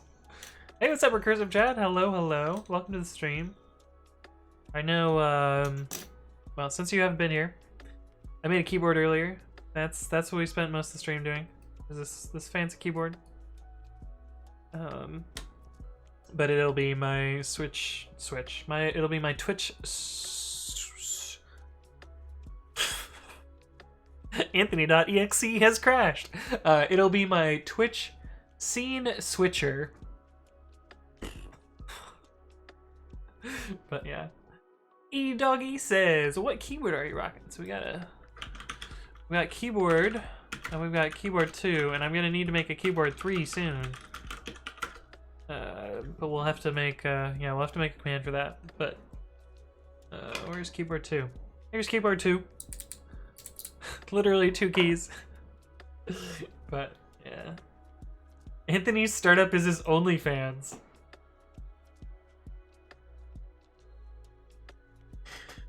I don't know. I don't think I'm that good looking. Like I could make a. I don't think I can make an OnlyFans. I don't think anyone would watch that shit. Anyway, SDKCL says garbage collector running. Yeah, I'm fucking garbage. I know. You got me, buddy. Okay, but anyway, we fixed that. Hey, what's up? RM Valdez. Something like that. Thank you for the follow. Welcome to the stream. I hope you're doing well. I'm in a good mood today. My thing worked.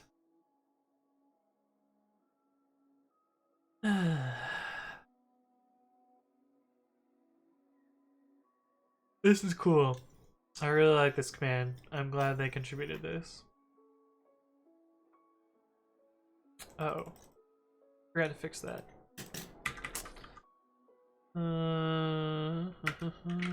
Group dict.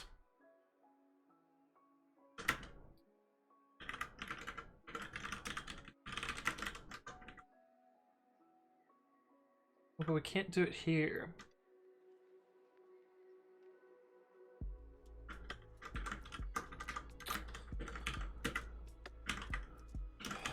Let's rewrite the code a little bit.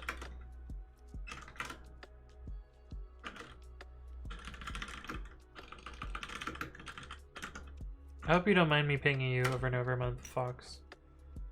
You're a good test case.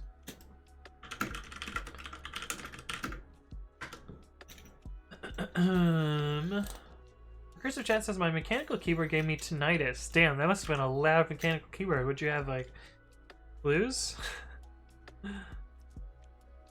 Oh, you had blues. Yeah, I guessed it. Nice.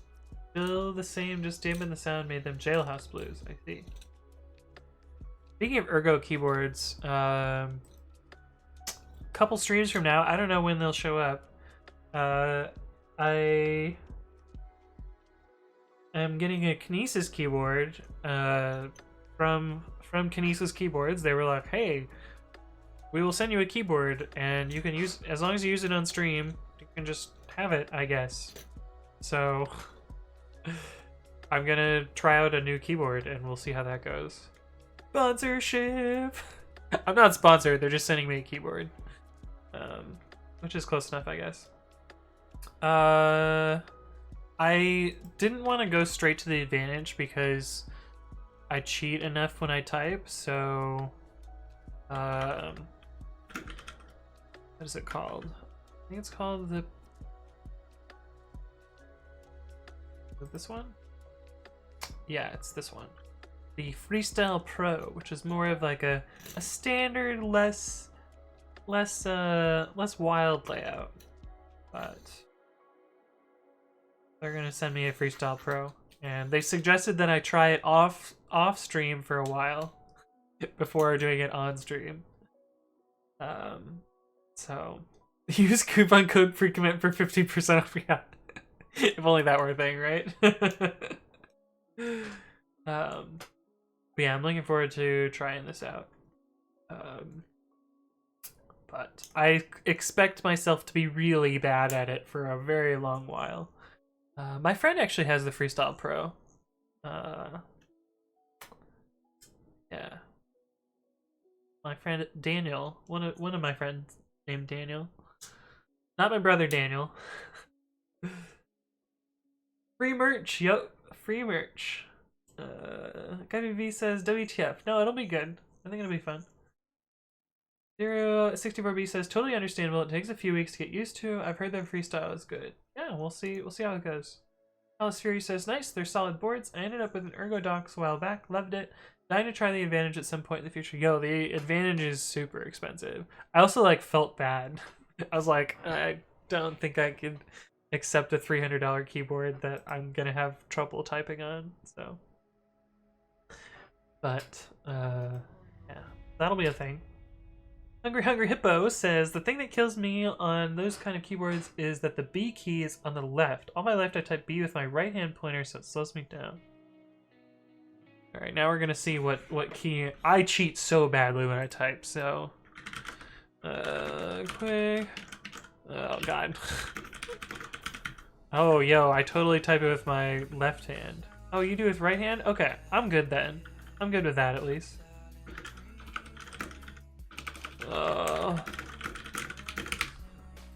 But I'm pretty sure the Y key is gonna throw me off.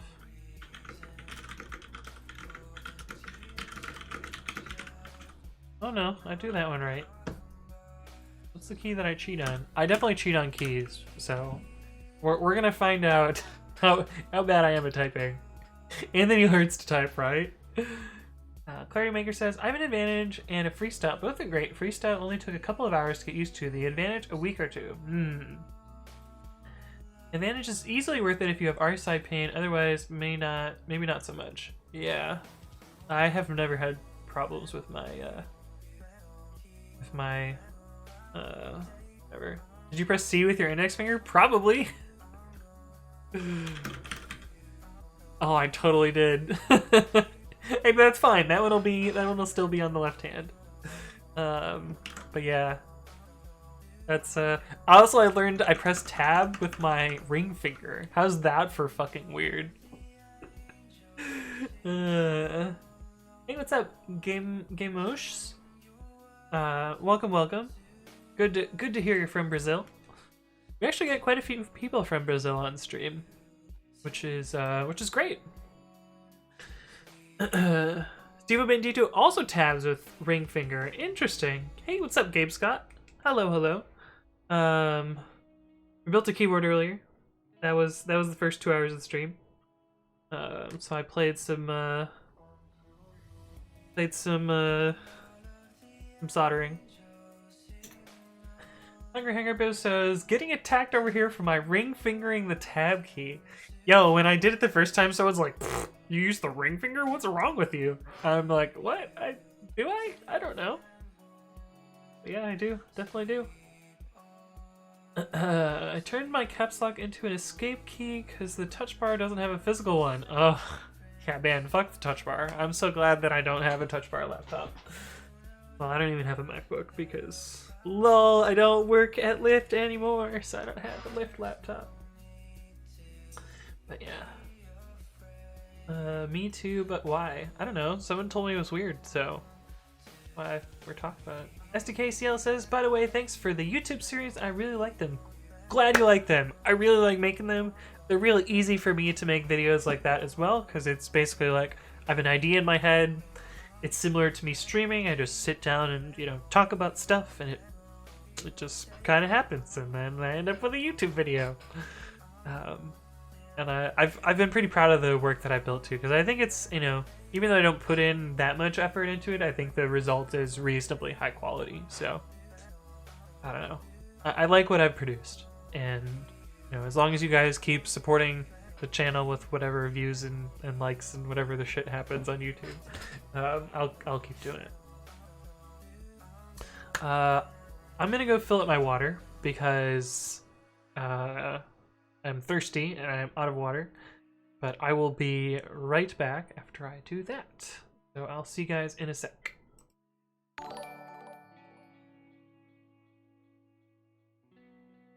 Wait, but first we do the follow notification. Hey, what's up? Gamiosh, thank you for the follow. Welcome to the stream. I'll see you guys in a sec.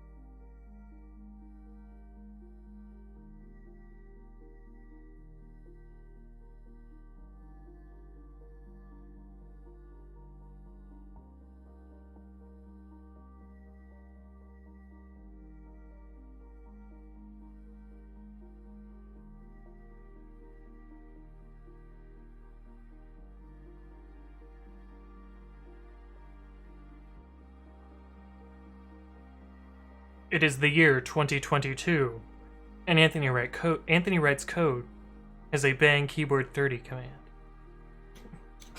Let's be realistic. We're gonna have way more keyboards soon. I was just thinking about we're gonna like have keyboard 3 and then keyboard 4. Ugh. Keyboards forever. Anyway, I'm back. How's it going? Let's see, what did I miss? Alcohol. No, I think I'm just drinking water.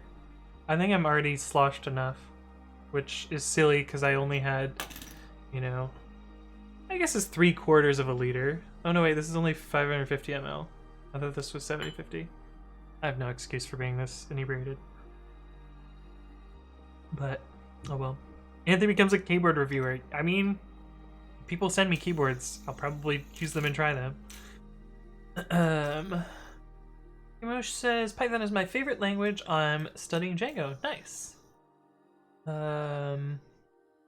Let's see. Oh, I missed a lot of stuff. A lot of Vim users do that to avoid pressing escape. Yeah, nice.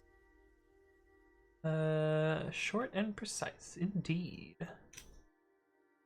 Gabe Scott says, what linter do you guys use for Python VS Code?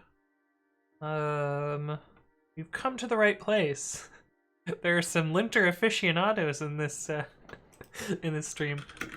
So I don't use VS Code myself, but I tend to chain together a bunch of linters.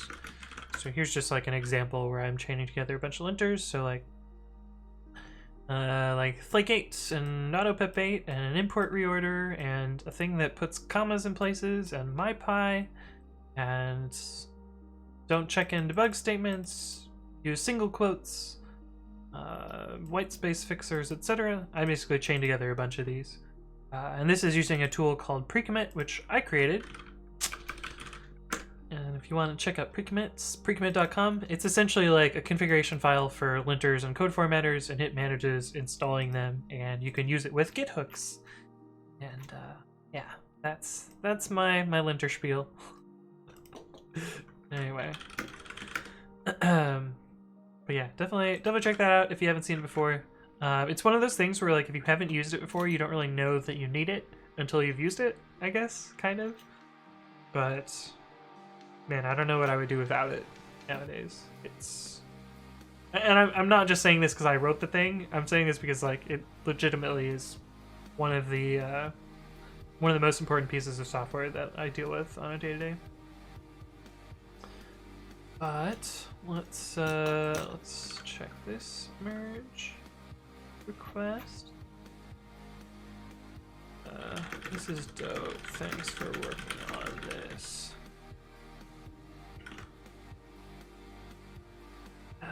Oh boy. No.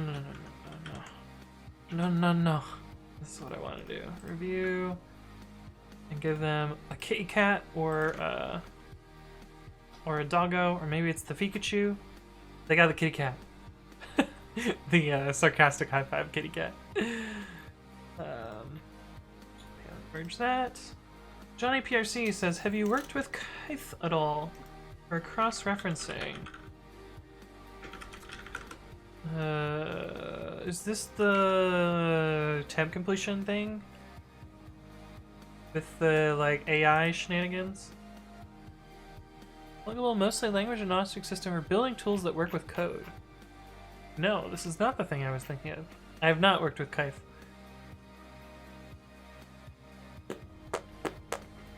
I'll have to check it out. But no, I have not worked with this at all. Their website's kind of ugly. But yeah, I'll have to check that out. But no, I've not heard of it. The other server says, I run Pilot since it's not as sensitive as flake8. I use flake8 later to fix stuff. Wait, do you mean the other way around? I feel like Pilot is super sensitive to everything. And flake8 is very, very relaxed. Gabe Scott says, what happened with your Lyft job? I was part of the layoffs last week. Was that last week? What day is today? If you include Sunday as part of the previous week, then it was... Anyway, I was laid off on Tuesday, or on Wednesday, the 29th of April. My last day technically was this Friday. But only due to, like, technicalities, and so they could extend health insurance one additional month, which is good. I'm glad they, you know, were at least had the forethought to give us one more month of free health insurance, but free. But yeah, I'm currently unemployed, which is fine. It's gonna give me a chance to work on a bunch of stuff that I want to work on, which will be fun. Movie Jamala says, come on, you haven't been unemployed long enough to lose track of time yet. Yo, how long have you been quarantining for? When's the last time I left the house? I don't even know, man. Been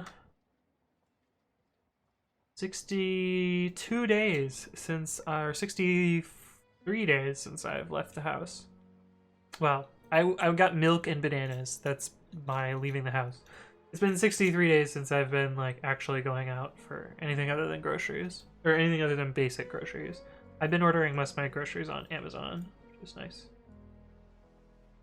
The server says, my Pylon and VS Code does not complain about too long lines or missing white space. Yeah, Pylon is less, doesn't really overlap with the PyCode style stuff. Johnny PRC, thank you for the follow. Welcome to the stream. Michael Fox says, you need some vitamin D. You're right, I do need more vitamin D. I've been going outside in my backyard to, like, sit there and, I guess that way. Well, it's this way, but you guys see the world opposite to me. But I have been going outside to get some vitamin D. And actually, I ordered a lawn chair. I ordered a lawn chair so that I can lounge outside. Sounds so stupid when I say it out loud, but yes, I just received my lawn chair, so it'll be a reason. Well, it'll be an excuse for me to go outside and experience some fresh air more often. But yeah, I do need more vitamin D. Should have ordered a lounger to lounge outside. What does that mean? There's a lounger. I'm gonna regret Googling this, aren't I? Oh, I mean, this is basically. Let me show you what I ordered. It was the only one that I could get in like 3 days delivery time, so it looks really fucking ugly, but it's actually pretty comfortable. And yeah, I know, Amazon Basics. Oh, he's so cheap. People ordered Amazon Basics, but it's really well built, at least. But this is the chair, and it reclines further, I think. I assume. But anyway, that's what I got delivered to my house, so I can sit in my backyard. I can read a book. I can write code. I can play Pokemon. You know. Just living the life outdoors. It'll be good. Hungry Harpo says, I envy the quarantiners. I hate my job and I would love to be home. Oh, that's rough. Sorry. Sorry about that. Being an essential worker must be pretty rough right now. Or at least not having the opportunity to work from home. Steve Bandita says, I plan to work outside when it gets warmer out, assuming the quarantine goes into summer. I mean, I think they're going to lift the quarantine and then reapply it. That's my current guess. As to how, well, at least in the United States. I don't know about elsewhere. Fox says, would you live in an RV? No. And I do have experience, like, partially living in an RV.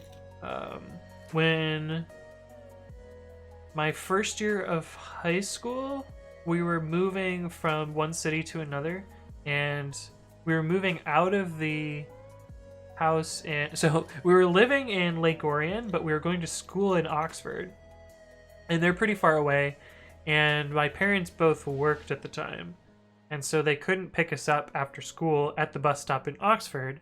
And so what they did is like a mid-compromise sort of deal, is they put an RV at the Oxford house. And so after school, we would sit in the RV and try not lose our fucking minds until they came and picked us up. And oh, those were some trying times. We listened to a lot of podcasts. Basically, we would download podcasts before we went to school. And then after school, we would just play podcasts because we also didn't have internet. Oh my god. It was strugs, but yeah, fuck that. I'm not doing that again. That does not sound fun. The answer says, nothing is better than a $10 Walmart camping chair. Yeah. Steven Bandita says, I'm in Canada, but yeah, I wouldn't be surprised if that happens here. I mean, Canada is basically the northern United States, right? Not all that different. Except you guys have healthcare, which I'm jelly about. Hey, what's up, Hungry Hippo? Thank you for the follow. What happens if we do follow age real quick? I want it to show negative. I think it will show negative if you follow and then immediately post it. Hey, Lucker13, thank you for the Prime sub. Welcome.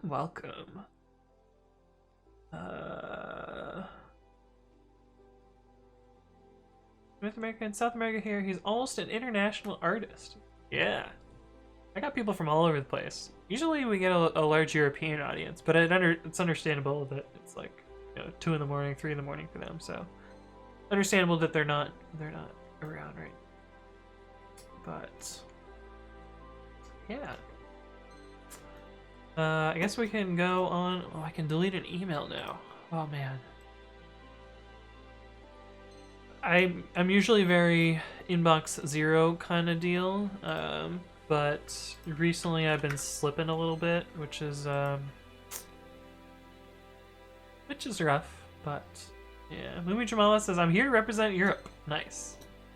Guide VVV says, how do you know where we're from? Twitch dashboard stuff? No, people just like tell me in chat. Like, hey, it's 3 in the morning here, or hey, it's 2 in the morning, or hello from Poland, or stuff like that. So it's anecdotal. I don't actually know your demographics or anything. Maybe Twitch has something like that? Let's see. Insights, analytics.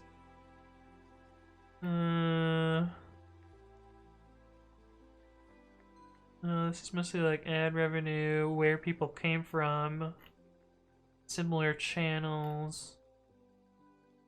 What? What is this website? LDJam.com. Wait, why do I have referral traffic from this website? Apparently 11% of my views come from this website.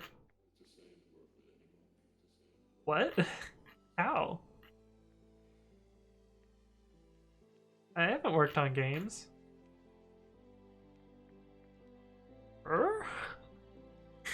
Don't know what's up with that.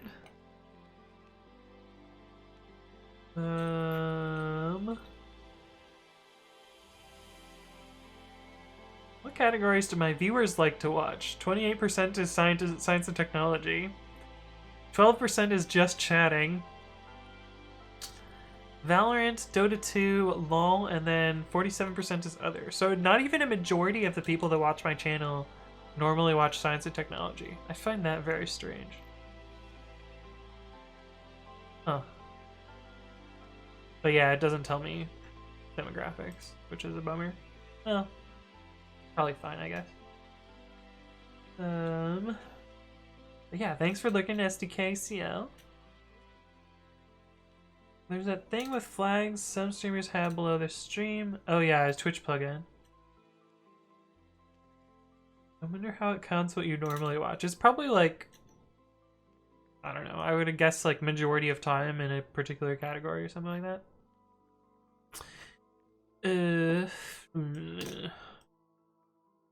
I think this is intentional.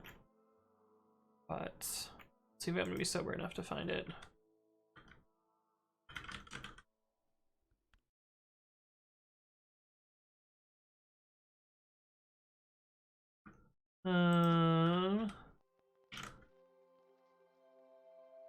This appears to be intentional.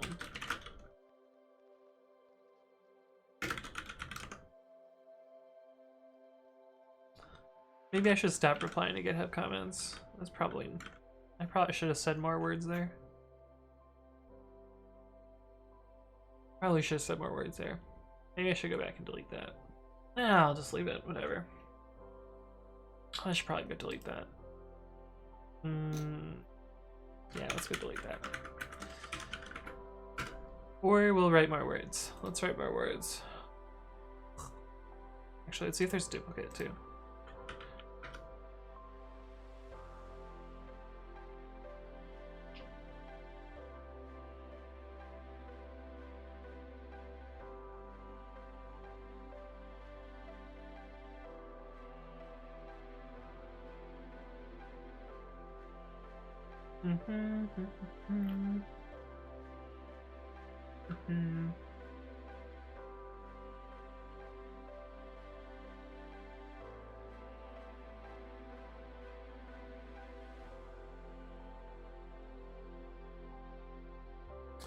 Yeah, well, it's been at least since 2014 the same behavior. Oh well. For this channel points thing, it has to count it somehow. Oh, channel points are a little bit different. So you can interact with the little button at the bottom to get more channel points. But yeah, it definitely, Twitch definitely does count watch time on different categories. Like that's definitely a thing.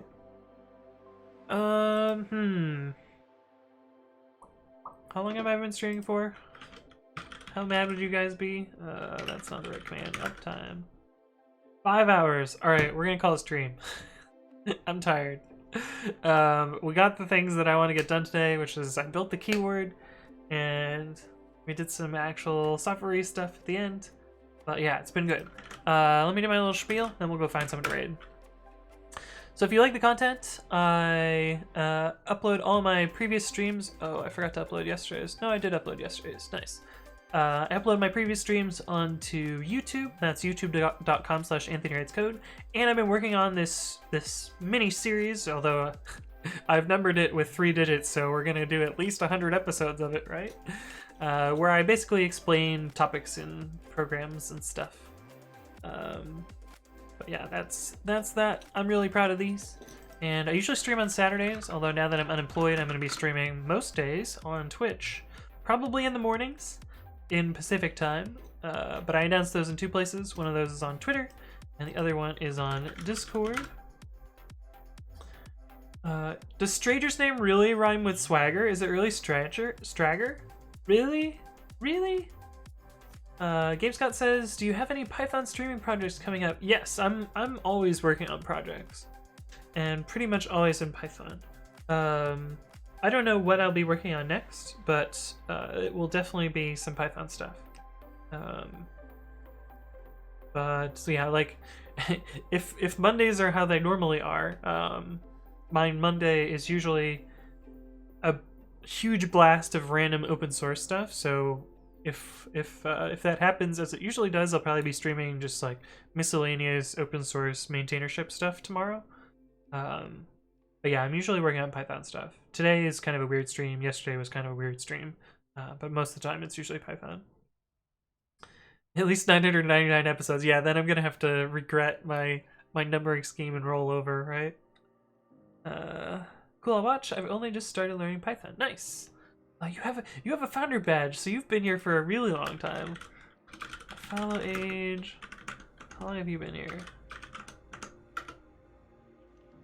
11 months of following. You must have subscribed before you followed. I had to guess.